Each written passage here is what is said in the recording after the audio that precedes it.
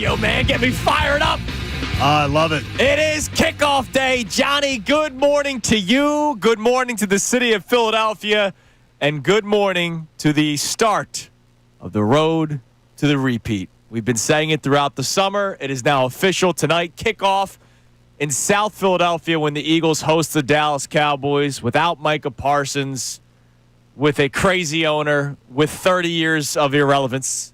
And, of course, the Philadelphia Eagles, plenty of relevancy around the NFL, considering that they won the Super Bowl last year and are very much in a position to be able to try to do that again this season. John. Let's try. Tonight is the, as you say, is the first step along the way. The first potential roadblock in their way tonight, the Dallas Cowboys. It's always fun when Dallas is in town.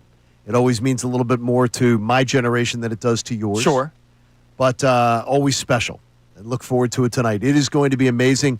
All I've been able to think about all morning, all last night when the Phillies game went off the rails, is seeing that banner unveiled tonight. Yeah. Or unveiled, as I've heard from some people saying. Unveiled. Yeah, it was like 2 months ago. Unveiled. No. I heard Rodman did it too. You rubbed. Oh, really? Yeah, Rodman did it too. Sorry. He did an unveiled too.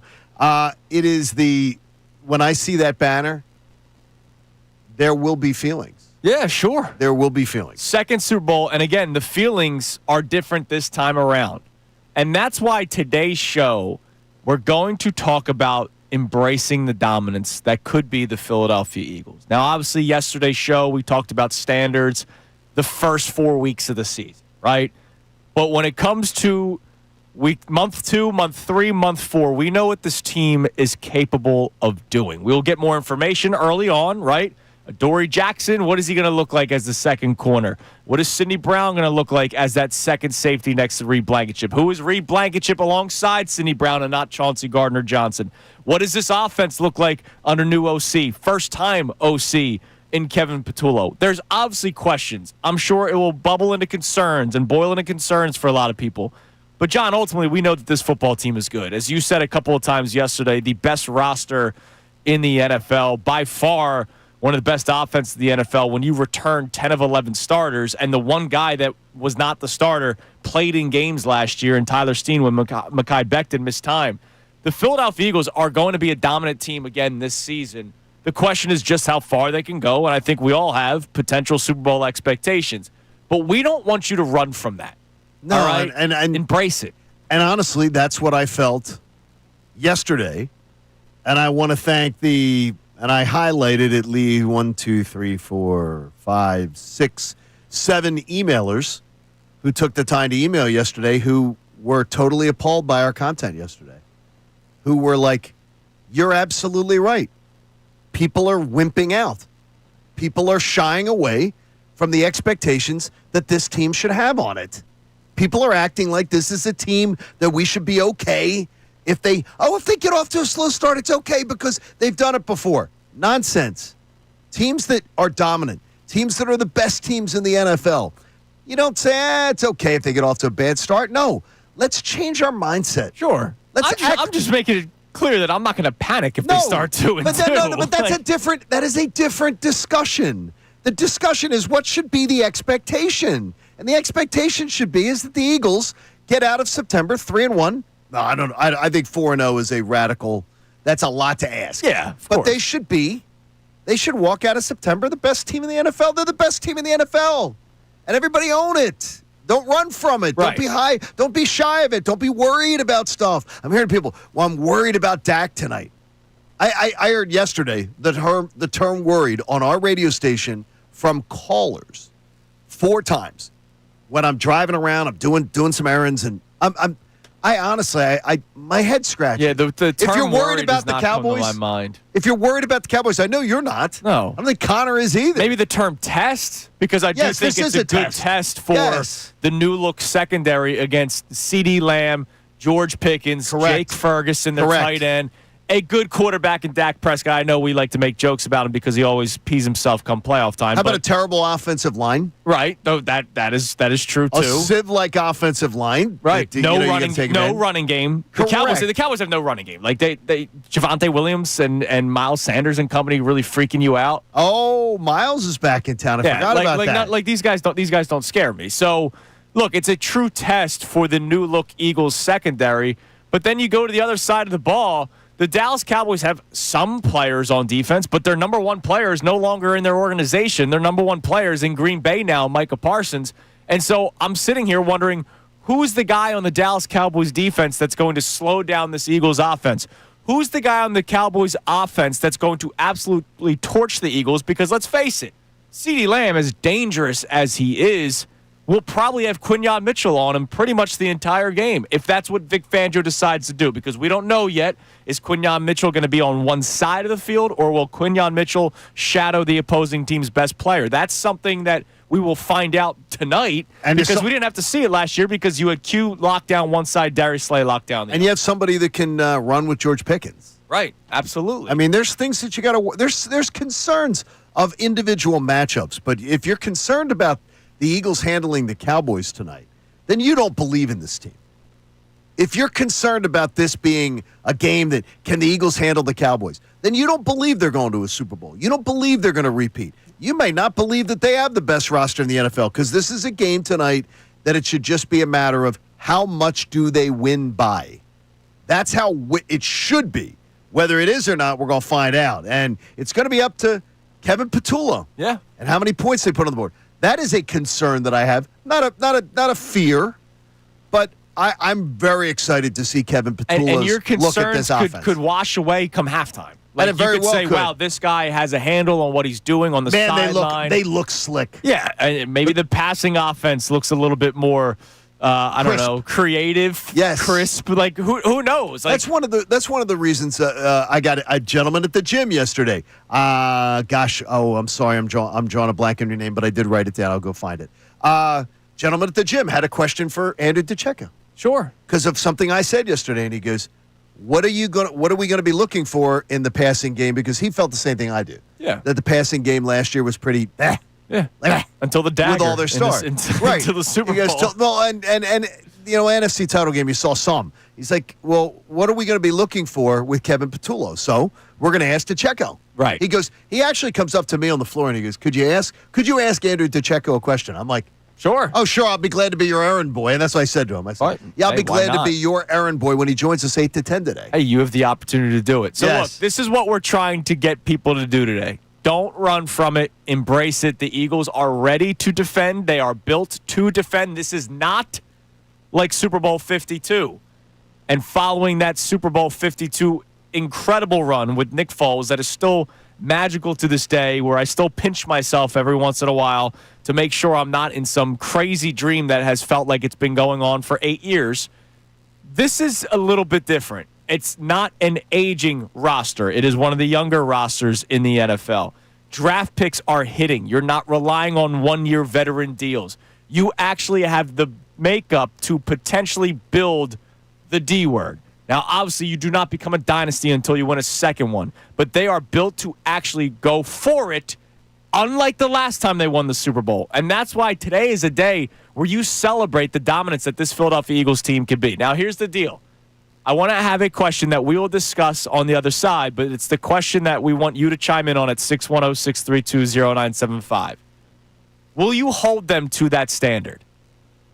Because I know that after the Eagles won the last Super Bowl, yeah, there were boos at halftime at Lincoln Financial Field. By the way, that game deserved it. It was terrible. It did. That was terrible. But for the most part, a lot of people were in a honeymoon phase that carried throughout the entire season. Were you guilty? I was. You were not, right? No, I was ready to trade Nick Foles during the offseason for a second-round pick. I was too, but I was guilty of being in the honeymoon phase.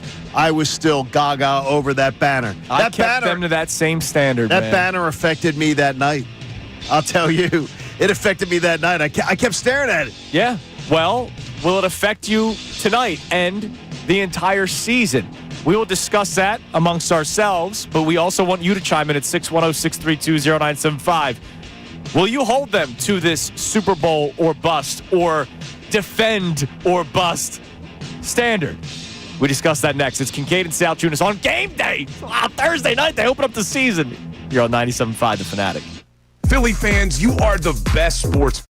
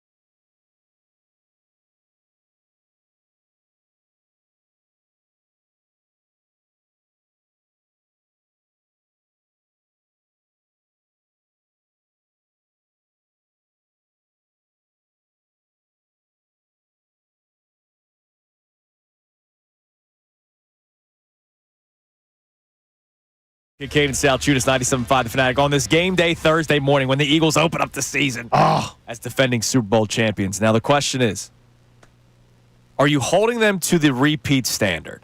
So, again, when the Eagles won February 4th, 2018. February 9th. Oh, well, if you're thinking February 4th. The Eagles won February 4th, 2018. It began a honeymoon that lasted an entire year. An entire year. And there were people that I believe did not hold the Eagles to the correct standard. Now, look, I get it. It was the first one. Yeah. It was the first love. And so you never wanted to say, look, this could go bad. It went bad. 2018, obviously, the Alshon drop happens. 2019, they make a little bit of a run, and then it went to crap. They shouldn't even have been in the Alshon game. Right, they shouldn't have been. I got double doink. Yeah, they lucked out. Yeah, but then we thought there was more Nick Foles magic. There was something about Nick Foles. But people, I think, in this city, look, I was here. I lived it. We're not holding the Eagles to the same standard that we normally would, and I understand why. The question is, what are you going to do this time around? So, John, I'm the same guy. When the Eagles won on February 4th, 2018, February 5th, I said, how are we improving this team? There's a Nick Foles trade rumor. Do it, because you're never going to have higher value for Nick Foles again. I also wanted to deal Nick Foles. But I'm also the guilty party that you speak of. I was one of those people. I did not watch the 2018 season the same way. It was different than any Eagles season of my entire life. I watched that season when they would lose. I think they lost the second week at Tampa Bay.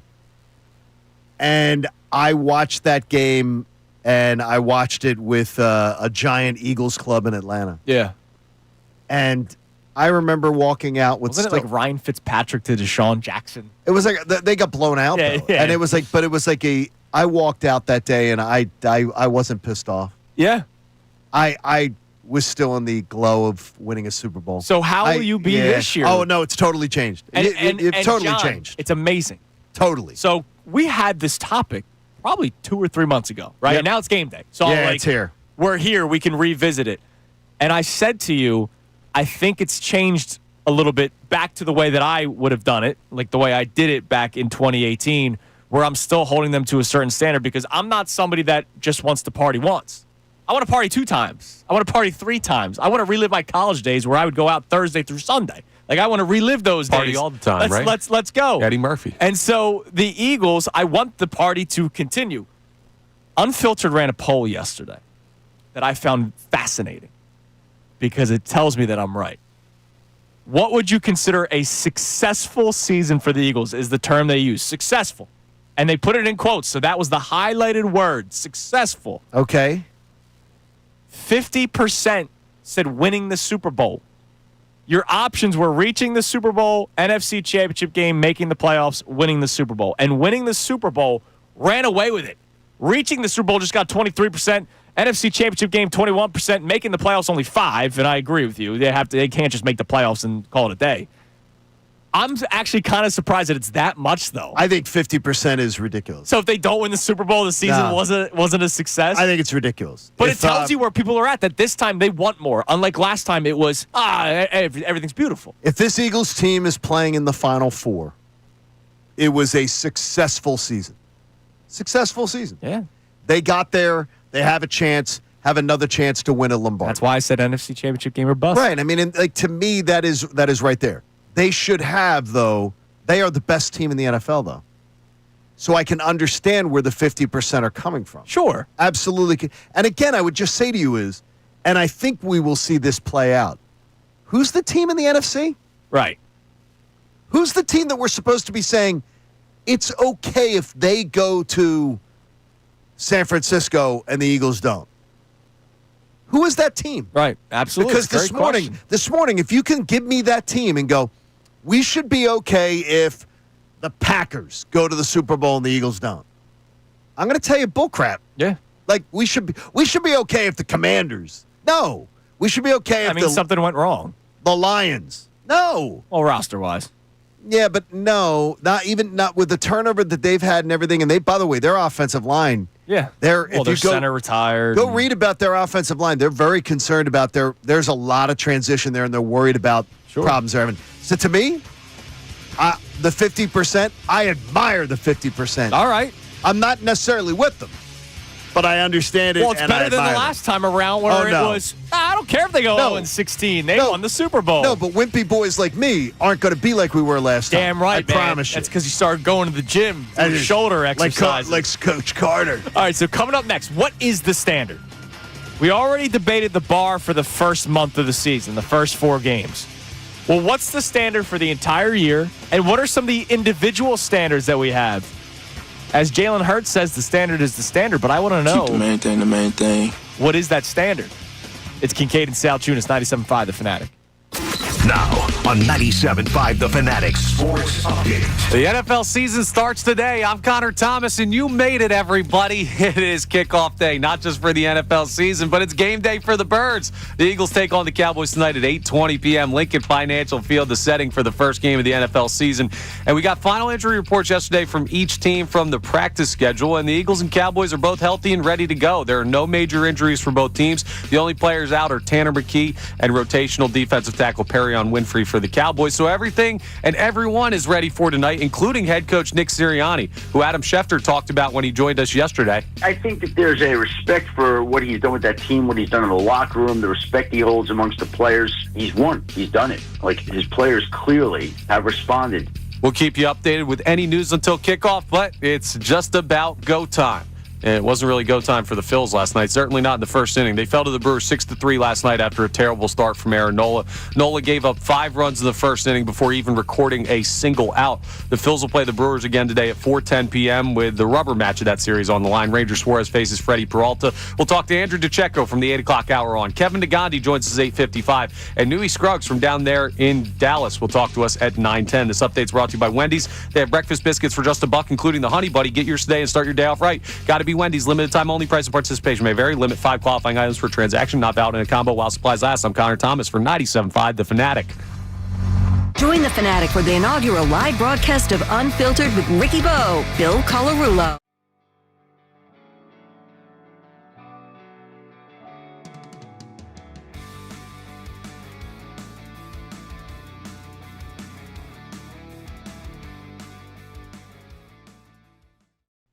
Is there any doubt, Ricky, in your mind that Jaylen Hurts will do whatever it takes to win, no matter how it looks like? No, he doesn't care. There are certain guys out there that are prima donnas that need to throw for 4,500 yards. He's not like that. You know what he looks at? What's my win-loss record? That's it, man. What did we do last week? What did we do in the Super Bowl? That's all he cares Keep about. the main thing. That is the main thing. Winning in football is the main thing. But that's why I get so frustrated. All that should matter is that this guy wins at an unprecedented clip. And he's the perfect quarterback for this city, for this fan base, for this team. He is going to do whatever it takes to win games, and he doesn't care how it looks. I can't believe that this guy continues to get disrespected by some people, national media, local media, when all he does is win football games. And when the time has come where they've needed to rely on Jaylen Hurts' arm, he's delivered. In the Super Bowl, the Chiefs did everything in their power to take Saquon out of that game, and they were successful in taking Saquon out of that game. Jaylen beat him with his arm. In the biggest moment of his career prior to Super Bowl 59, it would have been Super Bowl 57. Jaylen delivered in that Super Bowl, threw for over 300 yards. This guy does what it takes to win. Doesn't care about stats. I love it, man.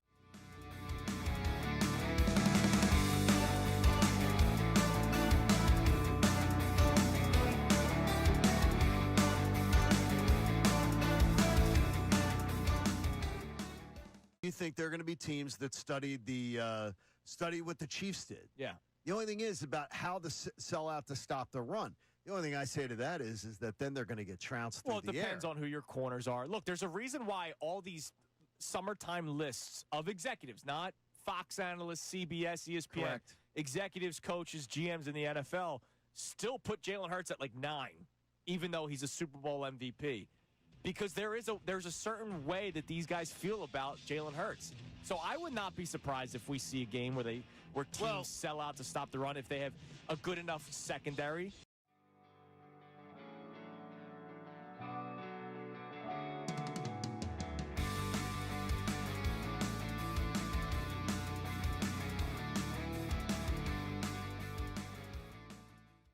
Today we're talking about the idea of the Eagles repeating and what it would take for the Eagles to repeat. And it's off the idea that Diana Rossini put out on her podcast that Jaylen Hurts, that elevated confidence, the conviction in his game, is the reason why she believes the Eagles won't have a Super Bowl hangover. And he has to be a driving force of an offense that is more balanced, an offense that has a more in-rhythm passing game. To me, those would be the driving factors to see this team repeat. It has to be offensively. Defensively, I believe in Vic Fangio, but for them to strike gold back-to-back seasons the way they have, replacing all that talent on the defensive end, it's time for the guys that make all the money, and that's pretty much all on the offensive side of the football, to drive this team to success. We saw it in the Super Bowl. We saw it in that NFC Championship game, just how potent that offense can be. They put together something, obviously not 40 points, 55 points a game, but they put up something offensively that is as dynamic as that all season long, and that's why we're talking about another parade.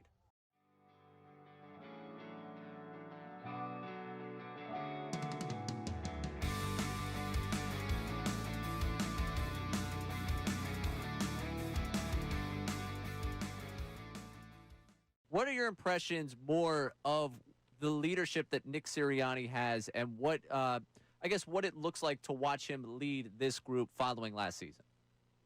Yeah, I mean, he's been the same. You know, I love Coach Sirianni. The thing I love about him is that he hasn't changed because people thought he should change.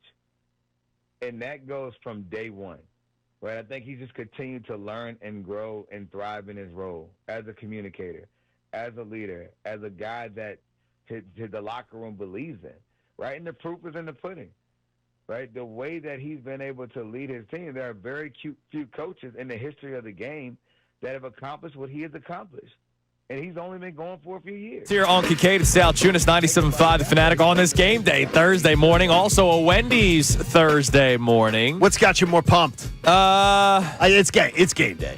Game day. But you love your Wendy's. And one is closer to the time of me actually enjoying it. If I'm being honest, I have to wait another 14 hours till kickoff. I just have to wait probably an hour until bite off. Till what? Bite off. That's interesting. I'll eat that Wendy's. By the way, we have 4 $50 Wendy's gift cards to give away throughout the course of the show. What we've been doing the last couple of weeks is we've been giving you a word to text in, and then whatever texter you are, whatever number, you'll win that $50 gift card. We'll tell you when to send in the first text message this morning on this Wendy's Thursday morning. Now, Andrew Deco, Johnny, is going to be joining us today from 8 to 10, as he'll be doing throughout the course of the NFL season on Thursdays here on Kincade and Salciunas. And yesterday, he did his annual Eagles Award predictions.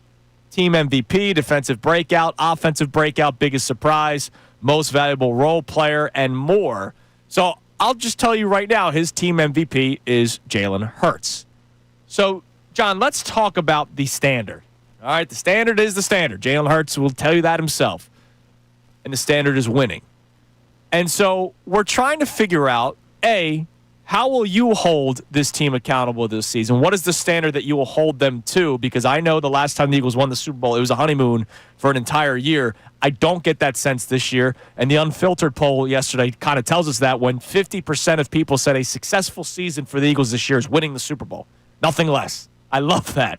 And you could text in your answer at 610-632-0975. But what is the standard, John, for maybe individuals? And you have an interesting question about Jaylen Hurts. Yeah, I'm going to ask you, and I'm going to ask Connor to play along, and anybody who's listening to the show to play along, and text in at 610-632-0975. Okay, take the 3 seasons of Jaylen Hurts, and I'm going to cut out the first one. So 2021 doesn't have to be in your ranking. Look at 2022, 2023, and 2024. Obviously, 2022 and 2024 ended up in Super Bowls. 2023 ended up in disaster, but the Jaylen Hurts individual performance. If I was to say to you today, how will the 2025 season for Jaylen Hurts statistically, his personal performance play out?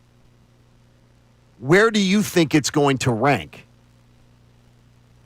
Is it going to rank? Like for me, I think 2022 Jaylen Hurts was the best we've ever seen him in the regular season. Absolutely. I think 2024 Jaylen Hurts is second. 2023 is third, even though they were 10-1 and he was leading the MVP balloting. He was horrible with the football. At the end, like I never, honestly, I never want to see 2023 Jaylen Hurts ever again. I don't. At Because the end of the year, though, it was just terrible. 23 touchdowns to 15 interceptions. He fumbled the ball a handful of times. It was just not. I don't have the exact number, but that comes close to the amount of touchdown passes you threw. It was almost even. Like I can't see that ever. So is my list the same as yours? 2022, 2024, 2023? Yes, 2022 Okay. was his best season, which is why he was at finals for MVP, and I still believe he should have won it. Just because he missed time doesn't mean he should have lost the award. Where do you believe, okay, after the last game, where does his 2025 season, where will it fit in that list? I think it'll be behind 2022. I would say between 22 and 24. Because I think they have a mindset of, wow, we can run the football really well. So if they run the ball as well as they do, that's going to limit the amount of times he throws the ball. It's going to limit the amount of yards he throws for. But do I believe he's going to have 100 less attempts? In 2022, he had 460 attempts.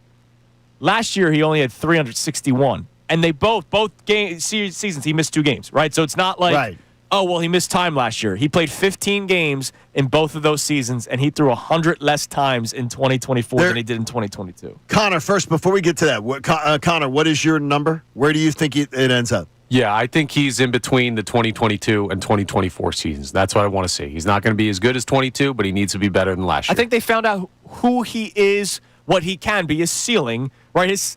What you saw during the regular season last year was insane, right? The fact that it was just the win against the Ravens, he only attempts 18 passes, right? Like, I don't think we're going to see many games like that. And part of it is my reasoning that I've been saying since the offseason started.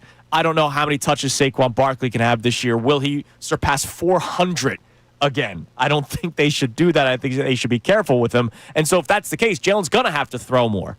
Well, here's one what I'm going to tell you is I am going to go against both of you. Sure. And I'm going to say that 2025 at the end of the year will be his number one. I believe we are going to see a better Jaylen Hurts this year. I believe that coming off of everything that he has put in the memory bank from now, the level of accomplishment of last year, he's going to build off of that. He's going to be his number one season. But here's another thing that I think is important. You bring up something very observantly.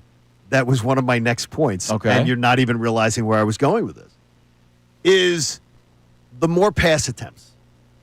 Jaylen Hurts, by passing more, allowed the Eagles in 2022 to take off 5 fourth quarters. Sure. Remember those fourth quarters where they were clowning people? Yeah. And last year we didn't have those. That would have saved Saquon wear and tear. That would have potentially saved A.J. Brown, who we now know has some soft tissue stuff that goes on. To me, I think they are going to look at, when they did their deep dive into last year, they're going to go, you know what, we did not throw it enough. Sure. And if we find a balance between what we did in 22 and what we did in 24, and we throw it more, we can hopefully give Jaylen a series or two off in some fourth quarters of games that will potentially help him, help the offensive linemen stay a little fresher, help everybody on the team, maybe get some of our subs more playing time. Yeah. I think they are going to see the benefit in throwing the ball more. And so to me, I think a more mature Jaylen Hurts and a more confident Jaylen Hurts is going to produce his best year ever. All right. Look, I would love to see that play out. Now, I don't think it's going to be like we're talking like, something where we're saying, man, boy, Jaylen just looks like he's, a magician out there. Right. But I think it's going to be his best year ever. It's amazing. So yesterday we played that clip for you from Jaylen Hurts when they were sort of asking him what the offense will look like, and he said, we don't know. And I got excited about that because I don't know either, and I kind of love that idea. You love it. I hated that answer. I'm sure you did, but here's the deal, John. This is going to sound like such a boring answer, but you know what? The 2024 Philadelphia Eagles were a boring team, and I embraced the boringness of that team up until the NFC Championship game and Super Bowl because they were just beating teams being boring. This offensive game plan this year, as boring as it sounds, is take what the defense gives you. And the reason why I say that, okay, so they're going to drop more guys back into coverage? All right, we'll run the ball with Saquon Barkley in this offensive line. Oh, you're going to load the box up like Spags did? Okay, I have A.J. Brown and Devontae Smith and Dallas Goedert to throw to. And Jaylen Hurts with his legs. It's not week one, take what the defense gives you. It's 2025. Take what the defense gives you because you have the weapons all over the place to do it. Nothing spells out more what you just said, the proof of it, than watching that video of the Eagles Super Bowl season last night. Watching that show last night when it was 8:03 and Nola puts them down 5-0. That name is not allowed to be mentioned on the show today, John. And I switched right over and I said, okay, time to go watch and I got to tell you, nothing spells out how boring it was than watching that show. And I embraced the boring. Because the only part of it that was really exciting was the Rams game, Commanders game, the last three. The rest of the show was really boring. And I embrace it, John. Hey, it was a wonderful time at that parade. Nick Sirianni embraced it. He said at one point during one of his press conferences last year, like, we're a boring football team, and I don't care. We had a great time at that parade, didn't we? Hell yeah, we did, man. That wasn't boring. Nah, it wasn't boring at all. All right, so Sign me up. What is the standard for a player like Jaylen Hurts? We'll talk about others throughout the course of the show, but we'll always start with QB1. And what are you holding the standard to for this football team this year? Last time they won, honeymoon phase. This time, I don't think that's the sense that we're getting. But how are you going to hold them to it? Are you going to hold them to a road to the repeat standard, a defending Super Bowl champion standard? Let us know at 610-632-0975. We'll check our text line for the first time in the next segment. Also, we've been warning you about the crazy travel issues that could surround the link today and tonight. We got to shout out one of the great companies that I endorse, Johnny, for saving part of the day. Did you ask for this? I demanded it. Well, if you did, you got good job done. It's Kincade Salciunas, 97.5 The Fanatic. Join the Fanatic for the inaugural live broadcast of Unfiltered.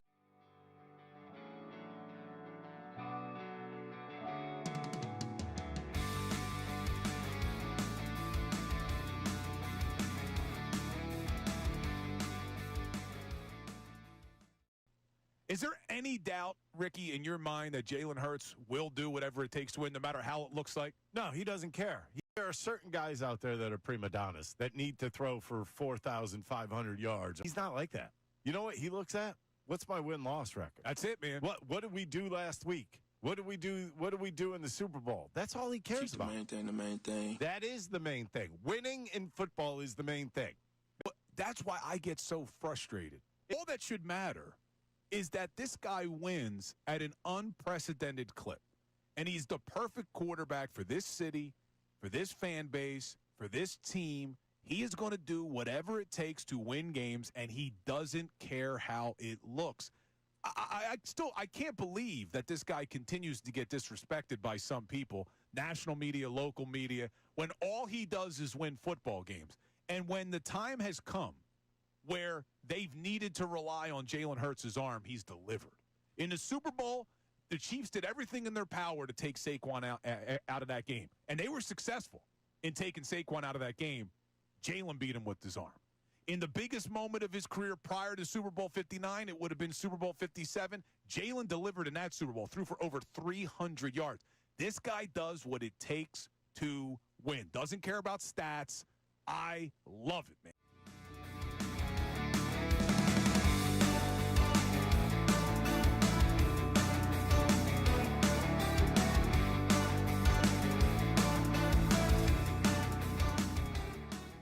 You think there are going to be teams that study what the Chiefs did? Yeah.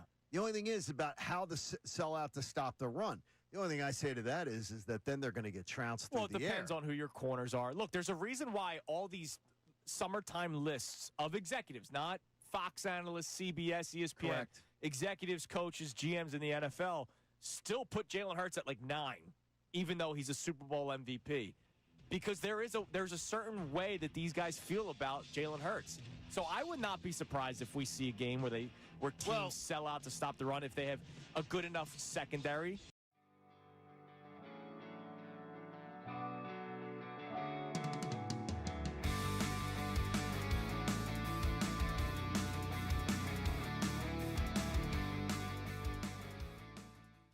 Today we're talking about the idea of the Eagles repeating and what it would take for the Eagles to repeat. And it's off the idea that Diana Rossini put out on her podcast that Jaylen Hurts, that elevated confidence, the conviction in his game, is the reason why she believes the Eagles won't have a Super Bowl hangover. And he has to be a driving force of an offense that is more balanced, an offense that has a more in-rhythm passing game. To me, those would be the driving factors to see this team repeat. It has to be offensively. Defensively, I believe in Vic Fangio, but for them to strike gold back-to-back seasons the way they have, replacing all that talent on the defensive end, it's time for the guys that make all the money, and that's pretty much all on the offensive side of the football, to drive this team to success. We saw it in the Super Bowl. We saw it in that NFC Championship game, just how potent that offense can be. They put together something, obviously not 40 points, 55 points a game, but they put up something offensively that is as dynamic as that all season long, and that's why we're talking about another parade.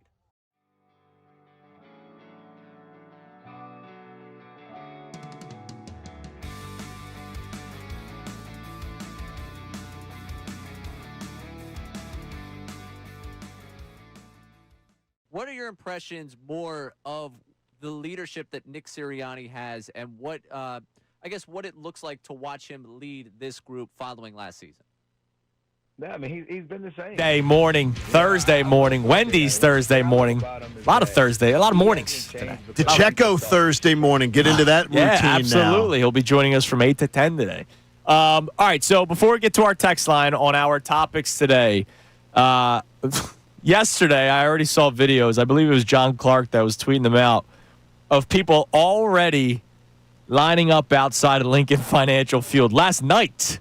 Okay, now that's... And last night, not like 2 in the morning last night. I'm talking about like 8 o'clock at night, maybe watching the Phillies game from their phone or something.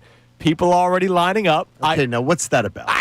What's that about? To say that you did it. That's my always believe. Look, I'm all about people having a good time. It's just to say that they did it. Because here's the deal, John. I could go down there at 10 o'clock this morning and still get a good spot. I could go down there probably at 3 o'clock this afternoon and still get a pretty good spot. It didn't take having to sleep in my car to do it, but whatever. The point of me bringing this up is it's going to be a madhouse down there today for multiple reasons. It's the first game. It's September, and the weather's beautiful. It's not a January wintry mixed tailgate, which we saw that during the playoffs last year. That's Connor. still beautiful, too. Leading up to the Rams game, it was not as frothy in the lots because, people didn't want to hang out in that kind of weather.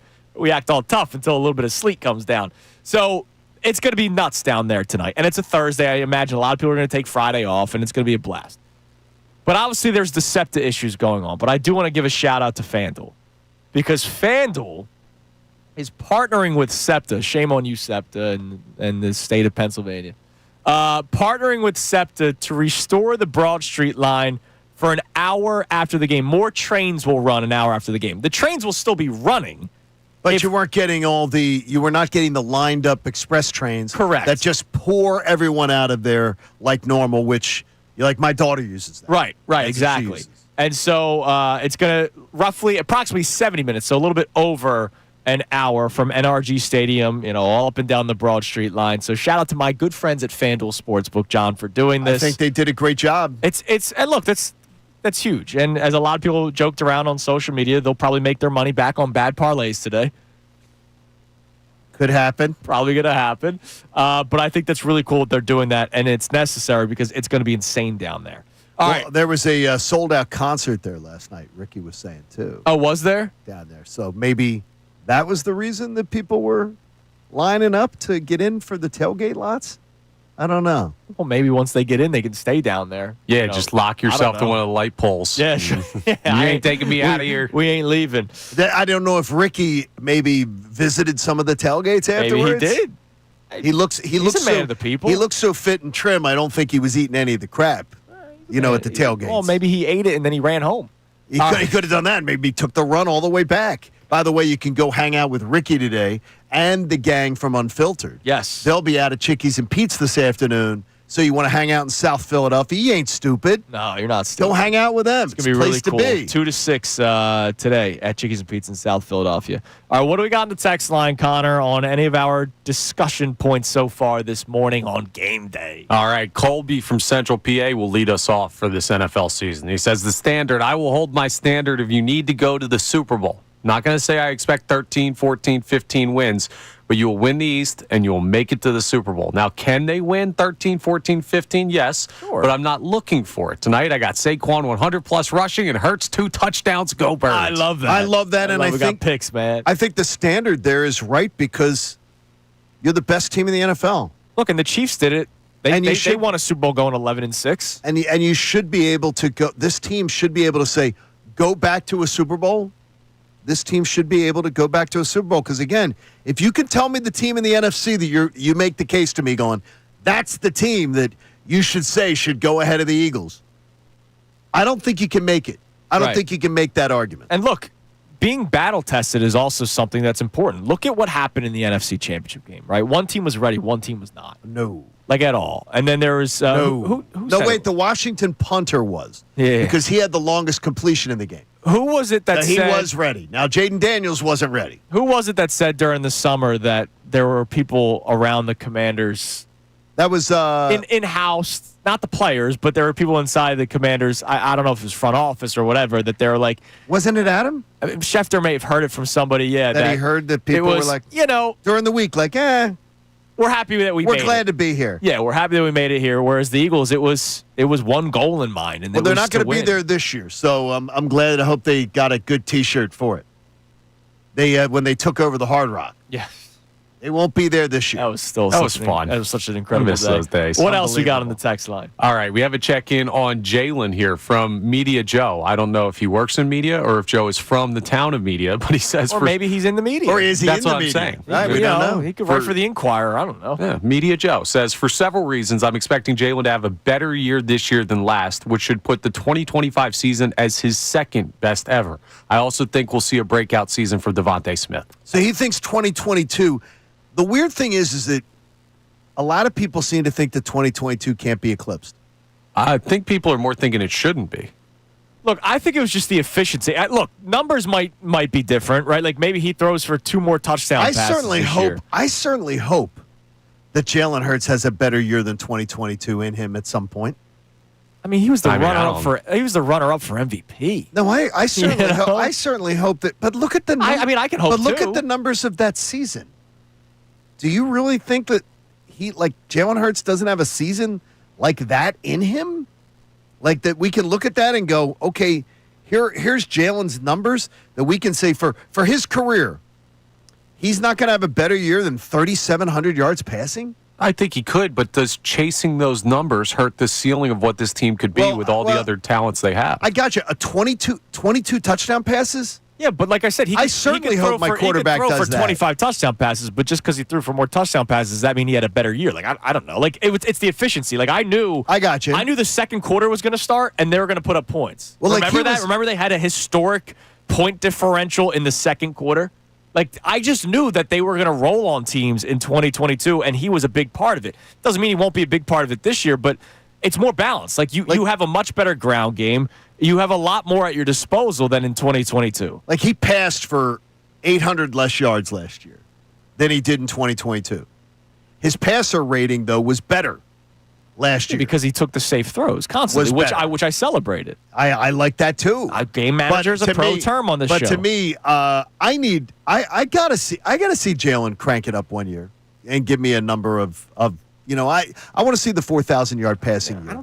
I don't need to see it. Like, as long as they just keep winning football games, like I don't need to see it. Okay. And he's been honest in every press conference that whatever it's going to take to win, I'm going to do it. He's willing to do that. You want me to throw the ball only 10 times this week? All right, fine. That's the game plan. That's what's going to work. You need me to throw 40 the next week? All right, that's the game plan. I'm going to do it. We saw it in the playoffs. And so I don't want to put those kinds of expectations because I don't know what this offense will look like. And I'm excited about that. Very. All right, coming up next, we'll continue to talk about these topics we have. We'll reset the show a little bit. Also, we do have some official news on who is starting at some of the positions for the Eagles today. Competitive advantage did not exist yesterday. That's good to see. Usually we didn't find out until kickoff. That went out the window yesterday because they're Super Bowl champs, damn it. We'll update you on the battles next. It's Kincade Salciunas, 97.5 The Fanatic. Now, on 97.5 The Fanatic Sports Update. Game day for the Birds. I'm Connor Thomas, and this update is brought to you by AAA Tire and Auto Service. Save up to $30 on auto repair with the AAA Triple Play. Only at AAA Tire and Auto Service. Offer valid through September 30th. Details at AAA.com/mycar. It's finally game day for the Birds, and the Eagles take on the Cowboys tonight, 8:20 at Lincoln Financial Field. We got some injury news yesterday from each team, and the Eagles and Cowboys both seem healthy and ready to go. No major injuries for both teams. The only players out are Tanner McKee and rotational defensive tackle Perion Winfrey of Dallas. So everything and everyone's ready for tonight, including head coach Nick Sirianni. And Adam Schefter talked about the view on Sirianni yesterday when he joined us on the show. I think that there's a respect for what he's done with that team, what he's done in the locker room, the respect he holds amongst the players. He's won. He's done it. Like, his players clearly have responded. And the fan base has responded as well. We'll hear from all you at the link tonight. We'll keep you updated with any news until kickoff. Phillies fell to the Brewers 6-3 last night. Aaron Nola, a rough start, gave up 5 runs in the first inning before even recording a single out. The Phillies will play the Brewers again today at 4:10. Ranger Suarez faces Freddie Peralta. Andrew Deco joins us from 8 to 10 a.m. Kevin Negandi joins us at 8:55. And Newey Scruggs from down there in Dallas will join us at 9:10 for the Cowboys perspective. This update's also brought to you by Wendy's. They have breakfast biscuits for just $1, including the Honey Buddy. Get your stay and start your day off right. Got to be Wendy's. Limited time only. Price of participation may vary. Limit 5 qualifying items per transaction. Not valid in a combo while supplies last. I'm Connor Thomas for 97.5 The Fanatic. Philadelphia Sports. Touchdown!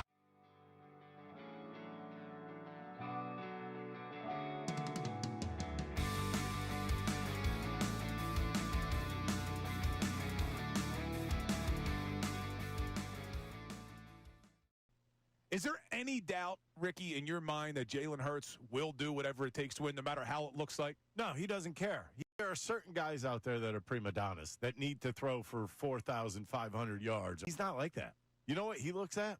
What's my win-loss record? That's it, man. What did we do last week? What did we do? What did we do in the Super Bowl? That's all he cares about. The main thing. That is the main thing. Winning in football is the main thing.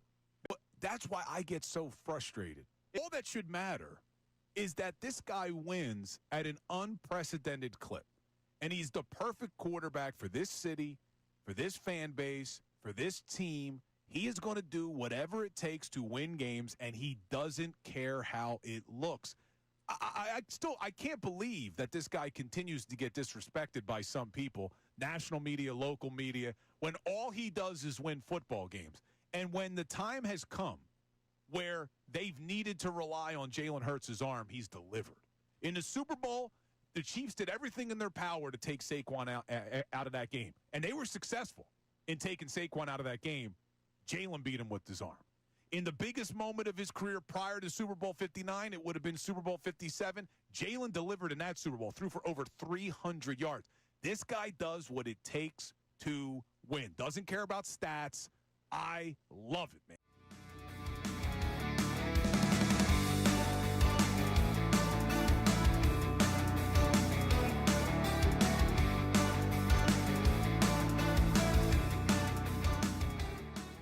You think there are going to be teams that study what the Chiefs did? Yeah. The only thing is about how to sell out to stop the run. The only thing I say to that is that then they're going to get trounced through the air. Well, it depends on who your corners are. Look, there's a reason why all these summertime lists of executives, not Fox analysts, CBS, ESPN, Correct. executives, coaches, GMs in the NFL, still put Jaylen Hurts at like 9, even though he's a Super Bowl MVP. Because there's a certain way that these guys feel about Jaylen Hurts. So I would not be surprised if we see a game where teams sell out to stop the run if they have a good enough secondary.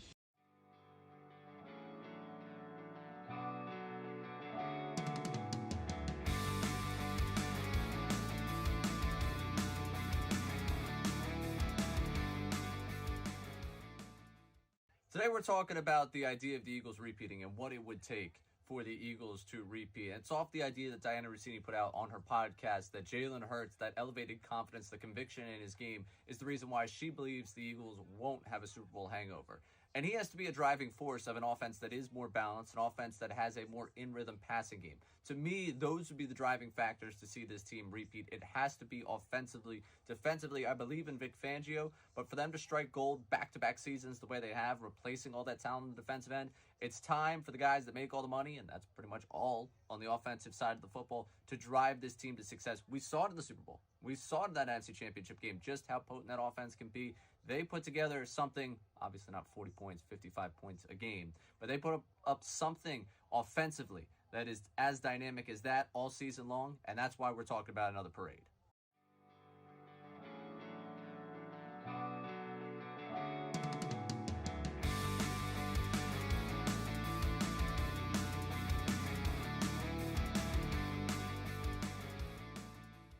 What are your impressions more of the leadership that Nick Sirianni has, and what what it looks like to watch him lead this group following last season?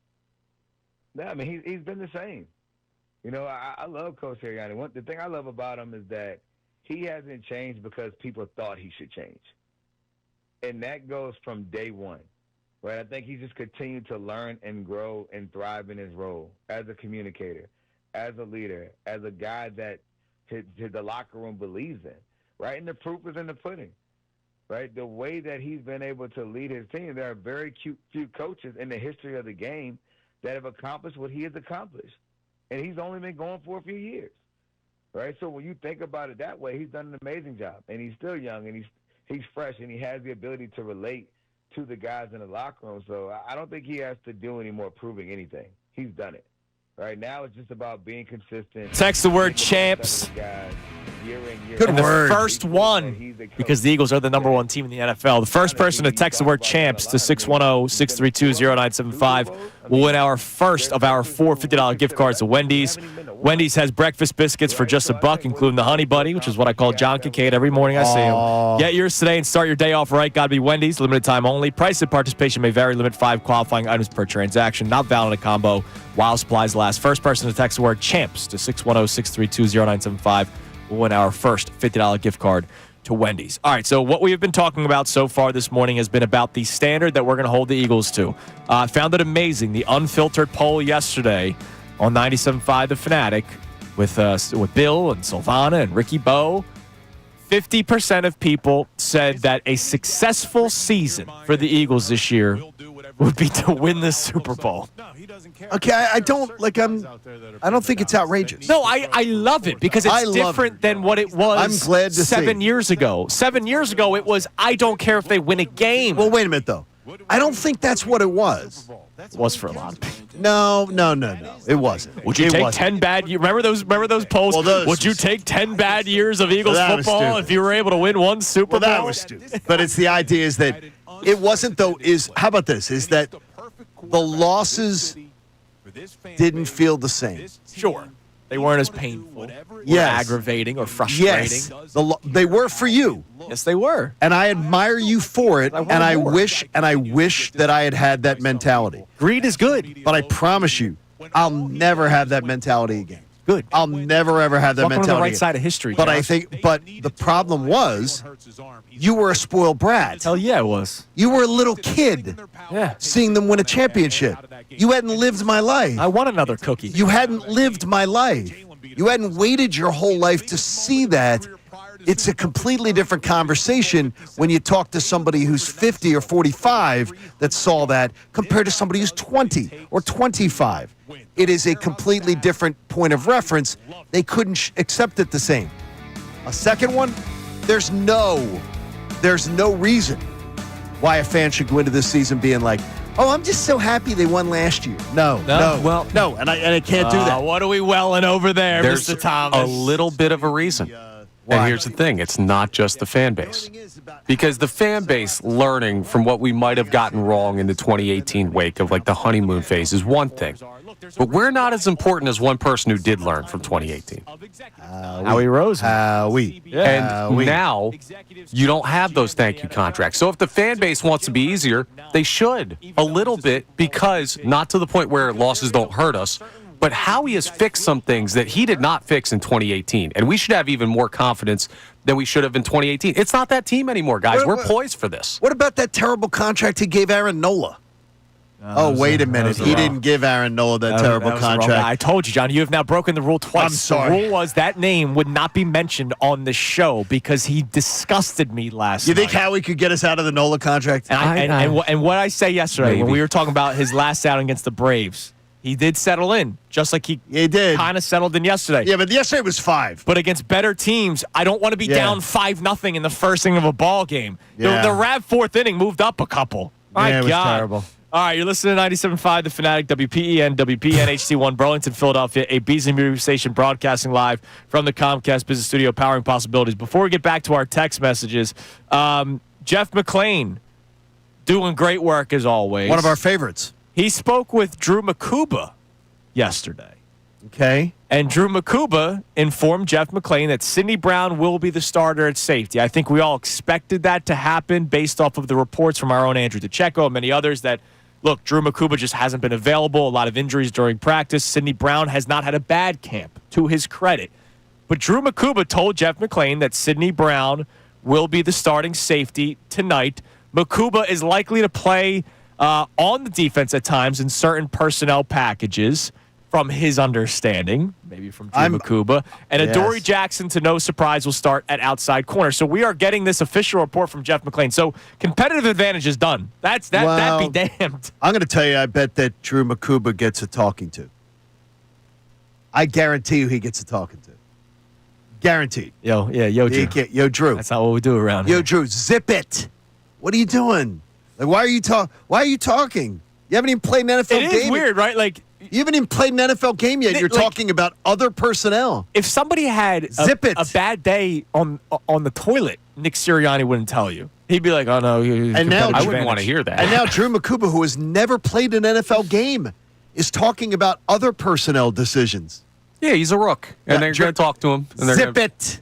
Yeah, Dr. Evil. Zip it. Probably not that. They're probably just going to be like, "Hey, keep it in-house." Even though they're going to be mad. I think we all expected it though. So there it is. So Sidney Brown, your starting safety. Adoree Jackson, officially the cornerback starting opposite of Quinyon Mitchell. And again, I said it in the beginning of the show.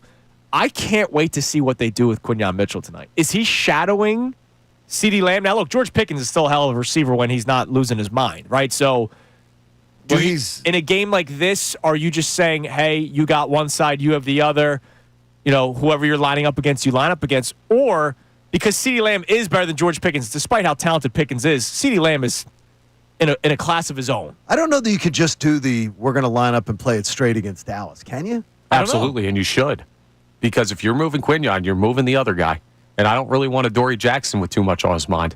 So just put Quinyon on one side and Adoree on the other. Now, again, to say this, Adoree, I was going to say credit. He doesn't get any credit for it. Adoree Jackson played in the preseason games, and they were cycling them both sides because they wanted Keely Ringo to get looks on both sides too. So it's not like Adoree Jackson did not practice on both sides of the field in games this preseason. No, and he's a vet, and he'll be able to handle it. But with Pickens and Lamb, you're not really getting as much of an advantage against maybe some other teams where shadowing their one would be good.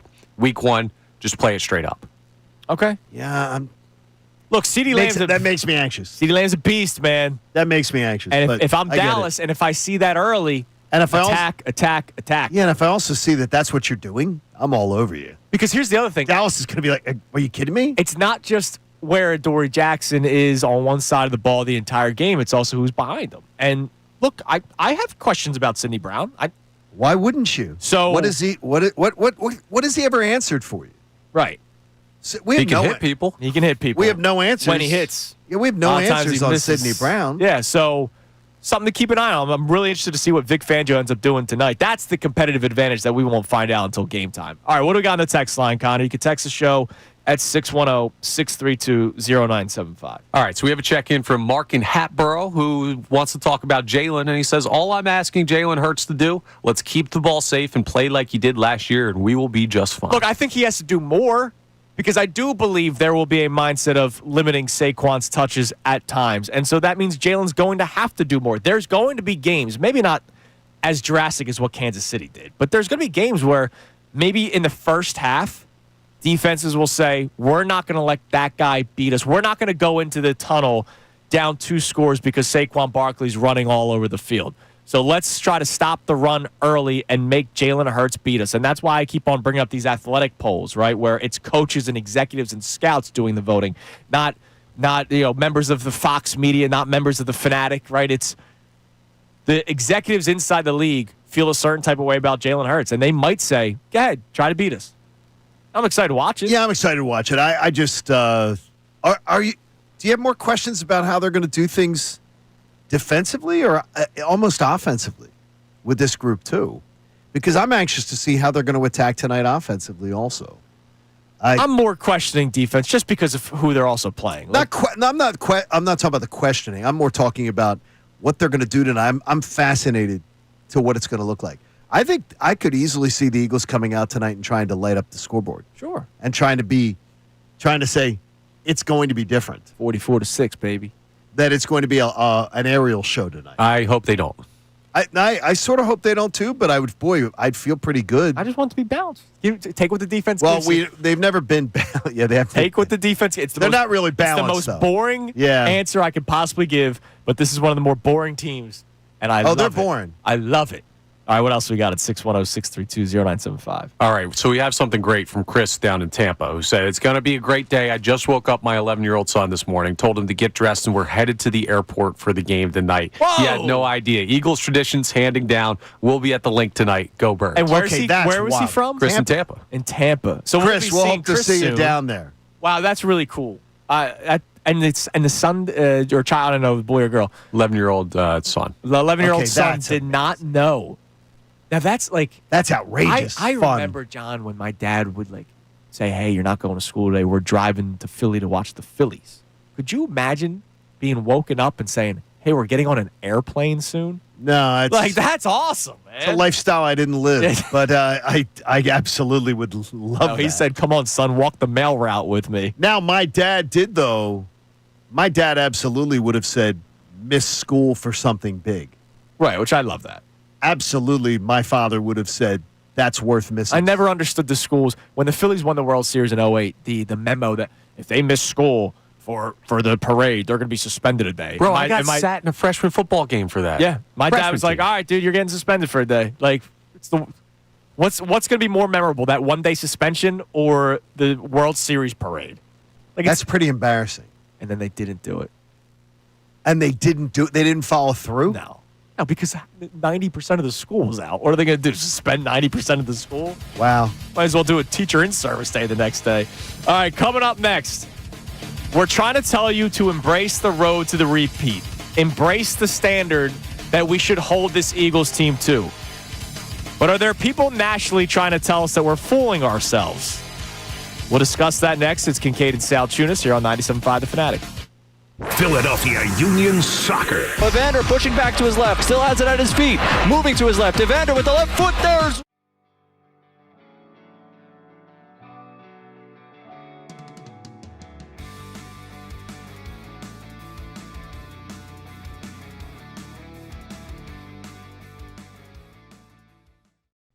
Is there any doubt, Ricky, in your mind that Jaylen Hurts will do whatever it takes to win, no matter how it looks like? No, he doesn't care.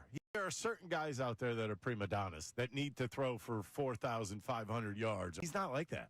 You know what he looks at? What's my win-loss record? That's it, man. What did we do last week? What did we do in the Super Bowl? That's all he cares about. The main thing. That is the main thing. Winning in football is the main thing. But that's why I get so frustrated. All that should matter is that this guy wins at an unprecedented clip. And he's the perfect quarterback for this city, for this fan base, for this team. He is going to do whatever it takes to win games, and he doesn't care how it looks. I can't believe that this guy continues to get disrespected by some people, national media, local media, when all he does is win football games. And when the time has come where they've needed to rely on Jaylen Hurts' arm, he's delivered. In the Super Bowl, the Chiefs did everything in their power to take Saquon out of that game, and they were successful in taking Saquon out of that game. Jaylen beat him with his arm. In the biggest moment of his career prior to Super Bowl 59, it would have been Super Bowl 57. Jaylen delivered in that Super Bowl, threw for over 300 yards. This guy does what it takes to win. Doesn't care about stats.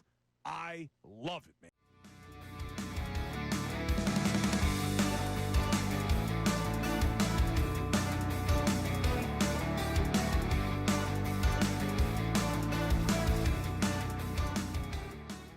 You think there are going to be teams that study what the Chiefs did? Yeah. The only thing is about how to sell out to stop the run. The only thing I say to that is that then they're going to get trounced Well, it through the depends air. on who your corners are. Look, there's a reason why all these summertime lists of executives, not Fox analysts, CBS, ESPN, Correct. executives, coaches, GMs in the NFL, still put Jalen Hurts at like 9, even though he's a Super Bowl MVP. Because there's a certain way that these guys feel about Jalen Hurts. So I would not be surprised if we see a game where teams sell out to stop the run if they have a good enough secondary.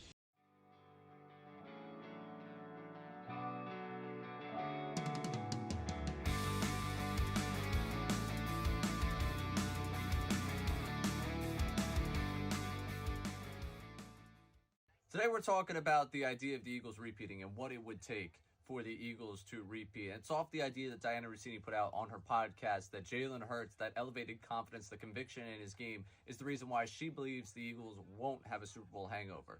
And he has to be a driving force of an offense that is more balanced, an offense that has a more in-rhythm passing game.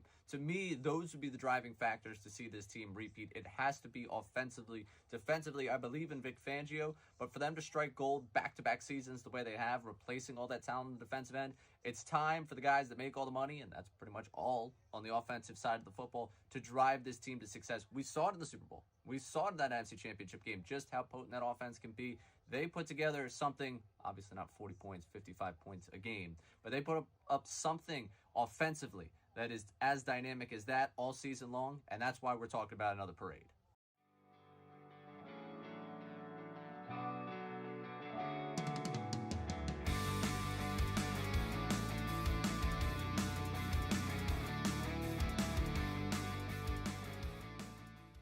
What are your impressions more of the leadership that Nick Sirianni has?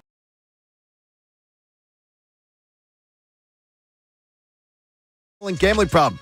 Call 1-800-GAMBLER.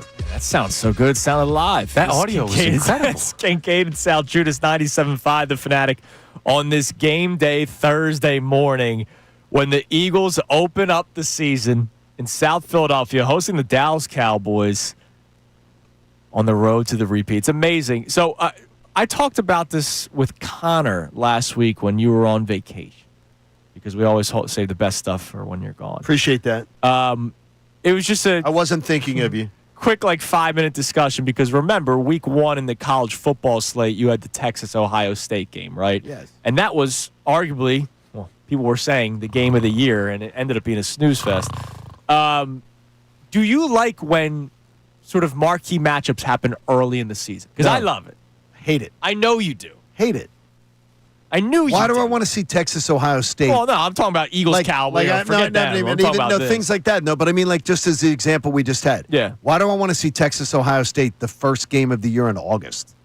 That, it's stupid. So you don't wait? No, I want build-up. I want the entree first. I want build-up for that. I don't the want that. appetizer second. You don't eat appetizer second. You don't eat your salad last. You're not from talking to. There. You come on now. He eats everything all once. You're not having dessert last. You're not having dessert first. Dude, if I could blend it all together, I'd just drink it. Ooh, gross. I eat all my fries without touching my sandwich every single time. See, now I do that. I'm an entree. See, now I do that too. I do not like I'm a mix and match, baby. I do not like that either. But it's the idea is that I don't like it when, Eagles Cowboys is fine because the Cowboys are an also ran.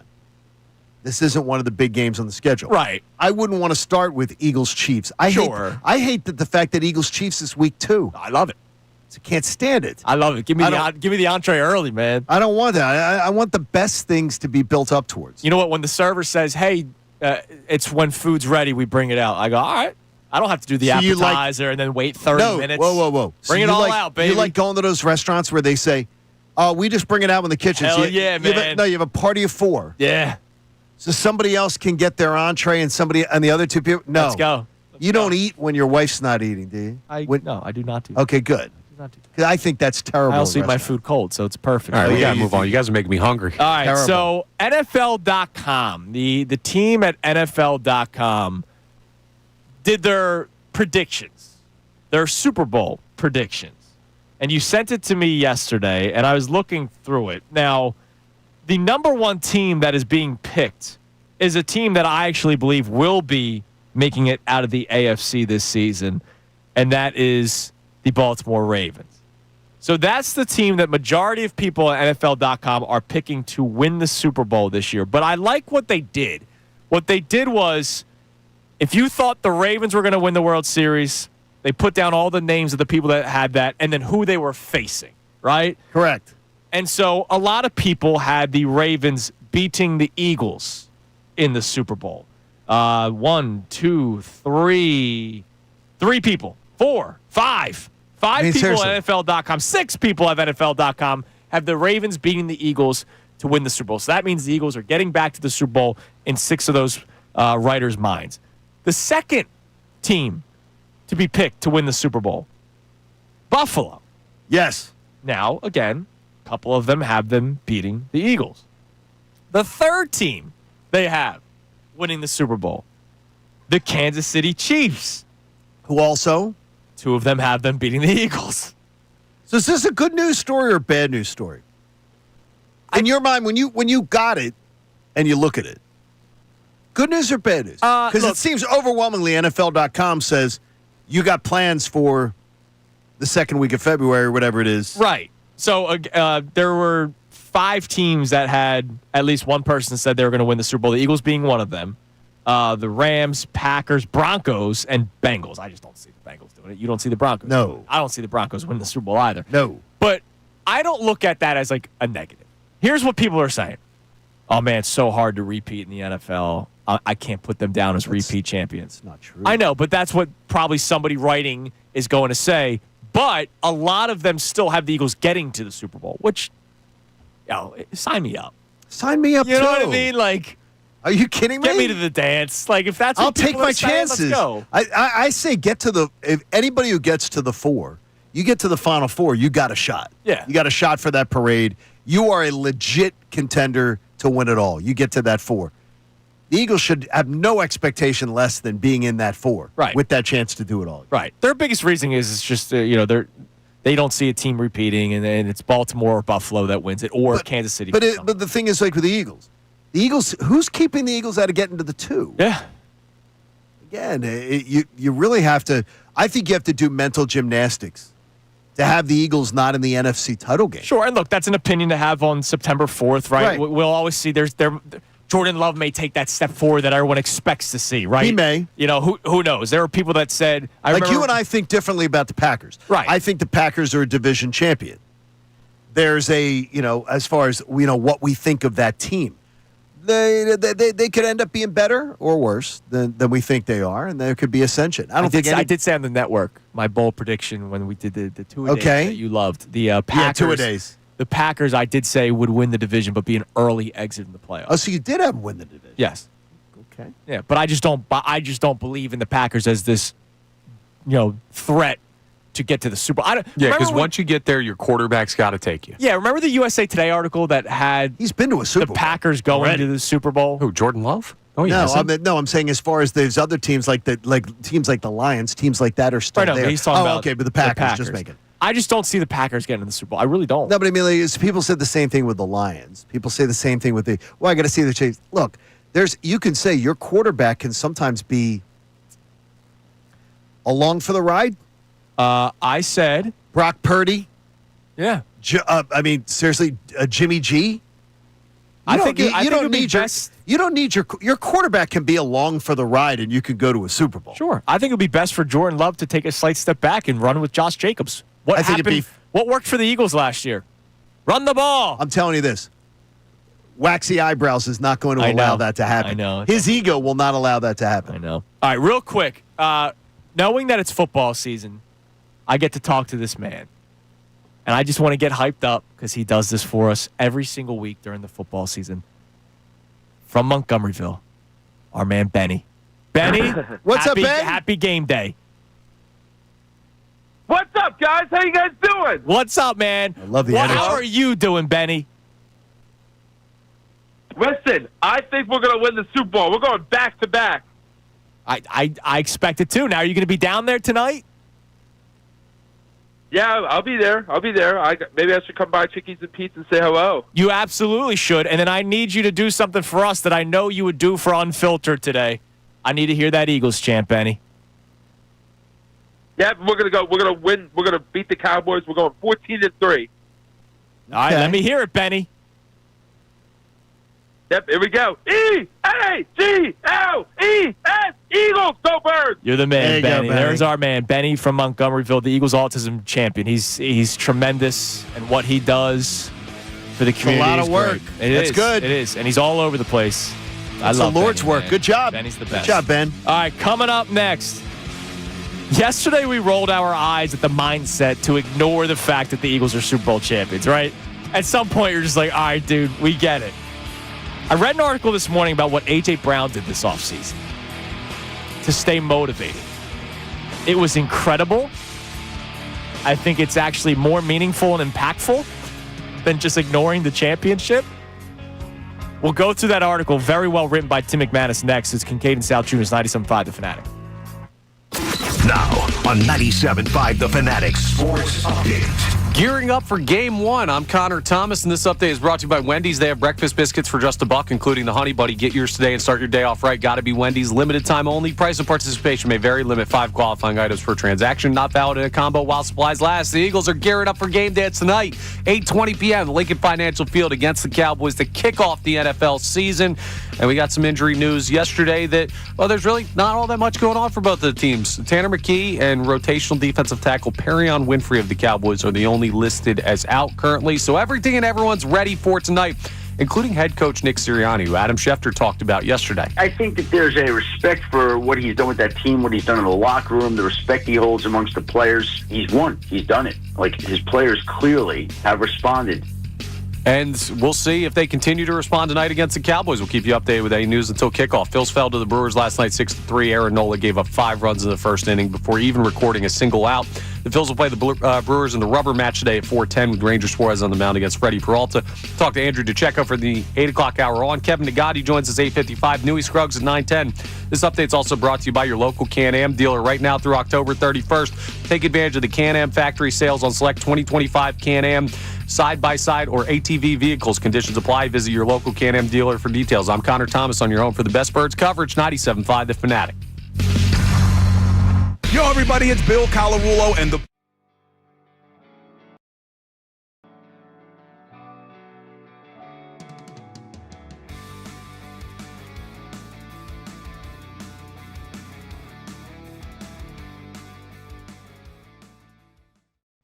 Is there any doubt, Ricky, in your mind that Jaylen Hurts will do whatever it takes to win, no matter how it looks like? No, he doesn't care. There are certain guys out there that are prima donnas that need to throw for 4,500 yards. He's not like that. You know what he looks at? What's my win-loss record? That's it, man. What did we do last week? What did we do in the Super Bowl? That's all he cares about. The main thing. That is the main thing. Winning in football is the main thing. But that's why I get so frustrated. All that should matter is that this guy wins at an unprecedented clip. And he's the perfect quarterback for this city, for this fan base, for this team. He is going to do whatever it takes to win games, and he doesn't care how it looks. I can't believe that this guy continues to get disrespected by some people, national media, local media, when all he does is win football games. And when the time has come where they've needed to rely on Jaylen Hurts' arm, he's delivered. In the Super Bowl, the Chiefs did everything in their power to take Saquon out of that game, and they were successful in taking Saquon out of that game. Jaylen beat him with his arm. In the biggest moment of his career prior to Super Bowl 59, it would have been Super Bowl 57. Jaylen delivered in that Super Bowl, threw for over 300 yards. This guy does what it takes to win. Doesn't care about stats. I love it, man.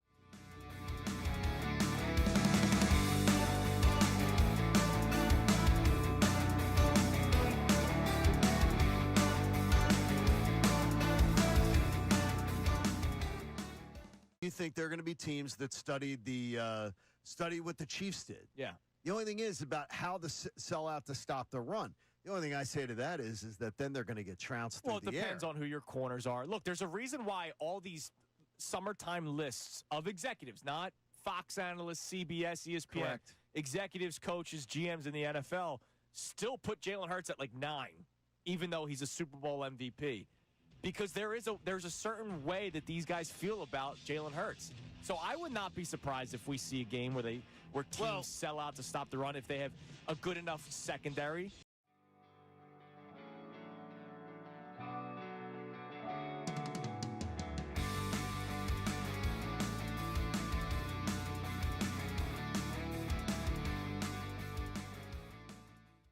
Today we're talking about the idea of the Eagles repeating and what it would take for the Eagles to repeat. And it's off the idea that Diana Rossini put out on her podcast that Jaylen Hurts, that elevated confidence, the conviction in his game, is the reason why she believes the Eagles won't have a Super Bowl hangover.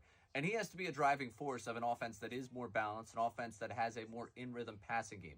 To me, those would be the driving factors to see this team repeat. It has to be offensively. Defensively, I believe in Vic Fangio, but for them to strike gold back-to-back seasons the way they have, replacing all that talent on the defensive end, it's time for the guys that make all the money, and that's pretty much all on the offensive side of the football, to drive this team to success. We saw it in the Super Bowl. We saw it in that NFC Championship game, just how potent that offense can be. They put together something, obviously not 40 points, 55 points a game, but they put up something offensively that is as dynamic as that all season long, and that's why we're talking about another parade.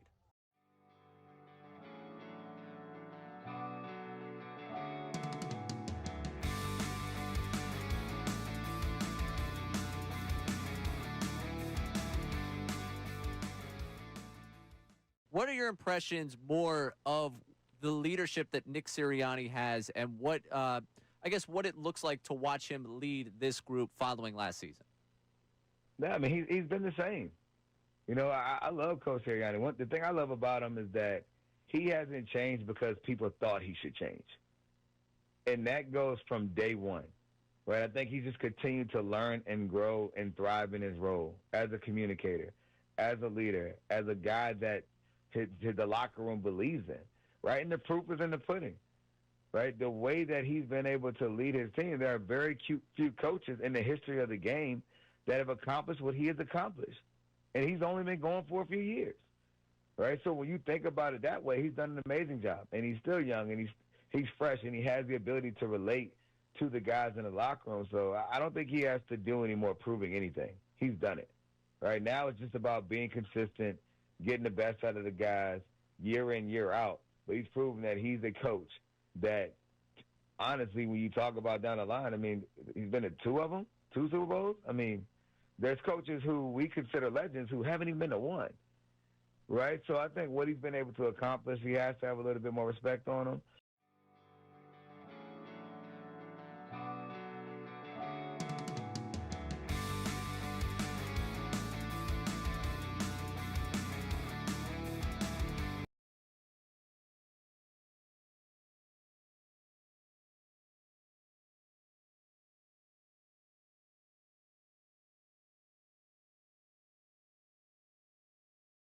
Salciunas, 97.5 The Fanatic on this game day Thursday morning. So we joke around about, Nick Sirianni pretending to not know that tonight's banner night and, the weird brainwashing that went down at NovaCare where nobody believes. Yeah, I know. But it was just, they all had a similar message. A lot of players had a similar message. And look, I thought a lot of it was full of it, but whatever. You do you. Whatever you got to do to motivate yourself, right? So I want to bring to light a real motivational journey during the offseason and not just saying that something happened last year so we've moved on. Okay. Tim McManus wrote a fascinating article on what A.J. Brown did this offseason. So A.J. Brown, we love him, right? Already being considered one of the best, if not the best, wide receivers in Eagles franchise history because what he's been able to accomplish since getting here, and still amazes me to this day that the Titans were willing to trade him away. And Mike Rabel, remember, looked upset on camera. He was pissed. And they traded him away, and the Eagles got him, and look at what they've been able to do since he's gotten here. 2 Super Bowl appearances and 1 Super Bowl championship. So A.J. Brown this offseason wanted to find ways to motivate himself. Because let's face it, I think we can all understand that when you accomplish something that you were striving for, it is easy to get fat and happy afterward, right? No question. You work your ass off to get to something, you finally got there, or you get recognized for it, and you go, all right, you know what? I'm going to have that beer later tonight. I'm going to go out. I'm going to stay up late. I'm going to party. Now, we're hundredaires. These guys are millionaires, so life's a little bit different. They could go to these extravagant vacations. And look, some players did have fun. We saw Cooper DeJean literally all over the city of Philadelphia. Where wasn't Cooper DeJean? Right, exactly. And so I'm glad. I'm glad that some people embraced it. But A.J. Brown immediately, like 3 days after the Super Bowl, put out that Instagram post of, I thought this was going to fill whatever void I had. I want more. I need more. He did celebrate at the parade. He obviously had a great time at the ring ceremony. Those videos Wonderful of him time. were great. So I read the article from Tim McManus this morning. And if you remember, during the month of May, he went to what is considered, quote unquote, the most dangerous gym in America in Maplewood, New Jersey. It's a gym that has a lot of people that are fresh out of prison. It's a gym where a lot of people are still battling or have overcome the battle of addiction, but this is their escape. This is a place to go to try to maybe stay away from doing some things that you don't want to do. You go to the gym for like a 2-hour session. We complain after 30 minutes. A lot of the people at this gym are there for a long time because they're trying to stay away from some of the bad things that they have done in the past. And A.J. Brown walked in there and said, I want to work out with you guys. Like, I want to see what toughness is, right? And he does the incredible workout. And every member of the gym that was there talked about how he hung with everybody, right? And these guys are built different. These guys are at a gym just working their rear ends off all the time. But it wasn't just the workout that he did. He also took the time this year because we know that he's becoming a mental health advocate, right? Correct. He has been open about his battles. He opened up years ago about a time he considered taking his own life. You notice how much he has also stepped away, being a lot more quiet on social media. Correct. Right. Absolutely. Which I think Which I kept advocating for. If you're having a problem with that, stay away from it. Yeah. Right. You Exactly. You got to put it down. Also, good job, AJ. Also during the offseason, and I think this is really important, he actually went to the Delaware County Juvenile Detention Center in Chester. And he took time to sit down with kids that were in the juvenile detention center and talked about his own previous struggles. He opened up about things that we didn't know about. And again, credit to Tim McManus for this incredible article. When A.J. Brown was a kid, he was around 12 years old. His parents split up. They got a divorce, and he felt a certain type of way as if like he was being divorced too. Like he did something wrong. His family and was being broken I up. understand that that's tough for kids at that age.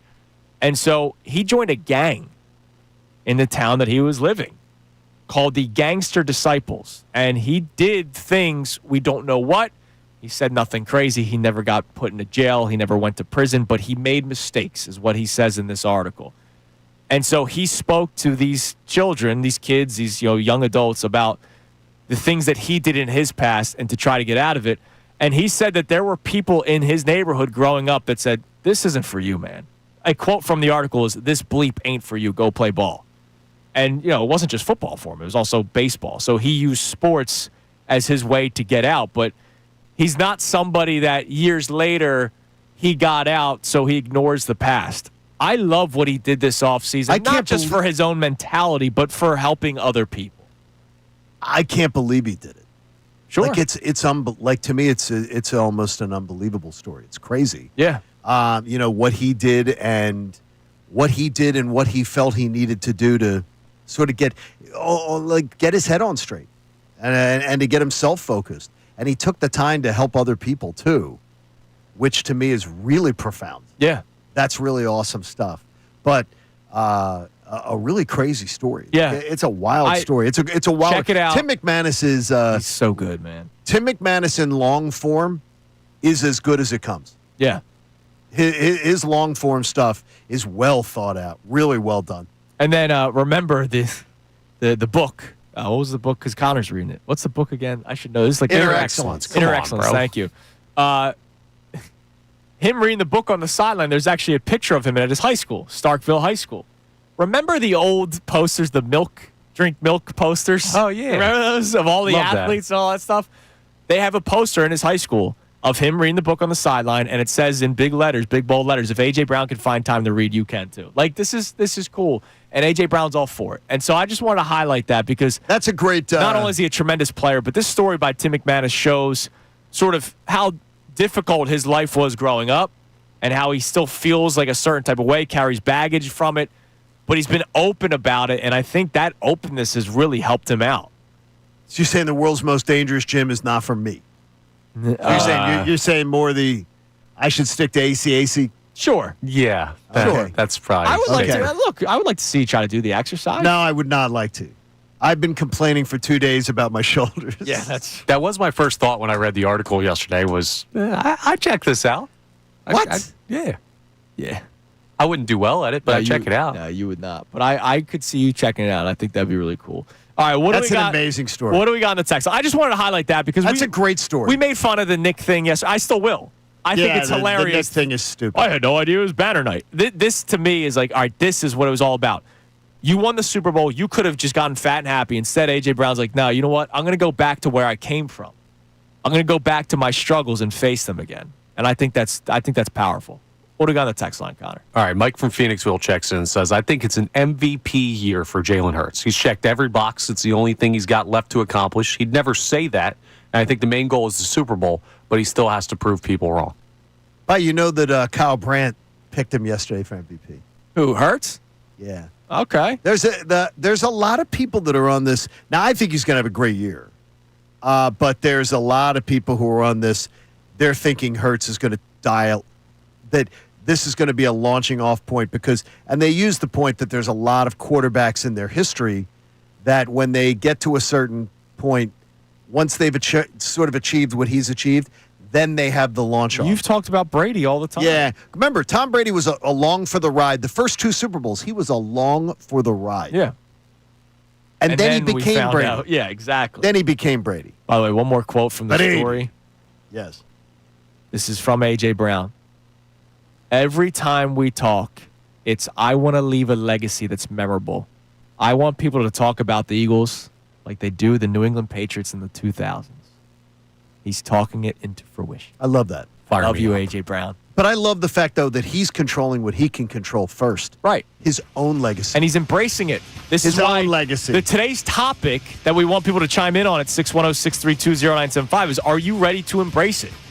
Are you ready to embrace the dominance? Are you ready to embrace the journey to defending? By the way, if AJ, I want to apologize to AJ if he was listening to the show yesterday and to all the mealy-mouthed 2-2 people. AJ, I tried. There's some softies in town. We tried. What can we do? Coming up next, we will see more from A.J. Brown this year, I think. Not that he was a problem, but we know that the offense led with the run last year. So do they have to balance it out this year? We'll discuss that next. It's Kincade Salciunas, 97.5 The Fanatic. The summer's here, and you know what that means. Engagement season. But remember...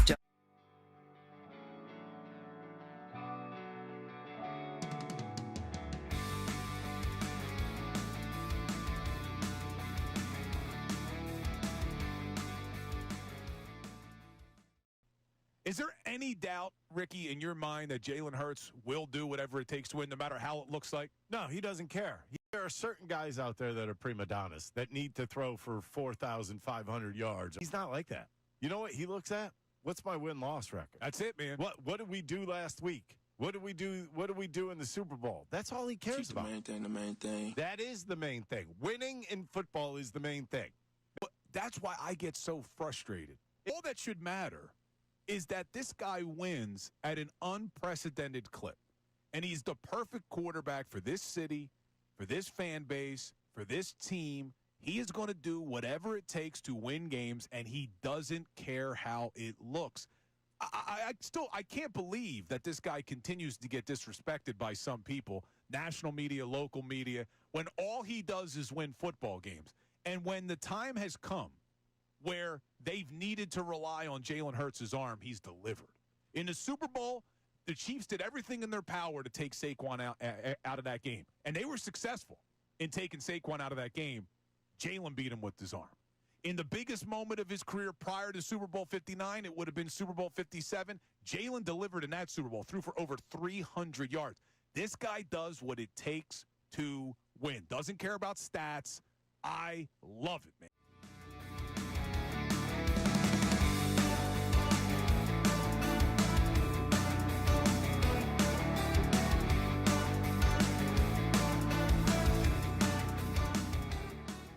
You think there are going to be teams that study what the Chiefs did? Yeah.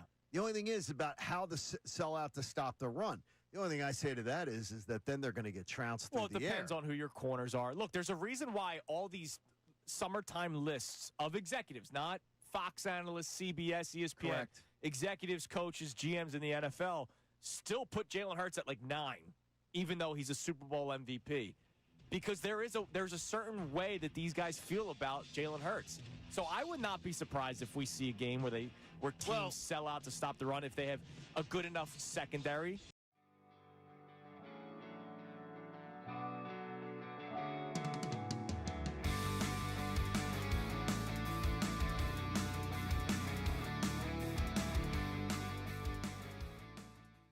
Today we're talking about the idea of the Eagles repeating and what it would take for the Eagles to repeat. And it's off the idea that Diana Rossini put out on her podcast that Jaylen Hurts, that elevated confidence, the conviction in his game, is the reason why she believes the Eagles won't have a Super Bowl hangover.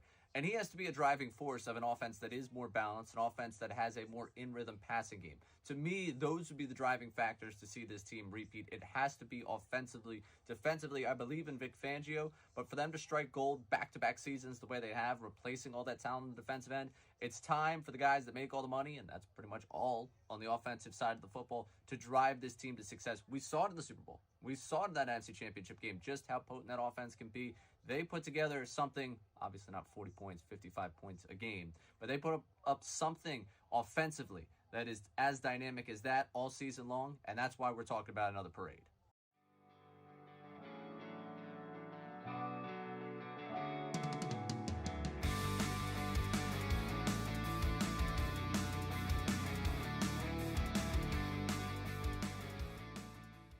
What are your impressions more of the leadership that Nick Sirianni has, and what what it looks like to watch him lead this group following last season? Yeah, I mean, he's been the same. You know, I love Coach Sirianni. The thing I love about him is that he hasn't changed because people thought he should change. And that goes from day one, right? I think he's just continued to learn and grow and thrive in his role. All right. In store for you today. It's game day. All right, so it's time to really lock in. No more summertime fun. It's football time, John. Football guys unite. We have a lot of great guests. Obviously, our man Andrew Deco in studio with us for the final 2 hours of the show. So he'll be with us starting the next segment. So Andrew Deco, full breakdowns of this upcoming game. Sort of the last, tying the bow on the camp reports. We now know that Sidney Brown will be the starting safety, according to Drew Makuba. Which is incredible. Drew Makuba now reporting.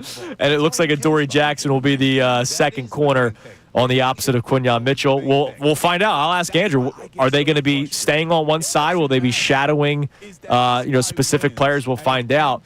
But not only do we have Andrew Deco for the final 2 hours of the show today, we have our man Kevin Negandi on at 8:55. He normally joins us Fridays, but he's in town today and wants to get all fired up for the game today, which I welcome that. That's all right. A national Philadelphian at 8:55. I love it. I'm texting with Tony Dungy. Coach. And hopefully Coach will be able to pop in with us an unscheduled visit. Yeah, he's part of the NBC broadcast get him in still, tonight, so that's great. Which would be great. And then at 9:10, we'll be joined by Newey Scruggs, who covers the Cowboys in Dallas, and we'll speak with him about this upcoming game. Like, are we missing something? What is the vibe like in that locker room since the Micah Parsons trade? Like, that's a big question that I have. There were a lot of Cowboys players that were uniting and very vocal about the nonsense that was going on between Jerry Jones and Micah Parsons. Are they happy that he got what he wanted, got traded, got paid, or are they walking around with their head down a little bit because Jerry didn't just buck up and pay him? So I'm curious to hear from Newey when he joins us at 9:10 about sort of this mindset of the Cowboys players that felt a certain type of way. I would hope the Cowboys players are saying, well, now I have my opportunity to step up and I can get myself paid. You know what I mean? That if you're a Cowboy, I'm going to feel bad. I'd feel really bad if I'm on that team and guys are moping around because another player left. That's pretty bad. That's pretty weak if that ends up being the case. I'd welcome it. I mean, if the Eagles traded A.J. Brown. They're not the Eagles. Well, this is a team with no expectations, with no no, pedigree right now. From us, they've got No, they have expectations in that building. You think you roll into Jerry World and think, hey, there's no expectations for the Dallas Cowboys this year. They are not expected to be a playoff. I have one expectation. There are no expectations Circus. to be a playoff team. No expectations by anybody, whether they can say it with Coach Shoddy. Circus. None. That's my expectation. This is an opportunity for somebody else to, step up and do something. Well, I'll tell you this: I would not have traded for him. I would not have paid him. I would have paid him and No traded way. for him. Not with the bat. If my young player needs epidurals to play, hell no. And I'm not paying him the highest paid. No way. Not doing it. I would not have done that. I would have done it in my sleep and not bought twice. Never. I would have done this weird song and dance that Jerry's doing to now try to draft another Micah Parsons. All right, the offensive imbalance conversation. You have some numbers for us. Yeah, there's a lot of imbalance. And the imbalance of last year is just something you want to see changed. There are so many great things about last year, but one of the things which is as odd is the Eagles had of a Super Bowl champion. The Super Bowl champion Colts and the back with Peyton Manning and the Super Bowl champion Eagles last year had the two greatest imbalances ever of when you're talking about passing to running to rushing. And the 1 to 30 imbalance is something that I'm really wondering how Kevin Patullo changes that. And I do believe the Eagles are going to try to change that. But my question to you guys is does it have to evolve naturally, or does Patullo force the issue? I believe they're going to force the issue. I think they're going to go into this year saying, last year was fine, but we went into the year not wanting that to be our offense. We got forced into it by our offensive linemen after the bye week because things weren't working. Well, this year, we're going to make our vision of the offense, which Nick Sirianni, he's a passing game coordinator. He's a wide receivers coach. Kevin Patullo, passing game coordinator, wide receivers coach. Jeffrey Lurie yelled at Doug Peterson for running the ball too much in a win. They want to throw the football. Right. I believe that with Patullo and now, obviously Nick Sirianni and him coming off that same tree, I think that they're going to impose more passing. I'm all for it. I love it. And because what's force it? Force it throw 30 times? No. Force it we're just not going to run. We're not going to throw it 18 times. I do not believe. Yeah, I do not believe we're going to see the Eagles run the same offense. I think it's more balanced. I think they're going to go, and I think they're going to go for it because the balance was horrendous last year. Sure, it was horrendous. No, I mean, look, it won. It won. Exactly. That's why I can't say horrendous. No, it was. The balance was horrendous. It was the worst balance ever. I mean, it's the worst. It's like the worst two of the worst Super Bowl champions. Yeah, but ever. when I hear worse, I think my brain immediately thinks of bad. No, when you're talking about balance, it's just balance. When you're saying balance, it was horrible balance. It worked. I don't think that works again. Let's put it that way. I don't believe that works for them again, because whether it be the wear and tear on Saquon begins to show problems, maybe the wear and tear on your offensive line, which it showed. You had two offensive linemen injured going into the NFC title game. Yeah. Maybe that starts to show its where. I believe they want to do a little more pass blocking. I believe they want to do a little more passing the football. And I think we're going to see it tonight. I'm not going to be surprised if tomorrow we're talking about a dynamic passing game. And I'm saying, wow, Kevin Patullo, I'm liking what I'm seeing. I'd love to see I'm hoping that's nice. what I'm actually sort of hoping that's what we're talking about tomorrow morning. That Saquon gets his, but we're talking about, wow, that was fun to see. I love them throwing it all over the field. Don't worry about it. Just enjoy the win, man. Yeah. That's all I'm about. What do we got in the text line, Connor, real quick?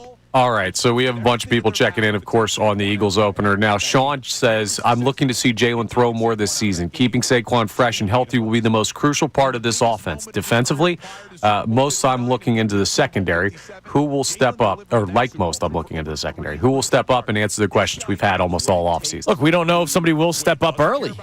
The guy that might step up might be not on the field. We don't know. I don't know how Adoree Jackson and Sidney Brown will look, and I think, my God, do they have a pretty good test to start.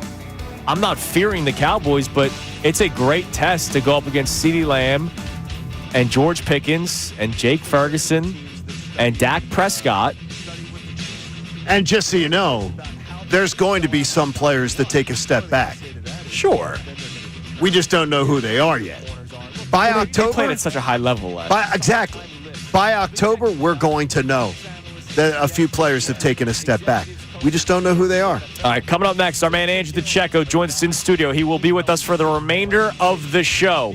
Here's what I want you to do. Start texting in questions for Andrew now on tonight's game. 610-632-0975. Questions for Andrew. Lead it with that. About tonight's game, matchups that you want to keep an eye on, matchups that you want Andrew to talk about. Instead of today's headlines today at 8:10, it's going to be questions for DeCecco. So start texting them in for us, 610-632-0975.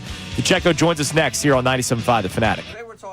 Now on 97.5 The Fanatic Sports Update. A healthy home opener. I'm Connor Thomas, and this update's brought to you by Wendy's. They have breakfast biscuits for just $1, including the Honey Buddy. Get yours today and start your day off right. Got to be Wendy's. Limited time only. Price and participation may vary. Limit 5 qualifying items per transaction. Not valid in a combo while supplies last. It looks to be a healthy home opener, at least to start, for the Eagles and the Cowboys tonight. Kickoff 8:20 p.m. from the lake. The NFL season begins. The only players that have been listed as out so far are Tanner McKee and rotational defensive tackle Perion Winfrey of the Cowboys. So everyone seems ready for tonight. And Adam Schefter talked about Nick Sirianni and how people believe he's ready. I think that there's a respect for what he's done with that team, what he's done in the locker room, the respect he holds amongst the players. He's won. He's done it. Like, his players clearly have responded. It also seems like we've gotten response to the players saying that Sidney Brown and Adoree Jackson will be the starters in the secondary at those questionable positions. So we'll keep you updated with news until kickoff. The Phils fell to the Brewers 6-3 last night. Aaron Nola gave up 5 runs in the first before even getting it out. They'll play again today at 4:10. Ranger Suarez faces Freddie Peralta. Andrew DeCecco joins us coming up next. This update's brought to you by Bradford White Water Heaters. When you need a new water heater, choose one that's built to be the best. Choose Bradford White. I'm Connor Thomas on your home for the best Birds coverage. 97.5 The Fanatic and 97.5thefanatic.com. Previously.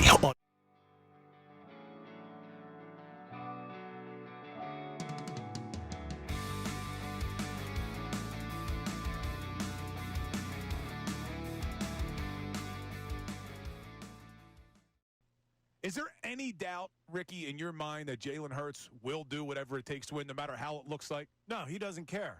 There are certain guys out there that are prima donnas that need to throw for 4,500 yards. He's not like that. You know what he looks at? What's my win-loss record? That's it, man. What did we do last week? What did we do? What did we do in the Super Bowl? That's all he cares about. The main thing. That is the main thing. Winning in football is the main thing. But that's why I get so frustrated. All that should matter is that this guy wins at an unprecedented clip. And he's the perfect quarterback for this city, for this fan base, for this team. He is going to do whatever it takes to win games, and he doesn't care how it looks. I can't believe that this guy continues to get disrespected by some people, national media, local media, when all he does is win football games. And when the time has come where they've needed to rely on Jaylen Hurts' arm, he's delivered. In the Super Bowl, the Chiefs did everything in their power to take Saquon out of that game, and they were successful in taking Saquon out of that game. Jaylen beat him with his arm.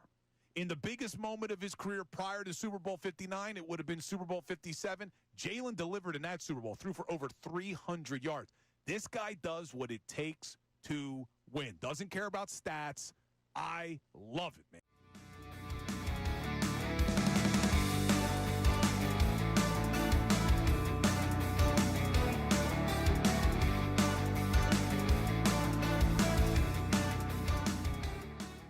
You think there are going to be teams that study what the Chiefs did? Yeah. The only thing is about how to sell out to stop the run. The only thing I say to that is that then they're going to get trounced through the air. Well, it depends on who your corners are. Look, there's a reason why all these summertime lists of executives, not Fox analysts, CBS, ESPN, Correct. executives, coaches, GMs in the NFL, still put Jaylen Hurts at like 9, even though he's a Super Bowl MVP. Because there's a certain way that these guys feel about Jaylen Hurts. So I would not be surprised if we see a game where teams sell out to stop the run if they have a good enough secondary.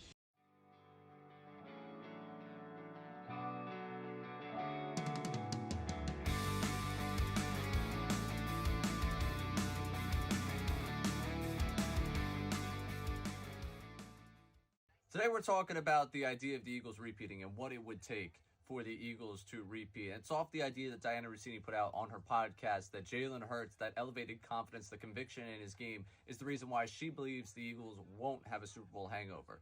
And he has to be a driving force of an offense that is more balanced, an offense that has a more in-rhythm passing game. To me, those would be the driving factors to see this team repeat. It has to be offensively. Defensively, I believe in Vic Fangio, but for them to strike gold back-to-back seasons the way they have, replacing all that talent on the defensive end, it's time for the guys that make all the money, and that's pretty much all on the offensive side of the football, to drive this team to success. We saw it in the Super Bowl. We saw it in that NFC Championship game, just how potent that offense can be.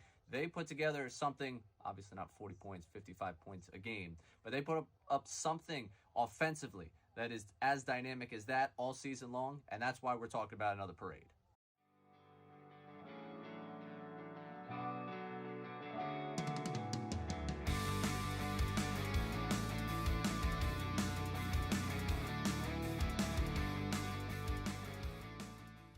What are your impressions more of the leadership that Nick Sirianni has, and what what it looks like to watch him lead this group following last season? Yeah, I mean, he's been the same. You know, I love Coach Sirianni. The thing I love about him is that he hasn't changed because people thought he should change. And that goes from day one, right? I think he's just continued to learn and grow and thrive in his role as a communicator, as a leader, as a guy that the locker room believes in, right? And the proof is in the pudding, right? The way that he's been able to lead his team, there are very few coaches in the history of the game that have accomplished what he has accomplished. And he's only been going for a few years, right? So when you think about it that way, he's done an amazing job. And he's still young, and he's fresh, and he has the ability to relate to the guys in the locker room. So I don't think he has to do any more proving anything. He's done it. Right now it's just about being consistent, getting the best out of the guys year in, year out. But he's proven that he's a coach that, honestly, when you talk about down the line, I mean, he's been at two Super Bowls. I mean, there's coaches who we consider legends who haven't even been to one, right? So I think what he's been able to accomplish, he has to have a little bit more respect on him.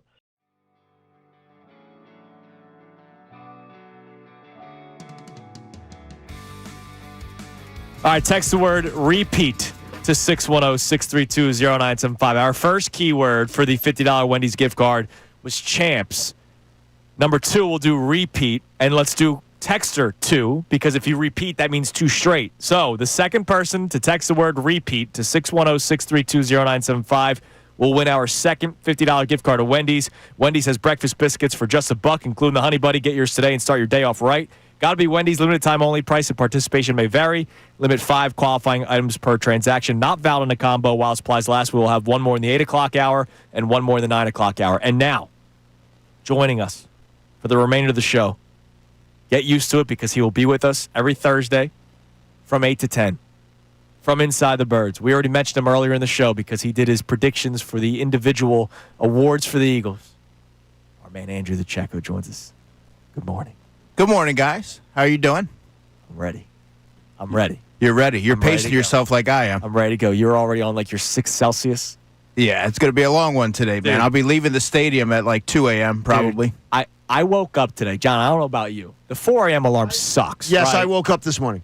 The alarm went off, and I was up. Like, it was not snooze. It was nothing.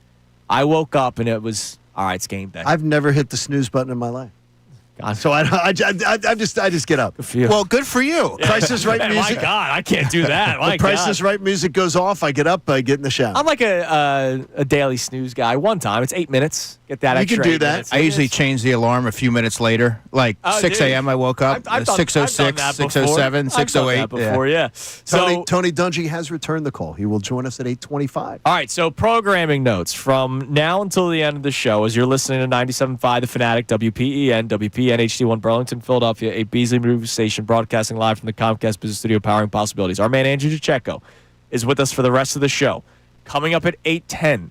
We are not going to do today's headlines with Connor Thomas today. We're gonna do today's questions for the Andrew Deco. Do you have an open ready for him already? I have something. Today's questions for the. Exactly. So we're gonna have questions for Deco from our great listening audience at 8:10. At 8:25, Tony Dungy, obviously a part of the pregame stuff for NBC. The game will be on NBC tonight. He joins us coming up at 8:25. Kevin Negandi is in town. Will be joining us at 8:55. Newey Scruggs covers the Cowboys. Will be joining us at 9:10. We have a lot to get into from now until the end of the show. And, of course, you, Mr. DeCecco. So he's not a guest. First and foremost, your family. He's family. First and foremost, the previous segment, we were talking about the imbalance of the Eagles' offense from last year. 30th ranked passing offense, number 1 ranked rushing offense. John is wondering if it needs to be more balanced and if they will force it to be more balanced this year. I am saying the most boring answer, but because the Eagles are a boring team, and I love that. I love boring if it's successful. Take what the defense gives you. Week in and week out. I know that sounds boring. I know it sounds like a cop-out, but seriously, how are you want to try to stop the run? All right. You want to try to stop the pass? All right, I got Saquon. Yeah. What do you think? Well, they're certainly not going to force it, but I think it's something that they will be cognizant of, right? Sure. Because when you talk about evolve, and you heard that word mentioned a lot in the spring, I always go back to it has nothing to do with the running game. That's firing on all cylinders, and they're always going to be able to use that. But to evolve, I think, means to open things up in terms of the passing game. And that could look a lot of different ways, right? You could throw the ball to the running backs. That's something that has been largely absent of the offense over the last really 3-4 years. You could push the ball down the field a little bit more. You can use someone like a Jahan Dotson as a vertical slot or get him on the move. You can utilize the middle of the field. So those are certain wrinkles that I'm looking for, and I do think they're going to pass at sort of a higher frequency than last year. But, guys, I don't know that you're of this belief, but it's not going to all of a sudden look like the Mike Martz greatest show on turf offense of yesteryear. But I do think that you're going to see an uptick in the passing game. The benefits of passing the ball more to this team, though. One of the things I was looking at 2022, and they literally had 5 fourth quarters off. And that did pay a benefit to, I guess, rest, keeping guys fresh, things like that. Sure. So do you think that they probably studied that too and wondered about it, especially coming off last year and all the football they played? They dive into the numbers. They look at every scenario, and I think that certainly has something to do with it. I think that's something that they're going to be mindful of, especially when you look at this season being the marathon that it is and trying to preserve some of your marquee players. Do you have any idea of what the Kevin Patullo offense could look like, though? Or are you just, hey, I'll find out once they start playing? Because Jaylen Hurts said in his press conference 2 days ago that they don't know who they are yet. And are you okay with that? Because John and I both had different responses to it. Yeah, and I've mentioned this with you guys before. Training camp is not the ultimate indicator of what the offense is going to look like. You can see certain facets of it, but you really don't know until you get to the regular season. I think it's going to be sort of a West Coast-based offense, timing-based. Okay. But with that, I also believe you're going to see some more throws between the numbers and some maybe implementing the running backs in the passing game and certain things like that I do believe you'll notice a little bit of a difference with this version of the offense compared to that of Kellen Moore. The defense has been, let's just say the subject of a lot of chatter. Now, when you look at the fact that they didn't even want to tell us who was going to be the second cornerback, that to me is a red flag because they tell you who else is going to be starting everywhere else. Is that a red flag to you? Well, I think, define who's starting everywhere else. Well, there's a depth chart that's put out by the communications staff, and you can kind of assess based on the preseason. But in terms of the safety in the corner, if you've listened to any of us or read any of us who have been down there at all 18 training camp practices and been there covering the preseason games, it should really be expected as to who the starters are going to be based off the information that we have. Sure. And that's Adoree Jackson, who the last 3 training camp practices opened as the starting corner. He didn't dress in the preseason finale. That's also very indicative of what they think of him. And then for Sidney Brown, he didn't have a bad summer. He didn't stand out in any meaningful way, but Drew Makuba, who obviously has the higher upside, just didn't have the reps. And when you don't have the reps in this defense, it's kind of hard to foresee them being able to deploy you all of a sudden in the season opener. When it's that apparent, though, why would they be reluctant to say it about the opener? Because they don't have to. I get you that they don't have to, but it's like if it's that apparent, those guys, did they earn the opportunity or are they just the default winners? I think Sidney Brown's more so the default winner. Sure. But again, he had sort of a unremarkable summer, but he didn't give up anything egregious. Right. He just has more reps within this defense. So if you're Vic Fangio and he prides himself on putting players out there that he can trust and they can be assignment sound, or at least have an idea of what he's looking to accomplish defensively, yeah, I mean, it's a no-brainer that you're going to put Sidney Brown out there. Now, do I think Drew Makuba is going to have a role? Absolutely. Do I think he's going to leapfrog him fairly early in this season? As long as he stays healthy, I do believe that. And you've been consistent with that. And for Adoree Jackson, he outplayed Keely Ringo. And again, we're talking about a couple players who had an uneven summer, but Adoree Jackson is the floor guy. He's a veteran who started, I believe, 82 games in this league. So you have an idea of what he's going to be able to do. He knows what defenses or offenses are going to throw at him. So there's a little bit more of a comfortability there. But eventually, I believe that Jacorian Bennett, once he's fully immersed in the defense, will be that guy down the line. Now, to all this, I do have to ask. We've talked about this earlier in the show. Does Drew Makuba get a call into the office? No, I don't think so. Saying that they never talk about personnel. Dude, Nick Sirianni won't tell you what was for lunch because he believes but it was advantage.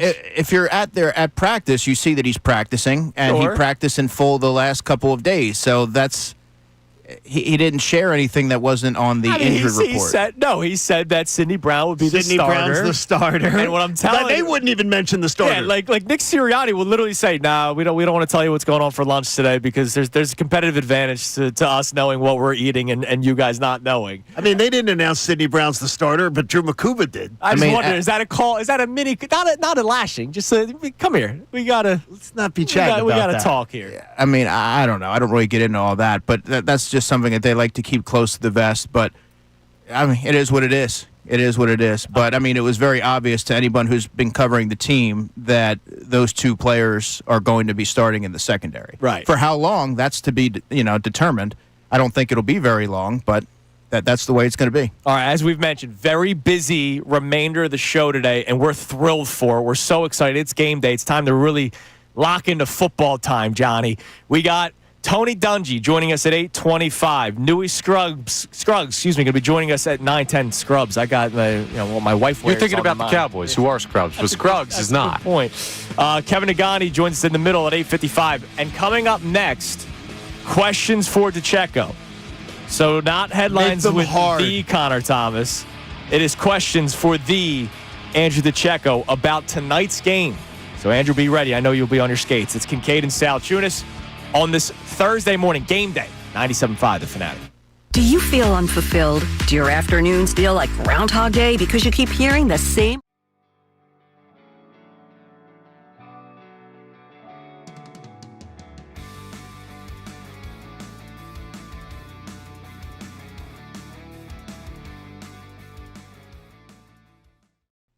Is there any doubt, Ricky, in your mind that Jaylen Hurts will do whatever it takes to win, no matter how it looks like? No, he doesn't care. There are certain guys out there that are prima donnas that need to throw for 4,500 yards. He's not like that. You know what he looks at? What's my win-loss record? That's it, man. What did we do last week? What did we do? What did we do in the Super Bowl? That's all he cares about. The main thing. That is the main thing. Winning in football is the main thing. But that's why I get so frustrated. All that should matter is that this guy wins at an unprecedented clip. And he's the perfect quarterback for this city, for this fan base, for this team. He is going to do whatever it takes to win games, and he doesn't care how it looks. I can't believe that this guy continues to get disrespected by some people, national media, local media, when all he does is win football games.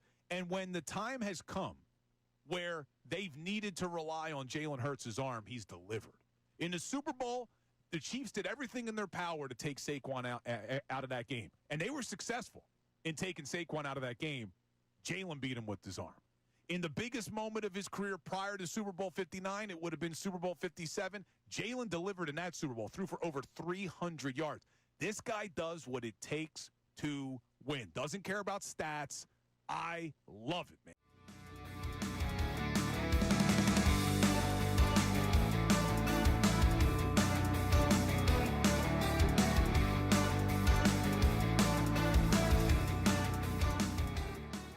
You think there are going to be teams that study what the Chiefs did? Yeah. The only thing is about how to sell out to stop the run. The only thing I say to that is that then they're going to get trounced through Well, it the depends air. on who your corners are. Look, there's a reason why all these summertime lists of executives, not Fox analysts, CBS, ESPN, Correct. executives, coaches, GMs in the NFL, still put Jaylen Hurts at like 9, even though he's a Super Bowl MVP. Because there's a certain way that these guys feel about Jaylen Hurts. So I would not be surprised if we see a game where teams sell out to stop the run if they have a good enough secondary.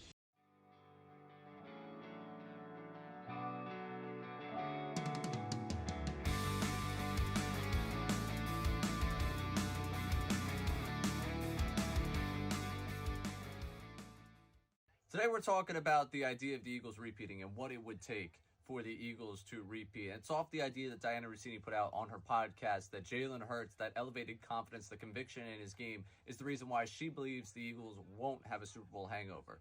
And he has to be a driving force of an offense that is more balanced, an offense that has a more in-rhythm passing game. To me, those would be the driving factors to see this team repeat. It has to be offensively. Defensively, I believe in Vic Fangio, but for them to strike gold back-to-back seasons the way they have, replacing all that talent on the defensive end, it's time for the guys that make all the money, and that's pretty much all on the offensive side of the football, to drive this team to success. We saw it in the Super Bowl. We saw it in that NFC Championship game, just how potent that offense can be.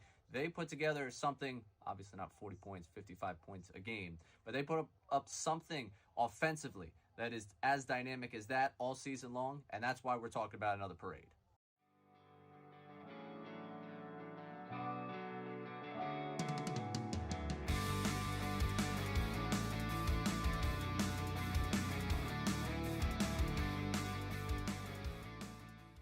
What are your impressions more of the leadership that Nick Sirianni has, and what what it looks like to watch him lead this group following last season? Yeah, I mean, he's been the same.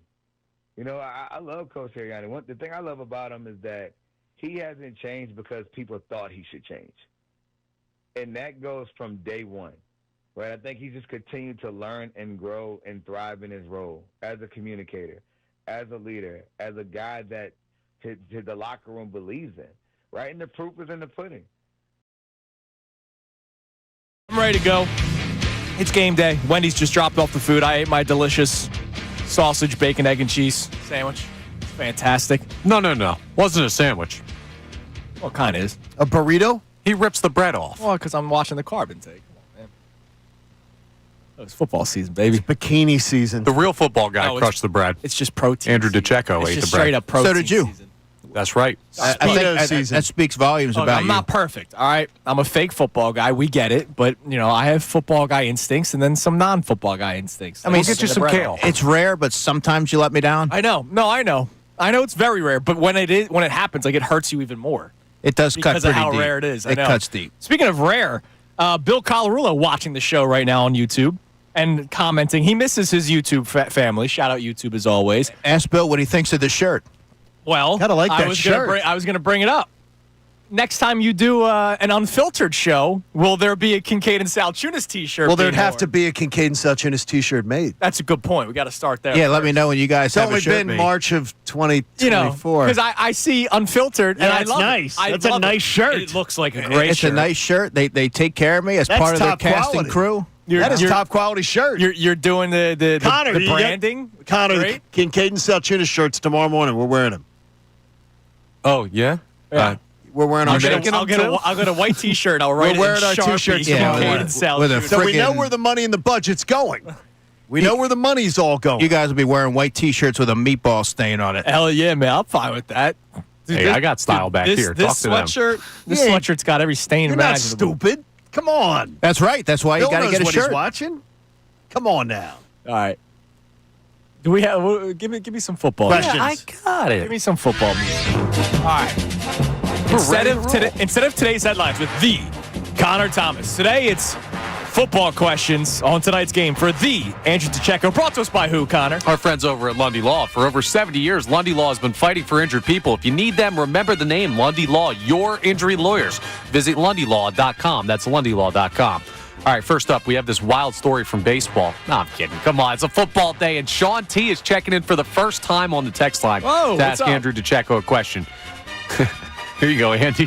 Should I take the under or over 46.5 because of the potential weather tonight? I don't bet, so I don't really get into that. You do whatever your heart tells you to do. I'll say this over because I think the Eagles put up points, and I do think Dallas will score a couple of times tonight against the new-look Eagles secondary. And by the way, weather, there's not supposed to be not weather. till like late, It right? may rain a little bit later. Late, yeah. Though, I mean, the game's going to be well in hand. I mean, fourth quarter by rain. Over on just 47.5 still? Yeah, 46.5 is what this guy said, but either way. I'd say over. I say over. Now I'm not betting it, by the way. I'm not betting that either. Let's get a real football guy question here. We talked about this earlier. James from Virginia asks, do you anticipate Q traveling with CeeDee Lamb tonight?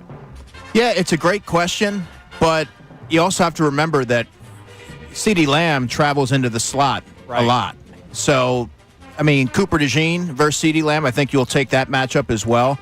This particular game against this team, based off their top receivers, it's a little difficult to forecast. But I do envision Quinyon Mitchell traveling with the opposition's top receiver because, let's face it, whoever's aligning opposite him is going to be peppered with targets. Yeah. So, I mean, I think that George Pickens will be somebody who it reaps the benefits of that. Sure. Do you think that is something that will change opponent to opponent, where some weeks you may not see that be where he travels around? Yeah, I do. I think if you make exceptions for some of the more preeminent wide receivers and you want your best corner on there, and he is, I believe Quinyon Mitchell's among the elite at that position. He may not have the numbers to back that up, but he's incredibly sticky in coverage. I love that. All right, what else we got? Oh, the football guys are coming out because this is another first-time texter. Jim from Mount Holly Notice asks, they don't send it to just John and I. No, they want it's the when check the check out. goes in. Jim from Mount Holly asks, everyone thinks of CeeDee Lamb as the player to game plan for versus the Cowboys, but how do you think the Adoree Jackson matchup with George Pickens goes? That's going to be a tough one. Look, I'm expecting Adoree Jackson to play softer coverage and allow some underneath completions and not give up anything over the top. But believe this, Adoree's a little bit on the undersized for the position. George Pickens has a very he's a physical specimen. So I do believe that they're going to try and outmuscle Adoree in certain contested catch situations. But the player that I'm looking at here is Jake Ferguson, their tight end. He was second on the Cowboys in targets last season. Jahad Campbell's a new line. It's his first game. I think you're going to see Dak Prescott try to put him in flux and maybe in space a little bit, and also Sidney Brown for that matter. So for me, George Pickens, and I would also say Jake Ferguson, their tight end. Mentioned Ferguson a few times today. See, that's where the fake good football guy. Well, we always know. Wait a minute, though. That's Eat some something bread. when you're playing Dallas. I know Dallas and tight ends. Dallas it's and tight ends unbelievable. always tend to chomp on the It's Eagles. Phillies with catchers, man. They always got them. What else we got? John B., shout out the Outer Banks, checks in and says, how short is the leash early on for Adoree and Sidney Brown with two other guys waiting in the wings? Yeah, I would imagine that it's fairly short. If you listen to what Vic Fangio had to say on Monday when I asked him about Ja'Cory and Bennett, he mentioned, we hope he's likely to play sometime this season, and he mentioned it could be this one. So same thing for Drew McCoobie. He's a second-round pick. You don't draft someone in the second round who has a very high-level football intellect and good ball skills and put him on the bench. I think it's inevitable when he joins the starting lineup. Can't wait. Well, I want it to go well for Sidney Brown, but it'll be cool to see Drew McCoobie. Yeah, I noticed that a lot of folks are down on Sidney Brown from just scrolling social media and just listening and reading. I don't think that's fair because you haven't seen him in this defense, and he's had a decent summer. So you got to let things play out before you're ready to write somebody off. I understand just know how why. it looked the last time the two of them were paired back there, Blankenship and Sidney Brown. Sure, Didn't go well. But it's a new defense, and he now has a full year of sort of seeing things from a different perspective. He's working with Christian Parker, the defensive backs coach, and Joe Casper, the safeties coach, and they're really good at teaching the fundamentals of how they want things executed. Captain Reed Blankenship. That's right. That's quite an that's honor. right. That's really quite cool. an honor for him. And remember, Darius Slay said that right away, and that's what led to Chauncey Gardner-Johnson losing his damn mind. All right, give us one more. Last one here. Question for Andrew. No name on this one, but they say, who do you think is the one person on offense and the one person on defense that will shine tonight? A.J. Brown on offense. And then on defense, I really do believe that you're going to see Zach Bond just thriving behind the line of scrimmage, in coverage, because the defensive line, like Jalen Carter and Jordan Davis, they absorb so many of those blocks, allowing Jahad Campbell, in this case Jahad Campbell, but Zach Bond to really roam freely, and I believe that he's going to be someone who capitalizes on that. Plus, I don't feel this Cowboys rushing attack at all. You Miles shouldn't. Sanders doesn't scare you? Javonte Williams and Miles Sanders, they're not going to strike fear. Their offensive line, though, should be able to pave the way. But I like the Eagles being able to play behind the line of scrimmage more than I like the Cowboys' offensive line. All right, coming up next, Tony Dungy, obviously longtime part of the NBC broadcast crew and coach, Super Bowl head coach. What is it like the year after? We get to talk to Tony Dungy about that coming up next. It's Kincade and Salciunas here on 97.5 The Fanatic. Now on 97.5 The Fanatic Sports Update. Finding out some starters. I'm Connor Thomas, and this update is brought to you by Groundworks, your trained and certified experts for basement waterproofing and foundation repair since 1997. Book your free inspection at groundworks.com. Now, we're going to find out all of the starters for both of the teams by 8:20 p.m. tonight. That's when the Eagles take on the Cowboys in the opener of the NFL season. We got some news yesterday on it. It seems like Sidney Brown and Adoree Jackson are going to be starting at the secondary safety and corner positions, respectively. So we've got everything getting closer to ready for kickoff, and sounds like Nick Sirianni has been ready for a long time. Adam Schefter talked about the perspective on the coach yesterday. I think that there's a respect for what he's done with that team, what he's done in the locker room, the respect he holds amongst the players. He's won. He's done it. Like, his players clearly have responded. We are officially, as of right now, 12 hours on the dot till kickoff. It's coming up, folks. The Phillies fell to the Brewers 6-3 last night. Aaron Nola gave up 5 before even getting the first out in the first inning. Not a great night. They'll play the Brewers again tonight at 4:10. Ranger Suarez versus Freddie Peralta. We'll talk to head coach Tony Dungy coming up next. Great coach. And Andrew Deco stays with us. This update's also brought to you by Wendy's. They have breakfast biscuits for just $1, including the Honey Buddy. Get yours today and start your day off right. Got to be Wendy's. Limited time only. Price and participation may vary. Limit 5 qualifying items per transaction. Not valid in a combo while supplies last. I'm Connor Thomas on your home for the best Birds coverage. 97.5 The Fanatic and 97.5thefanatic.com. Join the Fanatic for the inaugural live broadcast of Unfiltered with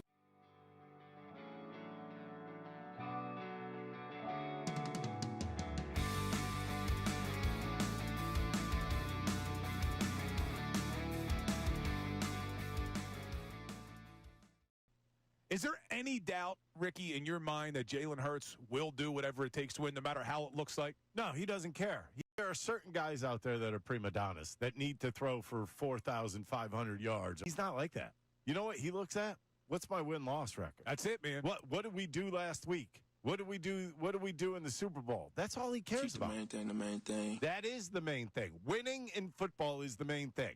But that's why I get so frustrated. All that should matter is that this guy wins at an unprecedented clip. And he's the perfect quarterback for this city, for this fan base, for this team. He is going to do whatever it takes to win games, and he doesn't care how it looks. I can't believe that this guy continues to get disrespected by some people, national media, local media, when all he does is win football games. And when the time has come where they've needed to rely on Jaylen Hurts' arm, he's delivered.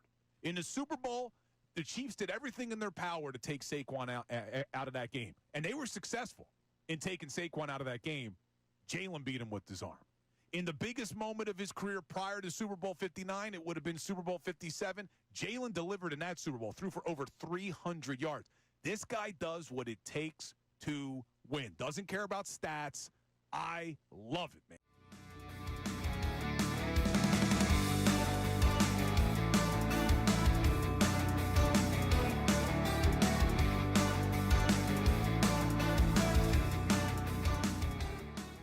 You think there are going to be teams that study what the Chiefs did? Yeah.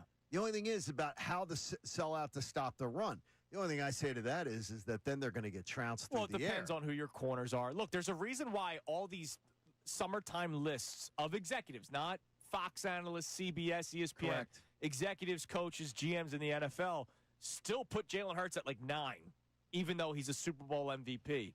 Because there's a certain way that these guys feel about Jaylen Hurts. So I would not be surprised if we see a game where teams sell out to stop the run if they have a good enough secondary.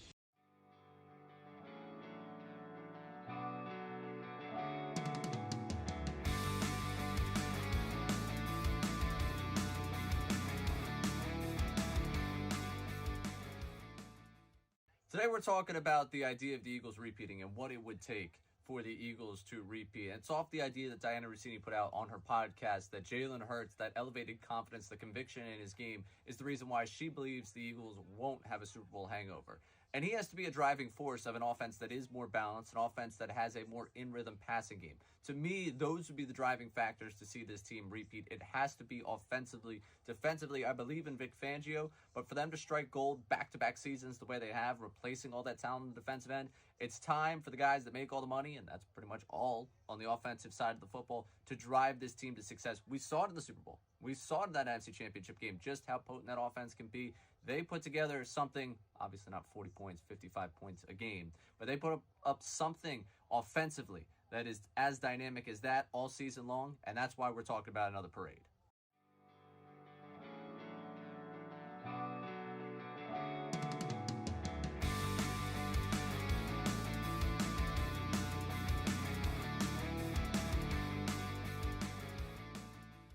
What are your impressions more of the leadership that Nick Sirianni has, and what what it looks like to watch him lead this group following last season? Yeah, I mean, he's been the same. You know, I love Coach Sirianni. The thing I love about him is that he hasn't changed because people thought he should change. And that goes from day one, right? I think he's just continued to learn and grow and thrive in his role as a communicator, as a leader, as a guy that the locker room believes in, right? And the proof is in the pudding, right? The way that he's been able to lead his team, there are very few coaches in the history of the game that have accomplished what he has accomplished. And he's only been going for a few years, right? So when you think about it that way, he's done an amazing job. And he's still young, and he's fresh, and he has the ability to relate to the guys in the locker room. So I don't think he has to do any more proving anything. He's done it. Right now it's just about being consistent, getting the best out of the guys year in, year out. But he's proven that he's a coach that, honestly, when you talk about down the line, I mean, he's been at two Super Bowls. I mean, there's coaches who we consider legends who haven't even been to one, right? So I think what he's been able to accomplish, he has to have a little bit more respect on him.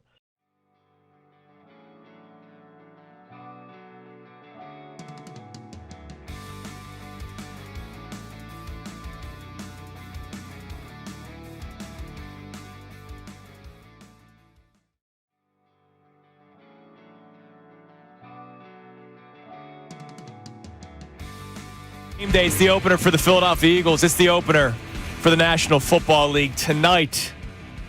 About 12 hours from now, Johnny, the Eagles will host the Dallas Cowboys. And less than 12 hours from now, we'll see the banner for the first time. 7:45 tonight, so be ready for that because that is when they're going to get right down with that. And I bet you Coach Dungy has already taken his walk this morning. Well, I sure hope so. I mean, it's game day. He's got to be ready for it. He joins us now. He's got to get his walk in. On the Comcast Business Hotline. Every day in business is a big day. Let Comcast Business help you move forward with what's next. Of course, he'll be a part of the coverage tonight on NBC leading up. He'll probably see the banner being dropped at Lincoln Financial Field later on this evening.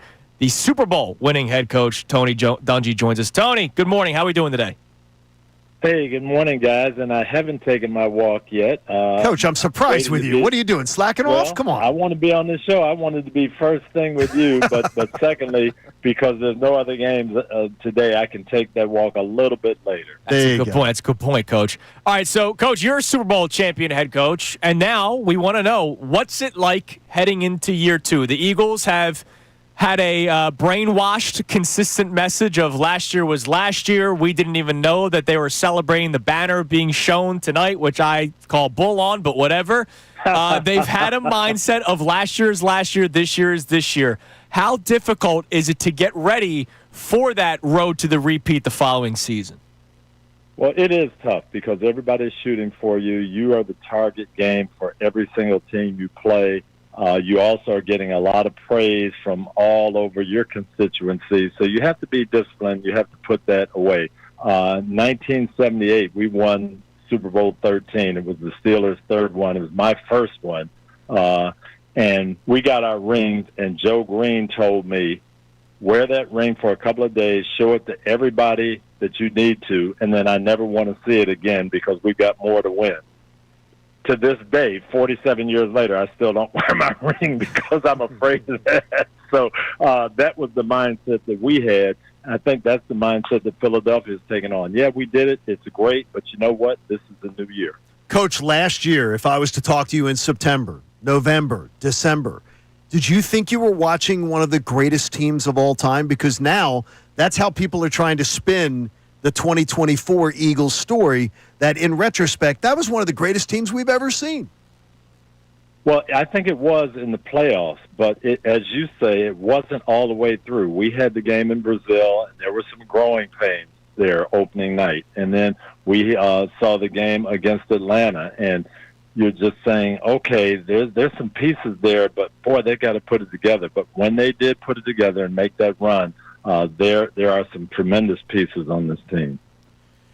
Tony, Nick Sirianni has established an outstanding culture during his tenure here as the Eagles head coach. As someone who's been in that position, I wanted to hear your thoughts about what goes into cultivating an environment like that. I think it does start at the top. It starts with ownership and the head coach, and I think Philadelphia is in great shape in both places. The ownership, the general manager, they've created a situation where, hey, if you produce, we take care of you. We bring in a certain type of people that we want here, and then we grow from there. And then Coach Sirianni has built on that.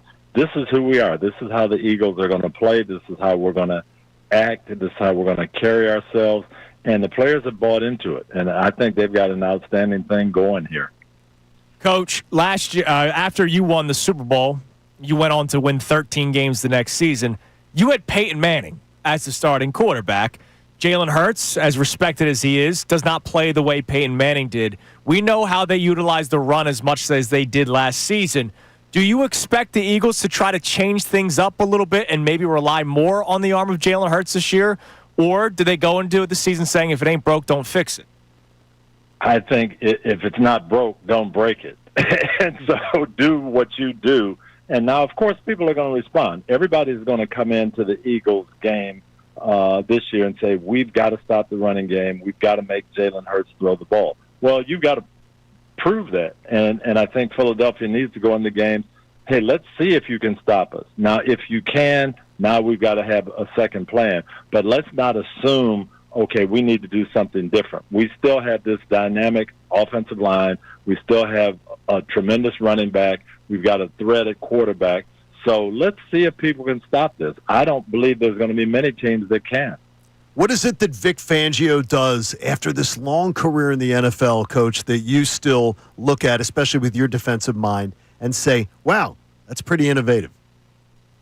Well, I don't know if it's so much innovation, but it's playing disciplined football, it's having rules, and then it's doing what your guys do really well. And they've got a talented front seven right now. They're aggressive. He turns them loose. But the thing in talking to the players last year was all about responsibilities. We know what we're supposed to do now. We know our gaps. We know our responsibility, and we're on top of that, and he holds us accountable. And so you've got this tremendous group of players who play very disciplined football, and that's tough to beat. We're speaking with head coach Tony Dungy, Super Bowl winning head coach, and, of course, part of the NBC broadcast that we will see tonight at Lincoln Financial Field. Tony, what are you expecting this Kevin Patullo offense to look like? I hope it doesn't look much different from what it looked like before. I think that's what you have to understand when you come in as a coach, no matter what position it is.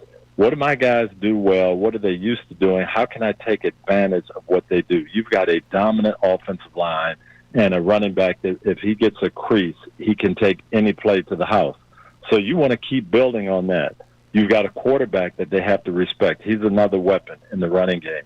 And then you've got receivers who can beat one-on-one coverage. When they get man coverage, they're pretty much unstoppable. So I think his biggest challenge is going to be keeping everybody involved, keeping everybody happy, and doing what that defense is susceptible to in that particular game. And so there's going to be some games where it's 200 yards from Saquon. There's going to be other games where it's going to be big games by the receivers. And letting everybody just say, you know what, we will dictate to the defense, but we'll do what they can handle. And sometimes it's going to be different. If he does that, I don't know how you're going to stop this group. Coach, how patient should maybe Eagles fans be, and maybe even Vic Fangio himself be, with this new look defense, losing 3 starters from free agency, a player like Milton Williams, who was not a starter but played over 40% of the snaps for you, lost some key depth players as well in Isaiah Rodgers and Oren Burks. How patient should Eagles fans and maybe even Fangio himself be with this new look defense? I don't expect the defense to take a step back, really. I think the new guys will come in and play well. I think what has to happen is they've got to understand their responsibilities. That is going to take a little time. But there's a standard here, and I don't think Coach Fangio is going to let that standard go down very much at all. There's expectations, and I think they're going to be met. Coach, have you seen more championship teams not meet a repeat because of things that they've done wrong or because they've had it taken away from them? It's not necessarily what they've done wrong, but the first thing, as you mentioned, you lost some defensive players. People are going to come after your guys. They're going to pay some guys more than you can afford to pay them. So you're going to lose some people. You've got to replace them. Secondly, everybody studies you in the offseason because you're the team they have to beat. So they're going to do things that maybe you haven't seen before. You're going to get everybody's best.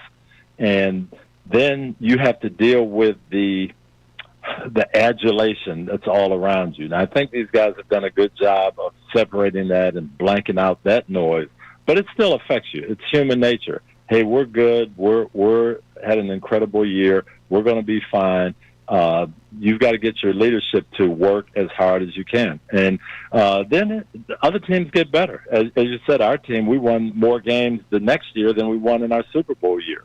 But it was tough. New England went out and got Randy Moss and made some adjustments, and they got better. And, they got us. How do you think tonight plays out, Coach?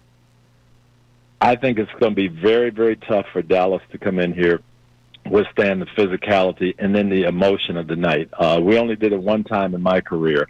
You unveil that banner, and as much as they say it doesn't matter, the energy in that stadium, the fans, and their thankfulness, that they're going to let the players know how much they appreciate last year. They're going to be in a raucous atmosphere, and it is so hard for that visiting team to come in. I think Philadelphia has a huge advantage tonight. Well, we can't wait. We'll be watching you on the broadcast tonight. And thanks for texting our own John Kincade. Thank you, Coach. This morning. We appreciate the time today, and we'll be watching tonight on NBC. Thank you. And when you see Coach walking today, be sure to say hello. Maybe walk a little block with him. They always do. Walk a block with him. They always do. Thanks, Coach. That's awesome. Thank you. Take care, buddy. All righty. See you guys. There he is, Tony Dungy on the Comcast Business Hotline. Good job, Johnny. We'll be watching him tonight on NBC. Of course, we'll be listening to the Fanatics pregame show as well. And from 2 to 6, we'll be listening to Unfiltered. And you're visiting with Unfiltered today, too, right? I am. On game I'll day, be there at the start of the show. Chickies and Pete's in South Philly. Will you be dressed like this, or are you press box to Checo? Well, it's press box to Checo. I'll be in sports coat, button-down shirt, and all that. But he's got an unfiltered sport coat. Oh, is that right? If they provide me one, I will gladly support the show that I'm on. That's awesome, man. Check out Unfiltered today, 2 to 6 at Chickies and Pete's in South Philly, presented by Bet Parks. All right, coming up next, we continue to talk about tonight's Eagles game. And, of course, this upcoming season. We were asking you earlier in the show to tell us what the standard should be for the Eagles this season after winning the Super Bowl. What will you be holding them to? We ask Andrew Deco that next. It's Kincade Salciunas, 97.5 The Fanatic. Now, a Birds Insider Update on 97.5 The Fanatic and 97.5thefanatic.com. Oh, this is the one you've been waiting for, right, folks? I'm Connor Thomas, and it is game day in the city of brotherly love. And for football fans across the country and the world, the NFL season gets going tonight right here at Lincoln Financial Field. Eagles, Cowboys, 8:20 p.m. kickoff, banner night. So you don't need me to juice you up for this one. We're all ready to roll, and it sounds like the Eagles and Cowboys are all ready to roll. It doesn't seem like any major injuries exist for either side. In fact, Landon Dickerson seems good to go, and we've seen good bills of health for pretty much everyone on the Eagles besides Tanner McKee. For the Cowboys, it's just about the same. Rotational defensive tackle Perion Winfrey will be out for tonight's game, but everyone else seems to be a full go for Dallas. We also found out a little bit about some of the starters, with Sidney Brown seeming to be the guy that will go at safety and Adoree Jackson at corner. We heard some great stuff from Adam Schefter yesterday ahead of the game as well. First, he talked about the perspective on head coach Nick Sirianni. I think that there's a respect for what he's done with that team, what he's done in the locker room, the respect he holds amongst the players. He's won. He's done it. Like, his players clearly have responded But then we also heard him talk about the potential changes that could be coming, like maybe with Saquon. I think that there will be a conscientious effort to do that. And it's also one thing to say that you're going to do it. It's another thing when you're in a game and you're up by 1 point and you need a first down and Saquon's already had 18 carries and you have him run the ball 4 or 5 times in the final drive. Then that's what the Eagles may have to do tonight, so we'll keep an eye here on 97.5, The Fanatic. Philly fans, you are...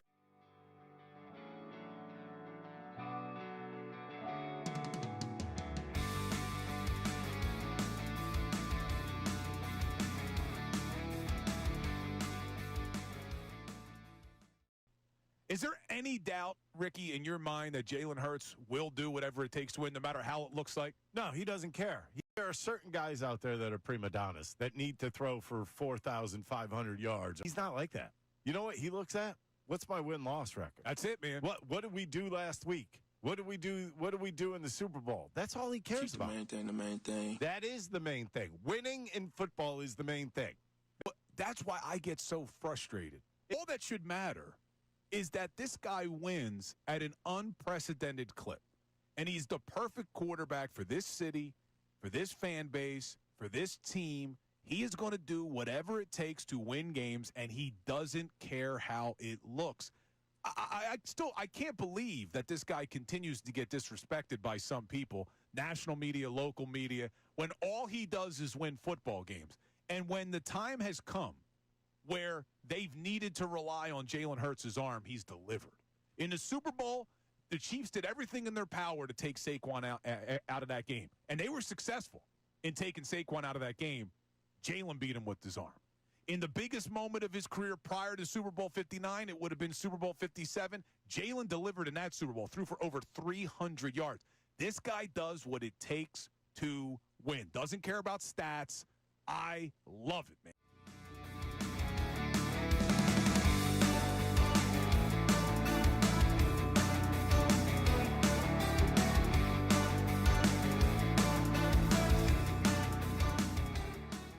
You think there are going to be teams that study what the Chiefs did? Yeah. The only thing is about how to sell out to stop the run. The only thing I say to that is that then they're going to get trounced through the air. Well, it depends on who your corners are. Look, there's a reason why all these summertime lists of executives, not Fox analysts, CBS, ESPN, Correct. executives, coaches, GMs in the NFL, still put Jaylen Hurts at like 9, even though he's a Super Bowl MVP. Because there's a certain way that these guys feel about Jaylen Hurts. So I would not be surprised if we see a game where teams sell out to stop the run if they have a good enough secondary.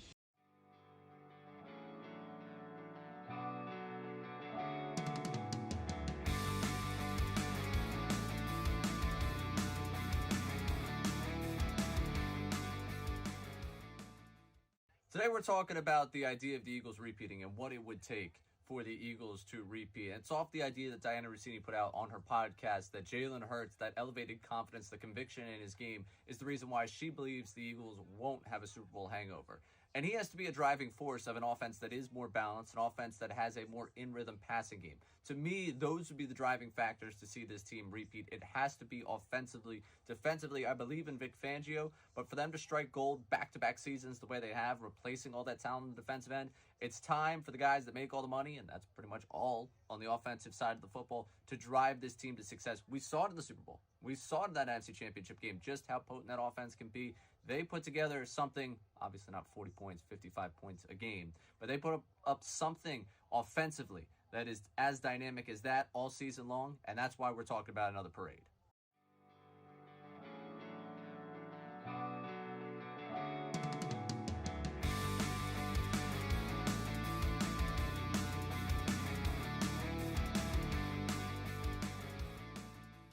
What are your impressions more of the leadership that Nick Sirianni has, and what what it looks like to watch him lead this group following last season?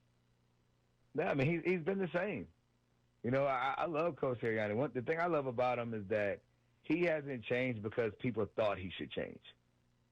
And that goes from day one, right? I think he's just continued to learn and grow and thrive in his role as a communicator, as a leader, as a guy that the locker room believes in, right? And the proof is in the pudding. right? The way that he's been able to lead his team, there are very few coaches in the history of the game that have accomplished what he has accomplished. And he's only been going for a few years. But Adam Schefter put something out a couple of minutes ago about Micah Parsons, who, of course, is now a member of the Green Bay Packers, and we will not be seeing him on the field tonight against the Philadelphia Eagles. One team that made a strong play this summer to try to trade for all-pro linebacker Micah Parsons was none other than your Philadelphia Eagles. The Eagles called the Cowboys to see if they could acquire Parsons and bring him back to Pennsylvania. But the Cowboys, of course, had no interest in trading Parsons in the division, especially to the defending Super Bowl champion Eagles, whom they open with tonight. So for everybody that laughed at me for the Myles Garrett and Trey Hendrickson stuff, I understand the exorbitant amount of money that those guys got and that Micah Parsons is getting. I understand that could create problems with the young players that you already have on the defense that you have to prepare to pay for at some point. But Howie Roseman clearly saw an avenue in which he would try to be able to make everything work by acquiring a talented player. Now, as you know, Andrew and John and Connor, one of my biggest concerns is not necessarily the secondary, it's the pass rush, because I get concerned about sort of the young Nolan Smith, young Jalen Hunt, all of a sudden going from rotational guys to, hey, we need you to play 60, 70% of the snaps almost every single week this season. It would have been nice to have had a Micah Parsons. Obviously, this is not a non-story because it didn't happen, but I'm intrigued that Howie was intrigued and that Howie was interested. Now, I know you wouldn't have done it. I wouldn't have done it. I'm very intrigued, though. The story is I just texted with Adam, and I said, that's crazy stuff. He said, he goes, he got like that. He goes, they tried. He goes, they tried and made a move, and it was not a small effort. Sure.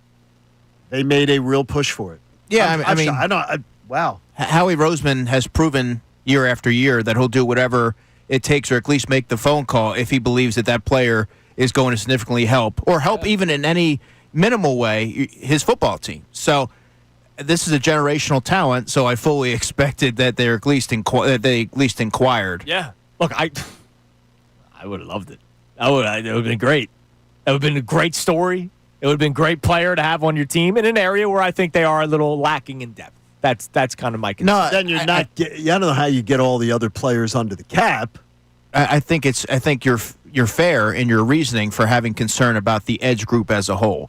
But it depends on how you look at it, because I have been bullish on Nolan Smith and Jaylen Hurts. Oh, you have been, but they're largely unproven, right? Now you're asking a player to go from being a rotational piece to make the leap into becoming a starter. Now you're asked to take on a full complement of snaps. We have to see how that plays out over the course of a season. Behind them, you have Josh Uche, Azeez Ojulari, and Obo Okoronkwo. So there's experience there, but no one that you could necessarily hang your hat on and say that you can plug them in, they can be your third edge rusher and give you some quality snaps consistently. When the notebook was empty before training camp and where the notebook is today on opening day, do you have more concerns about the edge rusher group or less concerns than you had when the notebook was empty on opening day of camp? A little less, I would say. Less. That's okay, cool. good. Yeah. That's going to make everybody breathe easier. Yeah, a little less. I had, you see how things develop over time, and that's why it's so important, guys, to let things play out. Are there still questions? Of course there's still questions about that group. Until you see them on the field and executing, there's going to be questions. And it's not just after one game. You have to see how that goes over the course of the season. But I had a nice conversation with Azeez Ojulari the other day about some of what he was working through the summer and learning the defense and how he started to piece things together towards the end. And he had minor flashes throughout the summer, but you could see that he was playing faster towards the end. And he spoke glowingly about Nolan Smith and Jaylen Hunt. So he couldn't even contain his smile when I asked him about both players and what he's seen from them. So I think that there is some excitement about the two headliners, of course, both internally and from the outside, from what I've been able to glean. And then they have some experience there behind them. So let me ask you something. Everybody discuss this. Was a call for Micah Parsons like, oh my God, this really, really talented player is available, let me try to acquire him? Or could this also be a, hey, we trade for Jacorian Bennett because we don't know what we have at our 2 second corners. Now, obviously, the level of players, Jacorian Bennett, Micah Parsons, it's worlds apart. But the point I'm trying to make is, does Howie also realize that this could be another area where we could definitely improve? Or is it just, hey, this is Micah Parsons, let me try to get Micah him? Parsons, right? That's as simple as that. It's Micah Parsons, a generational player, perhaps or one of the best defensive players in football. You always make that call, and you see where they're at, and you have to, see if you're able to make it happen. And now, obviously, it's a big swing. Do you think we get the Myles Garrett? I mean, it's too late now. Because remember, Myles Garrett was available. Trey Hendrickson was available. I don't think they made a move on Trey Hendrickson. I think we would have heard. I think Max you would have heard Crosby, it. right? Like, there's a lot of players that were floated out there, and I wonder. One guy's 26. Yeah, he's 26 years old. It's a good And point. also, trotting Saquon and Micah out arm in arm in front of the NFC East. Dude, could you imagine? I'll do the Penn State fans would be going nuts. It would rain for years here from all the tears. By the way, Coach Dungy, good to join us. He's out on the 2-2 thing too. It was 2-2. All right, it's not acceptable in September for the Super Bowl champs. Right. No, it is. Come on now. All right, coming up next, our man Kevin Negandi, next guest. I can't wait to ask him about this Micah Parsons report from ESPN's Adam Schefter. Kevin Negandi gets us hyped up. Not that we need more of it for tonight's game next. It's Kincade Salciunas, 97.5 The Fanatic. Now on 97.5 The Fanatic Sports Update. A big night for the Birds. I'm Connor Thomas, and this update's brought to you by Wendy's. They have breakfast biscuits for just $1, including the Honey Buddy. Go ahead and get yours today and start your day off right. Got to be Wendy's, limited time only. Price and participation may vary. Limit 5 qualifying items per transaction. Not valid in a combo while supplies last. Well, the Eagles do not have Micah Parsons, but they do have a date with the Cowboys tonight, 8:20 p.m. at Lincoln Financial Field to start the NFL season.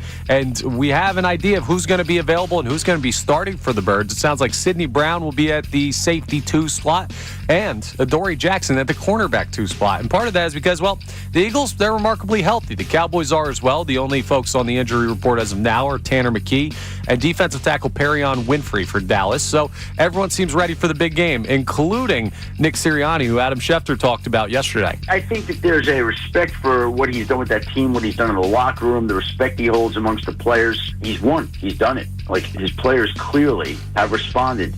We'll keep you updated on news ahead of kickoff. The Phillies fell to the Brewers 6-3 yesterday. They will play again at 4:10 p.m. in the rubber match. Ranger Suarez versus Freddie Peralta. We'll talk to Kevin Negandi of ESPN coming up next. This update's also brought to you by Allstate. Some people just know you could save money on car insurance by checking Allstate first. So what are you waiting for? Check Allstate first for a quote today. You're in good hands with Allstate. I'm Connor Thomas on your home for the best Birds coverage. 97.5 The Fanatic and 97.5thefanatic.com.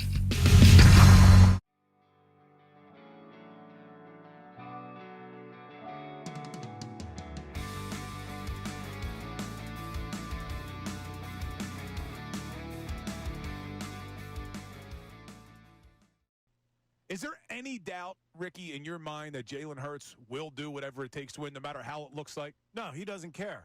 There are certain guys out there that are prima donnas that need to throw for 4,500 yards. He's not like that. You know what he looks at? What's my win-loss record? That's it, man. What did we do last week? What did we do in the Super Bowl? That's all he cares about. The main thing. That is the main thing. Winning in football is the main thing. But that's why I get so frustrated. All that should matter is that this guy wins at an unprecedented clip. And he's the perfect quarterback for this city, for this fan base, for this team. He is going to do whatever it takes to win games, and he doesn't care how it looks. I can't believe that this guy continues to get disrespected by some people, national media, local media, when all he does is win football games. And when the time has come where they've needed to rely on Jaylen Hurts' arm, he's delivered. In the Super Bowl, the Chiefs did everything in their power to take Saquon out of that game. And they were successful in taking Saquon out of that game. Jaylen beat him with his arm. In the biggest moment of his career prior to Super Bowl 59, it would have been Super Bowl 57. Jaylen delivered in that Super Bowl, threw for over 300 yards. This guy does what it takes to win. Doesn't care about stats. I love it, man.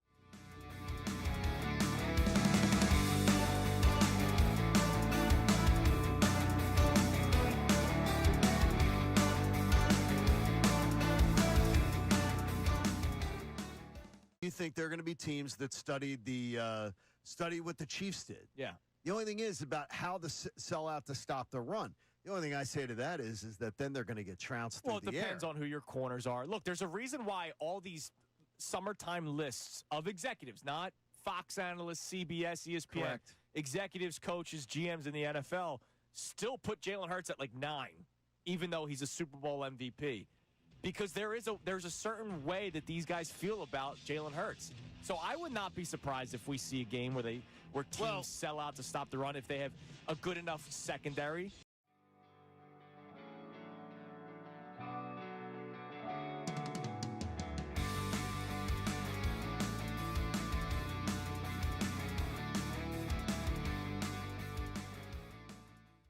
Today we're talking about the idea of the Eagles repeating and what it would take for the Eagles to repeat. And it's off the idea that Diana Rossini put out on her podcast that Jaylen Hurts, that elevated confidence, the conviction in his game, is the reason why she believes the Eagles won't have a Super Bowl hangover. And he has to be a driving force of an offense that is more balanced, an offense that has a more in-rhythm passing game. To me, those would be the driving factors to see this team repeat. It has to be offensively. Defensively, I believe in Vic Fangio, but for them to strike gold back-to-back seasons the way they have, replacing all that talent on the defensive end, it's time for the guys that make all the money, and that's pretty much all on the offensive side of the football, to drive this team to success. We saw it in the Super Bowl. We saw it in that NFC Championship game, just how potent that offense can be. They put together something, obviously not 40 points, 55 points a game, but they put up something offensively that is as dynamic as that all season long, and that's why we're talking about another parade.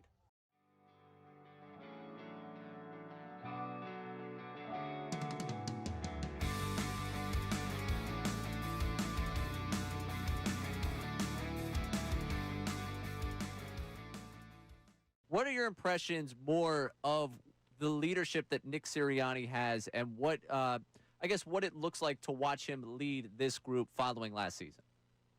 Yeah, I mean, he's been the same. You know, I love Coach Sirianni. The thing I love about him is that he hasn't changed because people thought he should change.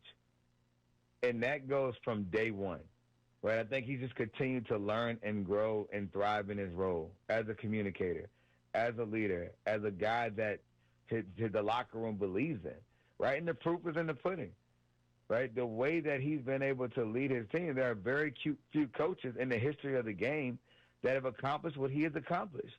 And he's only been going for a few years, right? So when you think about it that way, he's done an amazing job. And he's still young, and he's fresh, and he has the ability to relate to the guys in the locker room. So I don't think he has to do any more proving anything. He's done it. Right now it's just about being consistent, getting the best out of the guys year in, year out. But he's proven that he's a coach that, honestly, when you talk about down the line, I mean, he's been at 2 of them, 2 Super Bowls. I mean, there's coaches who we consider legends who haven't even been to 1, right? So I think. To 97.5 The Fanatic, WPEN, WPN HD1 Burlington, Philadelphia, Beasley Media Group Station, broadcasting live from the Comcast Business Studio, powering possibilities. All right, in honor of John Kincade, 7 will be the number. You have to text the name Kevin to 610-632-0975. The 7th person to text the name Kevin will win our 3rd $50 gift card to Wendy's. Today's $50 gift card to Wendy's. They have breakfast biscuits for just $1, including the Honey Buddy. Get yours today and start your day off right. Got to be Wendy's. Limited time only. Price of participation may vary. Limit 5 qualifying items per transaction. Not valid in a combo while supplies last. Why the name Kevin, you ask? Joining us now on the Comcast Business Hotline. Every day in business is a big day. Let Comcast Business help you move forward with what's next. Johnny, you know that he woke up as if it was Christmas morning. He woke up as if it was the last day of school before summer vacation. A fellow Philadelphian, a fellow football guy from ESPN, Kevin Negandi joins us. Kevin, happy holiday. Good morning, fellas. It's pretty cool, man. It's pretty cool to be back in the city. It's pretty cool to see all the green lights last night when I was coming in from New York, and I cannot wait, man. It's going to be a fun environment, fun experience. We'll be on the field live, Sports Center at 6 o'clock tonight to get you ready for the banner night. Yes. And thankfully, somebody told Nick Sirianni, so we'll be ready to go. Yeah, because he didn't Isn't that know. nice that he got that? Full of it. I'm sure one story you guys will be talking about. Will Shefty be in attendance today, Kevin? I do not think so. I'm not sure. I know he's in New York. Okay. I think you're referring to the Michael Parsons storyline, right? Per Adam Schefter, the Eagles were one of the teams that were strongly in play for Micah Parsons this summer. Obviously, it did not happen. He goes to Green Bay. But we can dream a little bit, Kevin, can't we? Yeah, and listen, I love that. And I don't think anybody in this town is surprised that you're going to kick the tires, especially when you have the best GM in all of sports and Howie Roseman. He's going to find out, hey, can we jump into these sweepstakes and figure something out? Do we have a shot? And why not? It doesn't hurt to just ask, especially if the Cowboys are running on emotion and making a decision that's not smart business-wise at the moment on value and what you can get. So might as well kick the tires and say, hey, can we, juice in the pot here and maybe throw in something extra compared to what everybody else is, and then we'll figure it out, right? We'll find a way if we can get Micah Parsons here. I've always felt, and I think it's been discussed that Micah has always kept an eye on the Eagles because of what the organization is about. And then it helps that Saquon joins and a fellow Penn State guy, and you hear stories, and you're kind of jealous of it, right? And so I love that he tried, and until they said no, you just move forward. Kevin, I've been losing my mind a little bit in the last 24 hours over the fact that people are like, we started out 2-2 last year, so we need to be patient, and if they start out 2-2 this year, it's okay. I'm like, you get the best team in football. Get the best roster in football. You're the Super Bowl favorites out of the NFC. I don't want to hear any of this crap of, it's okay to go 2-2 in the month of September. So I come from a perspective that I'm not saying that it's okay to go 2-2. I don't want to go 2-2. But the reality is, John, especially when you look at preseason and how it's viewed over the last 5 years, the first 4 games in any situation in the NFL, the first month is basically preseason for your starters. And we saw the Eagles go through that last year, and Vic Fangio admitted he threw a lot, maybe too much at the team, and that's why they kind of looked sluggish and sloppy and confused when it comes to the defense last year. And now you have a new offensive coordinator. So I think it's going to take time. I think that's reasonable to say, especially when you look at the schedule. But, Kevin, every team that they're playing in September didn't do training camp. I mean, did their preseason the same way. I keep hearing this. I keep hearing that rationale, and I'm like, well, every team handled their training camp the same way and their preseason games the same way. So why shouldn't the most talented team be expected to be a step ahead of them? Completely fair to say that. But also, many teams don't have new coordinators. Now, for example, both sides had new coordinators. And when you look at specifically like a team like the Lions, I think there's going to be a transition because they lost 7 coaches and 2 coordinators, and that plays a role. So there is a moment of pause for certain teams. For the Eagles, there is a little bit of an unknown on the play calling. Are we in sync? Are we figuring things out? And the schedule's not that easy to roll out in the beginning. Eagles have one of the toughest schedules in the entire league. So I give them pause just because you and I have been around the block many times, and we've seen 4-0 start. That does not translate to an easy run in the postseason. We saw them struggle last year finding their way. 2 years ago, everybody was riding them, and when they were 10-1, it didn't mean anything, right? So to me, September is right. Are you getting on the same page? Are you figuring things out? I always felt like Belichick and Brady figured it out. They were like, we are going to throw everything at this team in the first 3 months, and we can because we're not in a great division. And then we're going to peak at the right time. It'll be late November into December, and we're rolling. And to me, when you look at the way the schedule is put together in 17 games, especially with the Eagles, their final 3 games, they have the Commanders and the Bills sandwiched in between. Get it right, figure it out now. To be later on, you're going to, be moving and rolling in the right direction like we saw last year. Kevin, something that John and I have been talking about the last couple of days as we get fired up for tonight's game is the road to the repeat. And we all know how difficult it is to repeat. We know that it's difficult to get back to the Super Bowl. But as John has said numerous times, who is that other team in the NFC where you go, all right, that's the team that stands in our way? Is there a team like that comes to your mind? I think everybody continues to forget about the Lions. Remember a year ago, the Lions were the favorite to win it all. I I would never put anything past Dan Campbell, his ability to motivate. I brought it up earlier in the conversation. I'll be curious to see how they handle losing both coordinators, especially two fantastic coordinators, and Ben Johnson, who I thought was the best offensive coordinator in all of football last year, and Aaron Glenn, who, he gets the best out of his defense, man. They play hard for him, and now he's with the Jets. So, I will always have the Lions. I think the Packers well justified. The great thing about the Lions, the Packers, the Vikings, and the Bears is to beat them. You guys all beat each other up.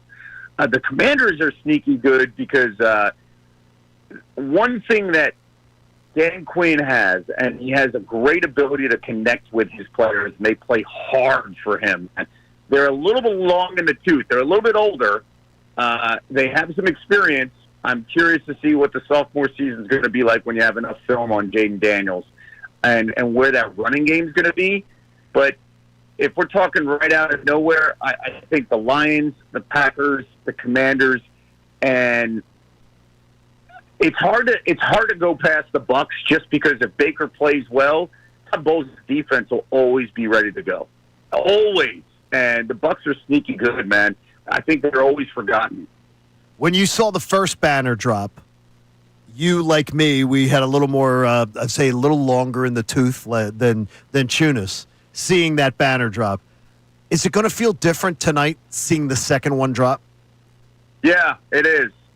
100% going to feel different because what's the mindset after they drop that banner, right? We still don't know about Carson Wentz's health, and there's a little bit of an unknown. We caught lightning in a bottle. They were a little bit older than they were the year before, and they had a magical run. This feels like, hey, we got our quarterback. We got our head coach. We got an incredible defense, and our offensive line and our weapons are at their peak. So I think it's completely different on how you view it. And now it's hey, this is sustainable. This is going to be a run, and we've got a window of maybe the best window in Eagles history. Oh. And I think that's completely different than how we viewed 2018. Absolutely. That's beautiful. I love that. Now, last thing, I know we'll be watching again tonight, 6 o'clock, Sports Center, and all the work you'll be doing on ESPN. Do we get a little preview of what the Negandi prediction is? Not that I think I really have to think all that much who you're going to lean with today? I think it's no doubt the Eagles, but I think the question will be, will we be enjoying the game or not? Because the Cowboys may have changed and, gotten rid of Micah, but let's not forget, man, Dak plays really well against the Eagles, man, and especially in Philadelphia. If you look at his numbers, regardless of the record, he's 3-3 in Philly, but he's got 10 touchdowns and no picks. That team is going to be throwing the football. And the Eagles, they still got some question marks in their secondary, aside from, Quinyon. So, to me, I think they're going to target where George Pickens is. They're going to look around the entire time, and Dak's going to wing it. It's one of those games Dak's going to throw, I think, 45 to 50 times. He could put up big numbers, and you just hold your breath. I know what the line has moved from 6.5 to 8.5 back down to 6.5. I would take. I think the Eagles win 30-24, and it could be decided on a last-second, field goal to go over the line. But right now, I would say it's 30-24, and the Eagles are going to get a win. But it's not. I don't think it's going to be a cakewalk. Because the Cowboys know the Eagles, and when you have rivalry games, all the stuff and everything on paper goes out the door. Text me in the fourth quarter when the Eagles are up by 2 scores. All right, and you know what? As I just said, that could actually happen in the final 2 minutes of the game where they get that field goal, but the game's entirely close. And you're chomping at the bit, and then the Eagles have a fantastic drive at the end. Should be a good time. All I'm hearing is bet the over. Kevin, thanks, man. We appreciate the time. We'll talk to you next week after the Eagles start the season 1-0 and prepare for the rematch of the Super Bowl against the Chiefs. Thanks, Kev. Fellas, do well. Go Birds. Go Birds. There he is, Kevin Negandi on the Comcast Business Hotline. All right, we go from a man who bleeds Eagles green to somebody who covers the Dallas Cowboys for NBC Sports NBC Sports in Dallas-Fort Worth. Newy Scruggs joins the show next. What is the vibe inside the locker room for the Cowboys now that Micah Parsons is no longer there? We find out next. It's Kincade Salciunas, 97.5 The Fanatic. Join the Fanatic for the inaugural live broadcast of Unfiltered with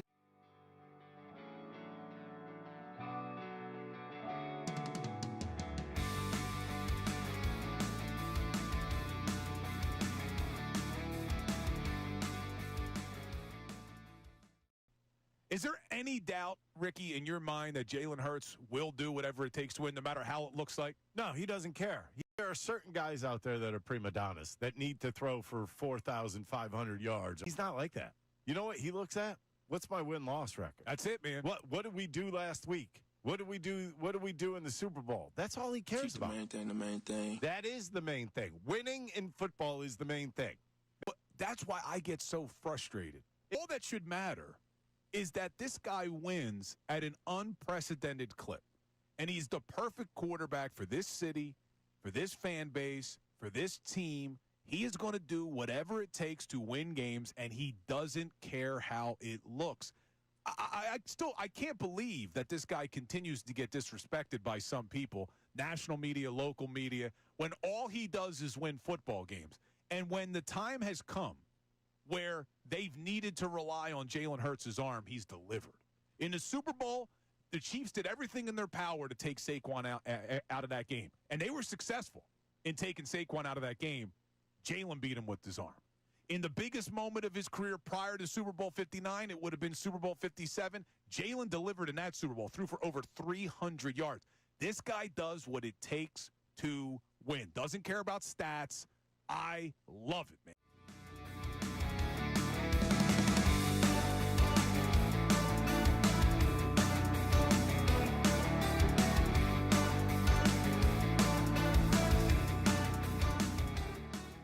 You think there are going to be teams that study what the Chiefs did? Yeah. The only thing is about how to sell out to stop the run. The only thing I say to that is that then they're going to get trounced Well, through it the air. depends on who your corners are. Look, there's a reason why all these summertime lists of executives, not Fox analysts, CBS, ESPN, Correct. executives, coaches, GMs in the NFL, still put Jaylen Hurts at like 9, even though he's a Super Bowl MVP.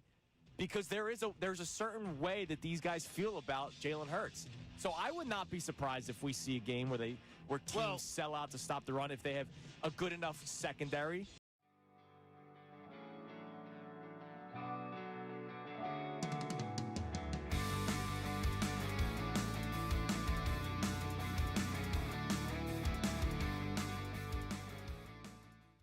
Today we're talking about the idea of the Eagles repeating and what it would take for the Eagles to repeat. And it's off the idea that Diana Rossini put out on her podcast that Jaylen Hurts, that elevated confidence, the conviction in his game, is the reason why she believes the Eagles won't have a Super Bowl hangover. And he has to be a driving force of an offense that is more balanced, an offense that has a more in-rhythm passing game. To me, those would be the driving factors to see this team repeat. It has to be offensively. Defensively, I believe in Vic Fangio, but for them to strike gold back-to-back seasons the way they have, replacing all that talent on the defensive end, it's time for the guys that make all the money, and that's pretty much all on the offensive side of the football, to drive this team to success. We saw it in the Super Bowl. We saw it in that NFC Championship game, just how potent that offense can be. They put together something, obviously not 40 points, 55 points a game, but they put up something offensively that is as dynamic as that all season long, and that's why we're talking about another parade.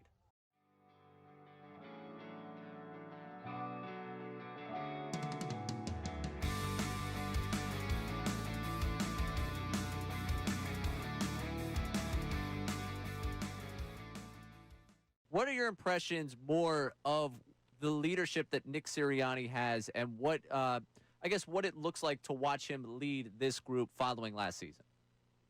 Yeah, I mean, he's been the same. You know, I love Coach Sirianni. The thing I love about him is that he hasn't changed because people thought he should change. And that goes from day one, right? I think he just continued to learn and grow and thrive. Insight on the opposition. The Dallas Cowboys in town tonight as the Eagles and Cowboys open up the 2025 NFL season. Joining us now on the Comcast Business Hotline, where every day business is a big day. Let Comcast Business help you move forward with what's next. Does a tremendous job covering all things Dallas sports, not just the Cowboys, for Dallas Fort Worth NBC. But, of course, he'll be following this Cowboys team closely all season long. Newey Scruggs joins us. Newey, good morning. How you doing? Man, I am great. It's here. We'll see exactly what the Cowboys have. I think they'll lose 32-14. But hey, you're going right out the chute with it. I love it. Close right at the gate. We'll see what happens. No, you know what's funny is that I'm hearing from you, embedded with this, seeing this up close and personal, and you wouldn't believe all week long I've been subjected to how everybody's nervous, chewing their nails about the Cowboys coming to town to face the world champion Eagles. It's amazing. Yeah, the fear of the Cowboys. It's unbelievable. So I was Monday night in Chapel Hill for the Carolina TCU game, and a whole lot of people were jumping up and down about a dude and a team they hadn't seen. My thing I've said to Cowboy fans is, I like Shotty, but we don't know what he's going to do. You've never seen it. They're talking about, we're going to be a run team. Well, you got a team offensively, from the standpoint of offensive line issues last year. You got a rookie on there. And at left tackle, you got, maybe Tyler Guyton plays tonight. If he does, limited. He struggled last year, and his backup is a guy who's never played. This ain't exactly the team to sit up here and try and roll out some new offensive schemes on here. This could be trouble. So the Cowboys, from the standpoint of offensive and defensive lines, they've got to get better. They've got to get better. So speaking of the defensive line, obviously the big story this offseason was the circus surrounding the contract negotiations with Micah Parsons, and now he's a member of the Green Bay Packers. I know the players were in arms supporting Micah Parsons to get that contract. He is no longer with the Cowboys. What has sort of been the vibe inside the Cowboys locker room in the final days of training camp now that Jerry Jones did not pay their best defensive player and he is no longer a member of the Dallas Cowboys? Shocking in terms of, you didn't think it was going to get done. I've covered this team for over 27 years, and Jerry always got his guy. But somewhere along the way, man, this water got real dirty between both parties, and they just didn't work it out. And I think guys, they'll miss the talent the player has, but this wasn't exactly the most loved dude in the locker room in terms of, great player, but there were some people in there who had some challenges and issues. On the way out, Tank Lawrence publicly said it. Yeah, Malik Hooker, who was Cowboy safety, he called it out last year about him doing podcasts and some of the things that were going on here. So, but this is a business. Man, I was, this isn't Luka's trade. We've seen worse in this town this year. We're used to it. True. But, they won 7 games with him last year. So they're at the point in time. You got Dak making 60, CeeDee Lamb's making 35, and you're about to pay this guy 40. Well, who else were you going to be able to pay? Jerry messed things up a little bit from the standpoint when you could have got Mike at 30, when you could have got Dak at 50 plus. I mean, when Jaylen Hurts signed, he should have ran out there as quick as possible and said, okay, we'll pay you $2 more than Jaylen Hurts, and before Lamar Jackson got paid. So they've made mistakes, in my opinion, about how and when they should pay people. But you have to move forward. And they went from being a team that was going to win 7 or 8 games to probably win 6 or 7 games now. No, I'm curious. So with Micah Parsons no longer in the picture, some of the younger edge rushers were players that I really liked coming out of the draft, and I'm wondering what you saw from them. I mean, meaning Marshawn Nealand and Donovan Ezeraku from Boston College, and he's also a New Jersey native. Look, I love Ezeraku. Okay, love the kid. I mean, he's got a motor, good dude, and at some point in time, I think he'll get some help. But until you fortify the defensive line, I know they brought in Kenny Clark. Kenny Clark will help him a little bit. He's still 10 years in his deep league. Until they figure that part out, the Cowboys' edge rushers aren't going to do anything. It'd be like they would do with Micah Parsons. Hey, man, fine, go ahead, run around the edge. We're going to run up the gut. And that was how you would kill the Cowboys. And so until they fix that, your edge rushers aren't going to have much to do because, with first and 10 go turn into, 2nd and 4 if you can't stop the run. So they've got to figure out that part of it in order for Ezeraku, Nealand, Sam Williams, and Dante Fowler Jr. to really have an effect on the football game. And, oh, by the way, the defensive backs have got to get better, too. So Trayvon Diggs may play coming off the injury. He may get some snaps tonight. They just paid Deron Bland since they're not paying Micah Parsons. Those 2 guys over 2 consecutive years ended up leading the NFL in interceptions. And Bland 2 years ago, I mean, had a bunch of pick sixes, was tied the NFL record. So let's see what they can do, because behind them, it is bombs over Baghdad, because these dudes can't cover nothing and nobody. My gosh, it's going to be awful if these guys get exposed out there. So Dak Prescott, are we expecting like 50 pass attempts tonight? Not just because of your score prediction, because it's right out the chute you said that the Eagles are going to win big. But even the ground game, like I don't have any fear of Javonte Williams and Miles Sanders. This is not a bias against the Dallas Cowboys. It's just not fearing those two players. We don't know. I mean, the biggest thing, we don't know. You know, Brian Schottenheimer kept saying, all right, guys, we're just vanilla right now. We're vanilla. I'm like, okay, well, tonight am I getting 31 flavors? Am I going to get peanut butter crunch out here? I mean, let's see. There's a whole lot of talking going on, and I've got to see it. Bill Parcells, when he coached, you had the greatest lines, loved all day long. He says, all I can go by is what I see. And what I saw was the Rams come into practice and tear them apart. And then I look at the roster. Who's 13? Stetson Bennett. Why is Stetson Bennett out here carving people up? Then they went to the preseason game, and they told us, hey, we're going to make adjustments here. And the preseason got tore up. So let's see. And until I see it, I'm going to go based on what I've seen, which is there's some holes and some issues. That's a new coaching staff. They're going to have to figure things out. Shotty says he wants to run the ball. Let me see you do it. This is just a hard test to come out of the gate to try to go show everything you're going to do. And it may take them a few games to get themselves going. But the schedule is not exactly helping you. You got to start off the month against the Eagles. And then, oh, by the way, at the end of the month, here comes Micah Parsons and the Green Bay Packers on Sunday Night Football. Yikes. Yeah, Newey, listen, we appreciate an honest man. Yeah, you are an honest man. We appreciate it. We appreciate the time. The Eagles play you guys again later on down the road, so we'll talk to you then again soon. Thank you, buddy. Be well. Thank you. There's Newey Scruggs on the Comcast Business Hotline covering the Cowboys and all sports down in Big D, Dallas-Fort Worth for NBC. All right, coming up next, if you're planning on betting on tonight's game or already have, you are not alone. I read an article this morning. The numbers for tonight alone may be an all-time high. Oh, I thought you were going to say you had another guest. No, well, stay tuned. It's Kincade Salciunas, 97.5 The Fanatic. Now on 97.5 The Fanatic Sports Update.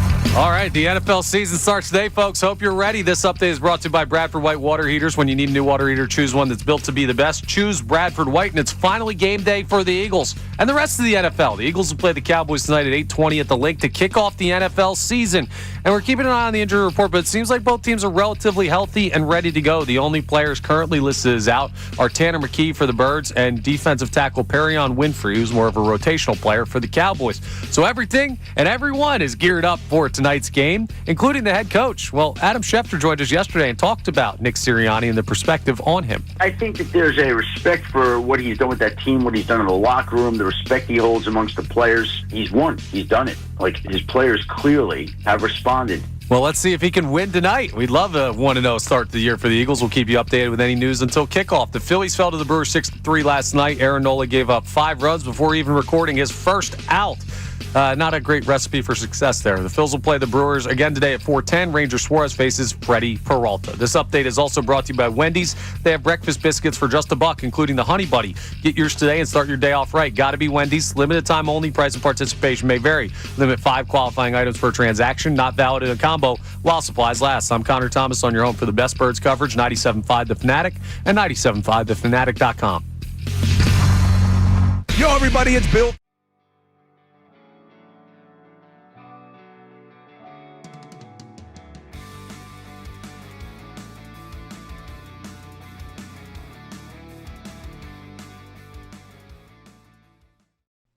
Is there any doubt, Ricky, in your mind that Jaylen Hurts will do whatever it takes to win, no matter how it looks like? No, he doesn't care. There are certain guys out there that are prima donnas that need to throw for 4,500 yards. He's not like that.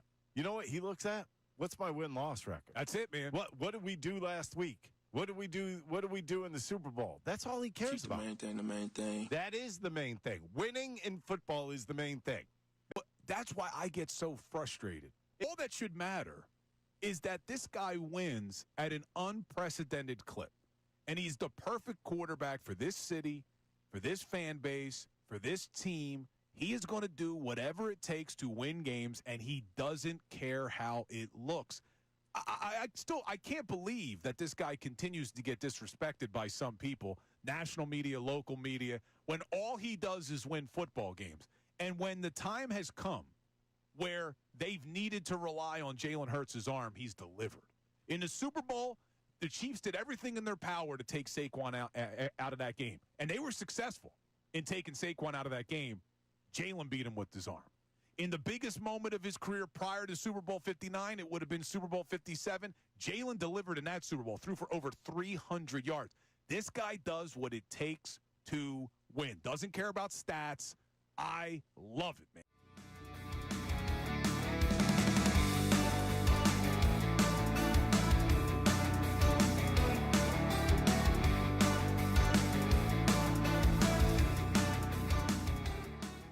You think there are going to be teams that study what the Chiefs did? Yeah.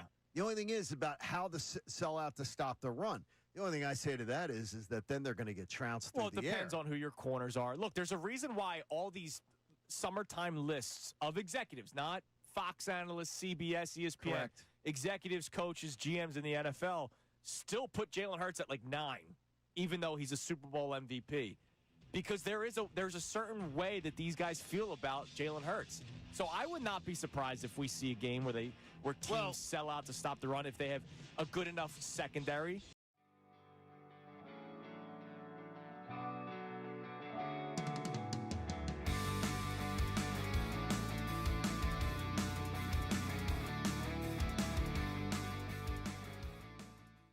Today we're talking about the idea of the Eagles repeating and what it would take for the Eagles to repeat. And it's off the idea that Diana Rossini put out on her podcast that Jaylen Hurts, that elevated confidence, the conviction in his game, is the reason why she believes the Eagles won't have a Super Bowl hangover.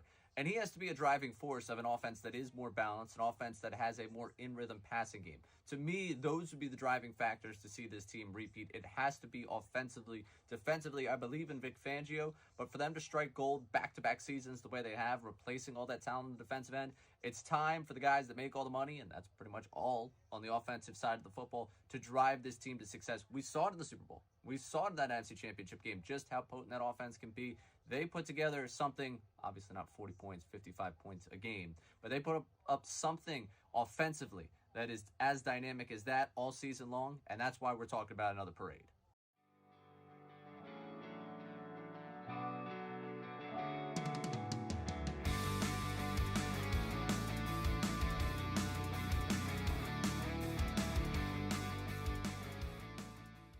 What are your impressions more of the leadership that Nick Sirianni has, and what what it looks like to watch him lead this group following last season? Yeah, I mean, he's been the same. You know, I love Coach Sirianni. The thing I love about him is that he hasn't. Obviously, tonight's game 1 in the entire NFL, I imagine the viewership numbers will be through the roof, not just in the Philadelphia and Dallas areas, but all across the board because it's the first game. And it's a big game. It's a historic rivalry, and it's the defending Super Bowl champions in the Philadelphia Eagles. It's going to be awesome. So David Purdom, who does like the betting analysis for ESPN, writes a bunch of articles on it. I read it this morning because I was just curious. He believes that tonight's game could very well be the most heavily bet game of the entire year. Really? Now, part of it is the whole year? Part of it is the first game, right? And there's excitement for it. So I was reading the article. There was, in 2024, only the Super Bowl and 2 conference championship games attracted more money from bettors at places like DraftKings than last season's opener between the Ravens and Chiefs. So already, last year's opener was the number 1 bet regular season game, and only the conference championship games and the Super Bowls were bet more on. Season openers in other major sports, such as the NBA, NHL, Major League Baseball, don't receive the same spike in interest as the first NFL game. Now, one of the reasons why he's kind of reading the tea leaves here, he covers all of betting. So it's not just like ESPN Bet or FanDuel. Okay, right. Betting volume dips significantly during the summer. A lot of people take off from betting in the months of June, July, and August. That's because I'm so terrible at baseball. Sure. I'm horrible at baseball. Colorado sportsbooks reported taking $173 million in bets in pro football in last September alone. Wow. Just Colorado. So people are hungry. Yes. It's college football's back, pro football's back. all the promotions, Get back in, all that get kind of back in, stuff. exactly. But he's thinking that this will be the most bet game of the NFL season, considering what was last year with the Ravens and Chiefs. And again, if this was Jags-Panthers, which is a Week 1 game, it won't be. Here's what I'm thinking, though. Ravens-Chiefs last year was a game where that was like a 3-point spread and a tight game between two great teams. This isn't. So I'm not expecting that. That doesn't mean people won't bet. But I'm expecting Eagles by 9. Yeah, but I'm expecting or props. Yeah, but I'm expecting that there'll be less action because I can't see a lot of people betting both sides in this one. Yeah, but if I don't you even have know more of a feel. I don't even know how you make that determination, like forecasting that this week, Week 1, is going to, entail the most betting he already compared has to what it could be. He already has information on what's been. Like, I made a bet already. I made a bet. Yeah, yesterday. you and I are going to do that. Right. Guys who regularly bet on this. But the thing is I think last year's game was between two Super Bowl favorites. This year's game's between one also ran and a Super Bowl champion. Right. I think there's a little difference. Like, what if those games with the Commanders, let's say, mean something down the line this season? You mean to tell me that that's going to have more implication? Here's a very important note in this. Ed Salmons, not Pete Salmons. Ed Salmons, who is a veteran Las Vegas odds maker. He interviewed him there with Westgate. You know Westgate very well. Here's a quote. Let's just say people may have more money to start the year in the beginning. People do end up losing. House wins, right? Mm-hmm. And so at the beginning of the season, you got the bankroll up a little bit. Yeah. Now let's try to get people to get more in the bankroll, Johnny, because I know when I woke up this morning, it was football season for multiple reasons. There's a crisp, cool feel in the air, which is why I went with the Eagles hoodie today, right? We just know that people have plans. People were already lining up outside the link last night. But I also knew that we'd be speaking to our next guest on the Comcast Business Hotline, where every day in business is a big day. Let Comcast Business help you move forward with what's next. We had him on all last season, and my man did not disappoint. Johnny, you have emails from people that said, we called the number. It was legit. We went to the website. Yep. It was legit, and we won money. Our man is back for another year here on Kincade and Salciunas from GBIwins.com. Put the number in your phone now, 1-800-885-2525, 1-800-885-2525. From GBIwins.com, our man Michael Westwood is back for another year to build up your bankroll early. Michael, happy football season. Oh, there's my birds. There's my buddies, man. How's everyone doing over there? Dude, we're doing good. Well, we're basking in a Super Bowl title, champions, things like that. So we're still celebrating. Well, listen, I know there's an elephant in the room with the Mets and the Phillies, but we're not going to discuss that today. Yeah, that elephant is 5.5 games back. Yeah, I know. But listen, there's enough time for the Mets to come through. Listen, I'm going to document this. I know we made a bet, you and I. Yes. Who's going to have the most wins? I'm feeling that I'm going to lose that. Yeah, you lost. I think so. I feel that the Mets are going to be in the World Series this year. Oh, wow. Oh, that's heinous. I know you guys are haters. That but it's all right. disgusts Not a me. problem. Well, it's all right. I'm going to be a winner on the Phillies Mets bet, but that's the one I'm worried about. I said magic numbers. Magic numbers 18. So, Michael, you're putting your futures in already for the Mets to make the World Series. Now, let's talk about this weekend, because this weekend you're already starting off hot because you are already 9-2 to start the year because we have college football. You also made some wagers on the preseason, which is incredible. So you've already had a good start in the month of August. Now we've reached the calendar month of September, week 1 tonight. What do you got for the people tonight that call your number, 1-800-885-2525, because we got a big game tonight in South Philadelphia? Absolutely do. I mean, you go into Lincoln Financial Field. I mean, it's sheer insanity there. I want to explain to your listeners who I am, okay? Again, Michael Westwood. I own GBIwins.com in New York. I've been in the sports handicapping world for 42 years. I know how to beat the bookmakers against the point spread on any given game day, okay? That's the bottom line. I do this for a living. I eat, sleep, and drink this nonsense. So the bottom line is this. To answer your question, you got the Eagles playing the Cowboys tonight. The whole nonsense with Micah Parsons, the line opened up at 7, jumped up to 8.5 when Parsons got traded. Now it's down to 7.5, which puzzles me a little bit. But I've got information not only on the game itself, but I've got tremendous information on the over-under. And if the first 150 people call right now, you're not only going to get the winner of tonight's game, you're going to get my mortal lock with the over-under, which is sitting at 47.5 right now. All they have to do right now, guys, is dial 1-800-885-2525. Again, I'm going to say it slow,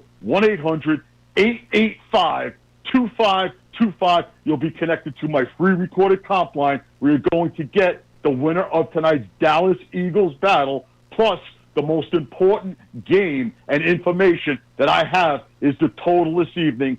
It's free. It's on me. Give 1-800-885-2525 now. Mike, what's the biggest danger of week one wagering in the NFL? That's a great question. The biggest danger is this, okay? You have two teams coming out there. I mean, listen, Dak Prescott, he's healthy. He's 9-4 against the Eagles. I think he's won the last 4 out of 5 against them. But then again, you have your team, obviously the Birds, legit team, Super Bowl winners. Look at the three-peat. You know, I'm a little nervous about the total itself. The total's 47.5. So once again, to answer your question, you know, there's new players on the field. There's new coaches. The hype is up. It's the first game of the year. Who knows who's going to show up? So what I want you to do is this. Let me do the work for you, okay? It's free. It's on me. Again, GBIwins.com. We've been in the sports service industry forever. We know how to make money. Tonight is absolutely free. 1-800-885-2525. You're going to get my recorded message line. You're going to get the winner of the game, plus my first 150 callers. You're going to get right now the winner of tonight's total, the over-under. And that's 2 good bets to make some money on to then have your bankroll going for the rest of the weekend. We got NFL games tomorrow. We have college on Saturday, and, of course, the entire rest of the slate Sunday and Monday night as well. I texted you last night. As Herb Brooks once said, this is your time, Michael. And we're excited for it. Love it. Like I said, I'll be here every single week at this time. But what I want to stress to you is this. Tonight is the start to build your bankroll. Call me now, 1-800-885-2525. No sales pitches, no hype, just the winner of tonight's game, plus the over-under. Absolutely free and on me. And Johnny has made that phone call. Thanks, Mike. He's benefited from it. Thank you so much, soon. Michael. We'll talk to you again next week, man, and enjoy the game tonight. Go Birds, fellas. See you. Go Birds. There's Michael Westwood on the Comcast Business Hotline. Again, the number 1-800-885-2525. 1-800-885-2525. That steak dinner's going to do pretty well. Yeah, we made the bet. That's going to be pretty well. Phil's versus Mets in terms of regular season wins. I just hope he's not a prediction guy. Oh, I thought he said steak knives. No. No, steak dinner. He's not a prediction guy, though. He's a betting guy. The Mets in the World Series. I think he gets sucked in on his Mets before the year. Yeah, I wouldn't take a steak dinner from a Mets fan, but I'd take betting odds from one. Yeah, sure. Absolutely. All right, coming up next, no Key 3 today. So we're actually going to work in the final segment. And we're going to get Andrew Deco's final thoughts with us, because you'll be listening to him again today on Unfiltered, with us talking about this upcoming game between the Eagles and Cowboys when the season starts tonight in South Philadelphia. It's Kincade Salciunas, 97.5 The Fanatic. Philadelphia Union Soccer. Evander pushing back to his left, still has it at his feet, moving.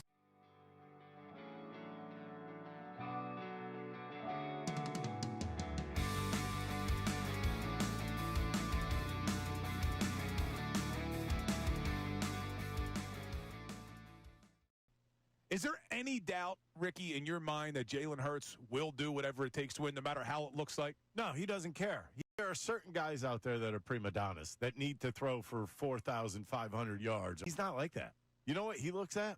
What's my win-loss record? That's it, man. What did we do last week? What did we do? What did we do in the Super Bowl? That's all he cares about. The main thing. That is the main thing. Winning in football is the main thing. But that's why I get so frustrated. All that should matter is that this guy wins at an unprecedented clip. And he's the perfect quarterback for this city, for this fan base, for this team. He is going to do whatever it takes to win games, and he doesn't care how it looks. I can't believe that this guy continues to get disrespected by some people, national media, local media, when all he does is win football games.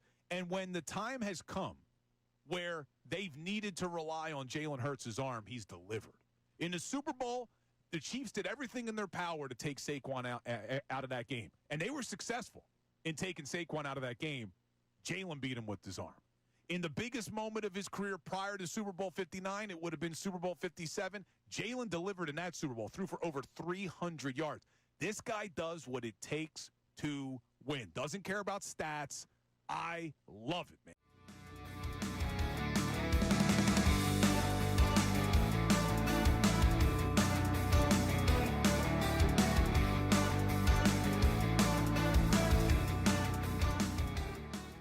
You think there are going to be teams that study what the Chiefs did? Yeah. The only thing is about how to sell out to stop the run. The only thing I say to that is that then they're going to get trounced through the air. Well, it depends on who your corners are. Look, there's a reason why all these summertime lists of executives, not Fox analysts, CBS, ESPN, Correct. executives, coaches, GMs in the NFL, still put Jaylen Hurts at like 9, even though he's a Super Bowl MVP. Because there's a certain way that these guys feel about Jaylen Hurts. So I would not be surprised if we see a game where teams sell out to stop the run if they have a good enough secondary.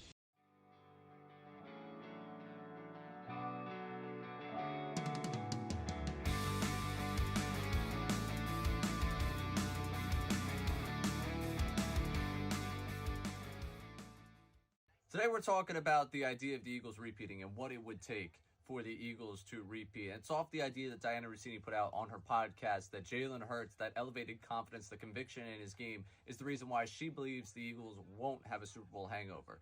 And he has to be a driving force of an offense that is more balanced, an offense that has a more in-rhythm passing game. To me, those would be the driving factors to see this team repeat. It has to be offensively. Defensively, I believe in Vic Fangio, but for them to strike gold back-to-back seasons the way they have, replacing all that talent on the defensive end, it's time for the guys that make all the money, and that's pretty much all on the offensive side of the football, to drive this team to success. We saw it in the Super Bowl. We saw it in that NFC Championship game, just how potent that offense can be. They put together something, obviously not 40 points, 55 points a game, but they put up something offensively that is as dynamic as that all season long, and that's why we're talking about another parade.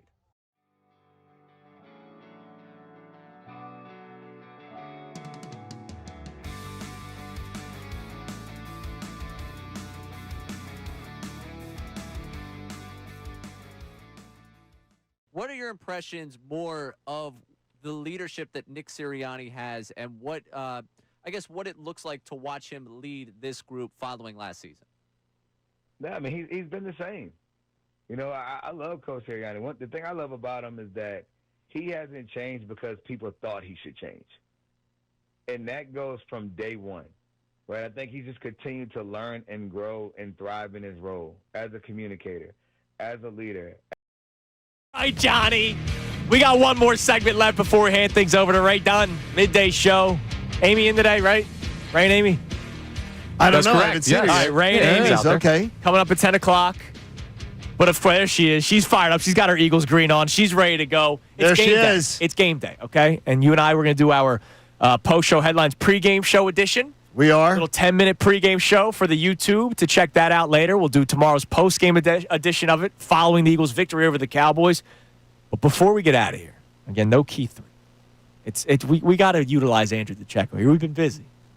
No key 3. No I mean, 3. The audience is going to expect it. No, it's the next key 13 with Andrew Deco. All right. All right. So matchups. What are some of the key things that you are going to be watching tonight? Eagles offense versus Cowboys defense, vice versa. What are some of the key areas where you will, because we know you, like you are somebody that John has talked about all the time. When you guys are in the press box together, you're watching specific things at times. So what are you watching for tonight? Well, I'm going to watch the Cowboys' interior offensive line versus the Eagles' interior defensive line because this is where I believe the game is going to be won fairly early. Sure. When you asked me a couple weeks ago, Andrew, what I believe will be the hallmark for the Eagles' defense, for me it's interior pressure and dynamic second-level play from both Zach Bond and Jahad Campbell. You look at tight end Jake Ferguson for Dallas. Yeah. So that's a matchup that I will be watching and seeing how the Eagles utilize the middle of the field in terms of how they deploy their personnel. Sidney Brown and Jahad Campbell specifically, two newer players who are going to have to take it into account based off of coverage responsibilities, because you could see someone like Dak Prescott, who is a savvy quarterback, try to test those players in the short to intermediate levels of the field.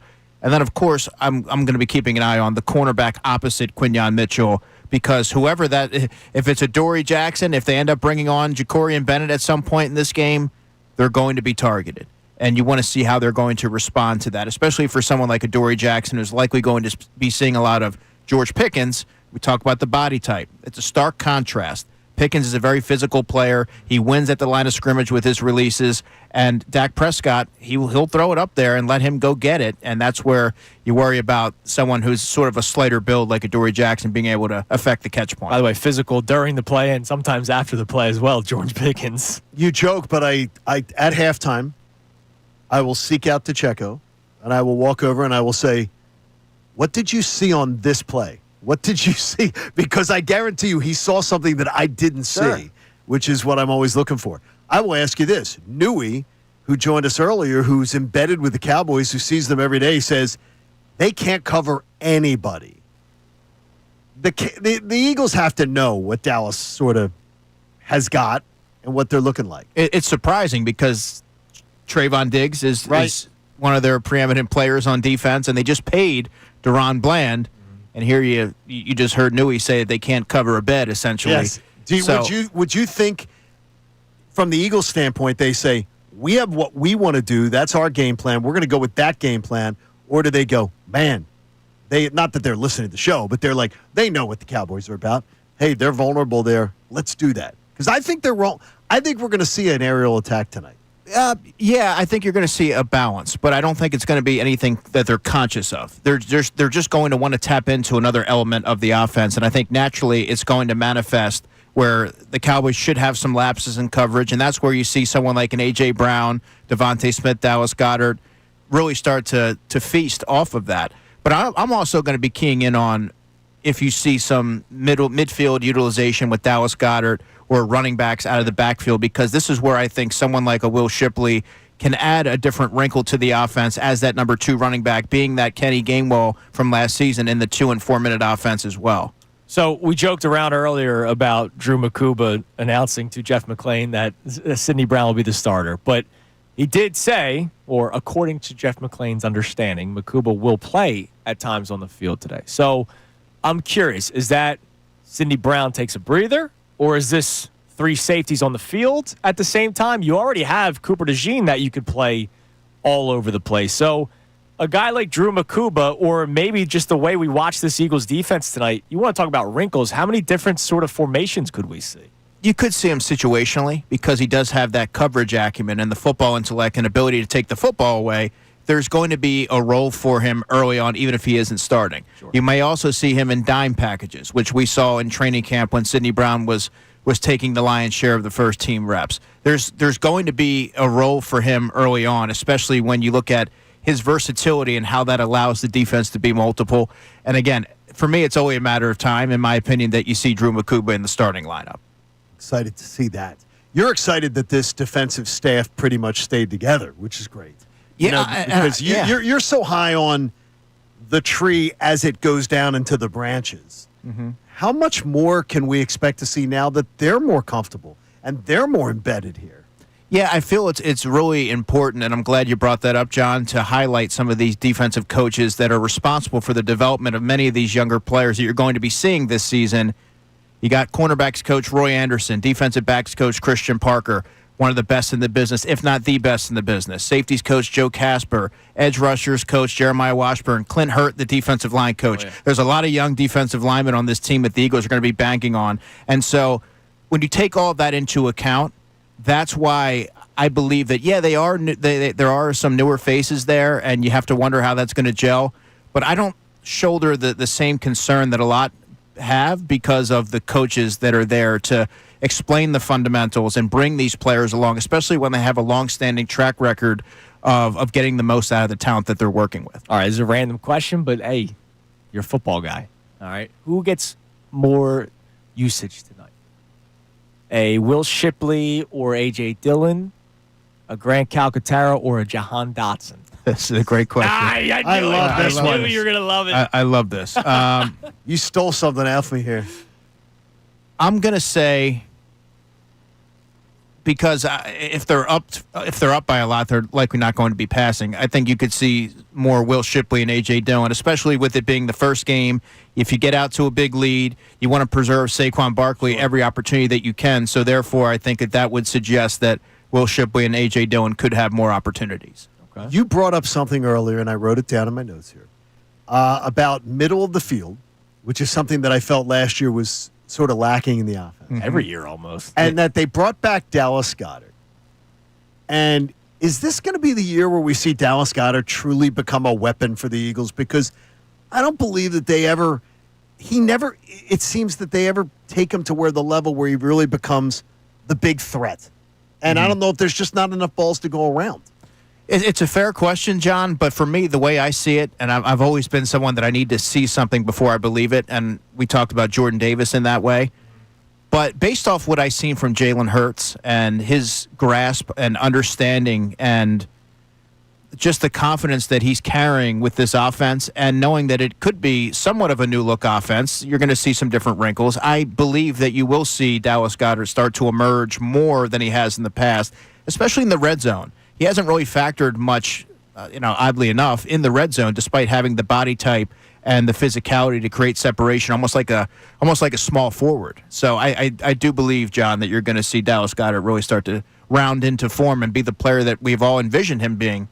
All right, a couple of things before we get our predictions. Again, make sure you listen to the special live broadcast tonight, 2 to 6, Unfiltered with Ricky Bo, Bill Colarulo, Silvana Kelleher, and the great Andrew Deco will be there as well, presented by Bet Parks. It's going to be at Chickies and Pete's in South Philly from 2 to 6.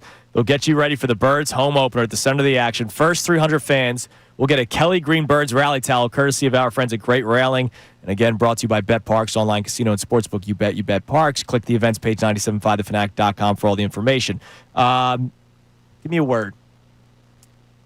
Jingle. Jingle? All right. Text the word jingle. Behoove. Behoove is a great word. Text the word jingle. Fifth person to text the word jingle to 610-632-0975. We'll win our fourth and final $50 gift card to Wendy's. Wendy's has breakfast biscuits for just $1, including the Honey Buddy. Get yours today and start your day off right. Got to be Wendy's, limited time only. Price participation may vary. Limit 5 qualifying items per transaction. Not valid in any combo while supplies last. We'll give our official score predictions before we get out of here. But Mr. Deco. Yes. I got to take exception to our man Bill Colarulo. What did he do now? I have never heard any sort of, courtesy to me for DeCekadamas.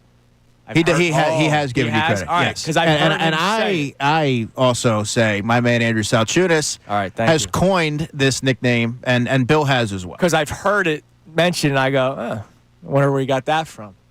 DeCekadamas. It started on the pregame show, if I remember correctly, yes. and it, you've tweeted it. So, what is the DeCekadamas? Who you were like?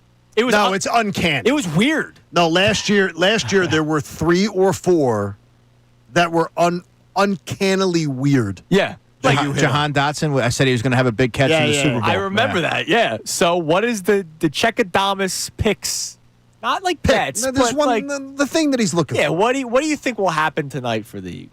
Which one? You want one on offense and one on defense? Yeah, like a prediction? Delicious. Let's do it. A Dallas Goedert touchdown.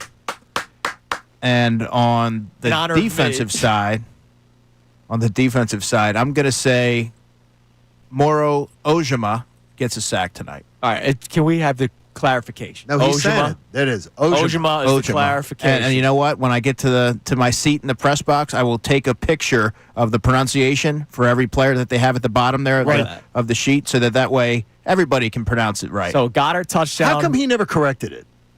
I don't know. I can't answer that. It's just really weird is that he never corrected it. Bijan Robinson. He went his entire rookie year being called Bijan. Well, he also went and had Bijan mustard made. That's true. Which screwed everybody up. That's true. And he was doing it, and he never corrected people in college either. Yeah, some people it doesn't bother him. So, it did bother him enough. But we want to get it right. Yeah. We sure do. All right. We go. Prediction time. I do believe the Eagles cover in tonight's game. Close to the line of 8.5, depending on what the book is, because Michael Westwood told us 7.5 at some. I'm going to go 33, so there's your 30 points that you've been looking for. Right. I'm going to go 33-24, so that means the over hits. Don't forget, Brandon Aubrey's a hell of a kicker, too, so the Cowboys have a weapon at kicker, so they'll be able to get some points even if it's not getting in the end zone. So 33-24 is my prediction for the Philadelphia Eagles tonight. Eagles win 34-20. It will be cosmetically close with that score. The Eagles will win tonight, and we will be thinking tomorrow, what were we worried about? Okay. But Connor? Dak. I like Dak's overs and passing. I do too. I may have a ticket in for it. Go ahead. It is 30-23 Birds with a backdoor cover by the Cowboys. Oh, backdoor cover. Yes. Okay. Yeah, it won't be a close game, but it will be. It's like Lamar's touchdown. Yeah, against exactly. when the Eagles beat the Ravens last year. Mr. DeCecco. 31-16 Eagles. That's a beatdown. What did Newey Scruggs said? What 32-14? He said 32-16 or 32-14, whatever it is. So you're right around the same page there. I've look. We all have had the same sort of vibe on this game all week. No vibe. I've had Yeah, I mean, I'm just excited for by the the game. way, when you're the best team in football with the best roster, that's exactly how we should have a vibe going into this game.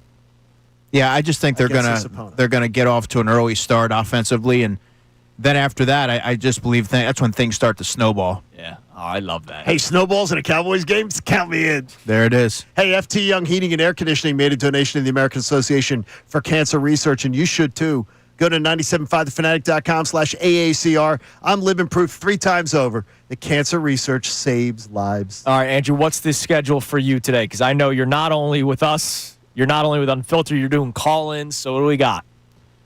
Oh boy, I personally have a difficult time keeping track of where I'm supposed to be at all times. But after this, I'll be at Chickies and Pete's on Packer Ave with the Unfiltered crew from 2 to 3. Then I'll be going to the stadium from there, pregame, postgame, call in tomorrow morning. You need like a beeper. I need a secretary. Is No, we what I pin a need. note. We pin a note to him. That's true. If you find Andrew, this is where he's supposed to be. Yeah, just help him out. Listen, brother, thank you. We're you down excited there. for another fun season with you, a big part of this show. We're excited for what you're going to be doing with Unfiltered today when you're wearing the Kincade Salciunas t-shirt. By the way, I'll make sure I get a mustard stain on it to fully represent Get us the a show. Kincade and Salciunas t-shirt. Yeah, that'd be grab nice. us one of those. That's not on me. That's on you guys We to gotta grab one of those. take ownership. Take ownership. I'll call Philly Goat. They'll help us Yeah, out. they'll help us. Hey, this ain't T-shirt day, man. This is football day. Everybody have a great rest of your day. Oh, yeah. Nice fight song on the way out. Ray Dunn, Amy Fadul, they come your way next to continue the hype for this upcoming Eagles game. The Eagles will be taking down the Dallas Cowboys later this evening, and we'll be reacting to it bright and early tomorrow morning at 6 o'clock on a football payday. Friday. Everybody have a great rest of your day. For Andrew DeCecco, Connor Thomas, John Kincade, I'm Andrew Salciunas.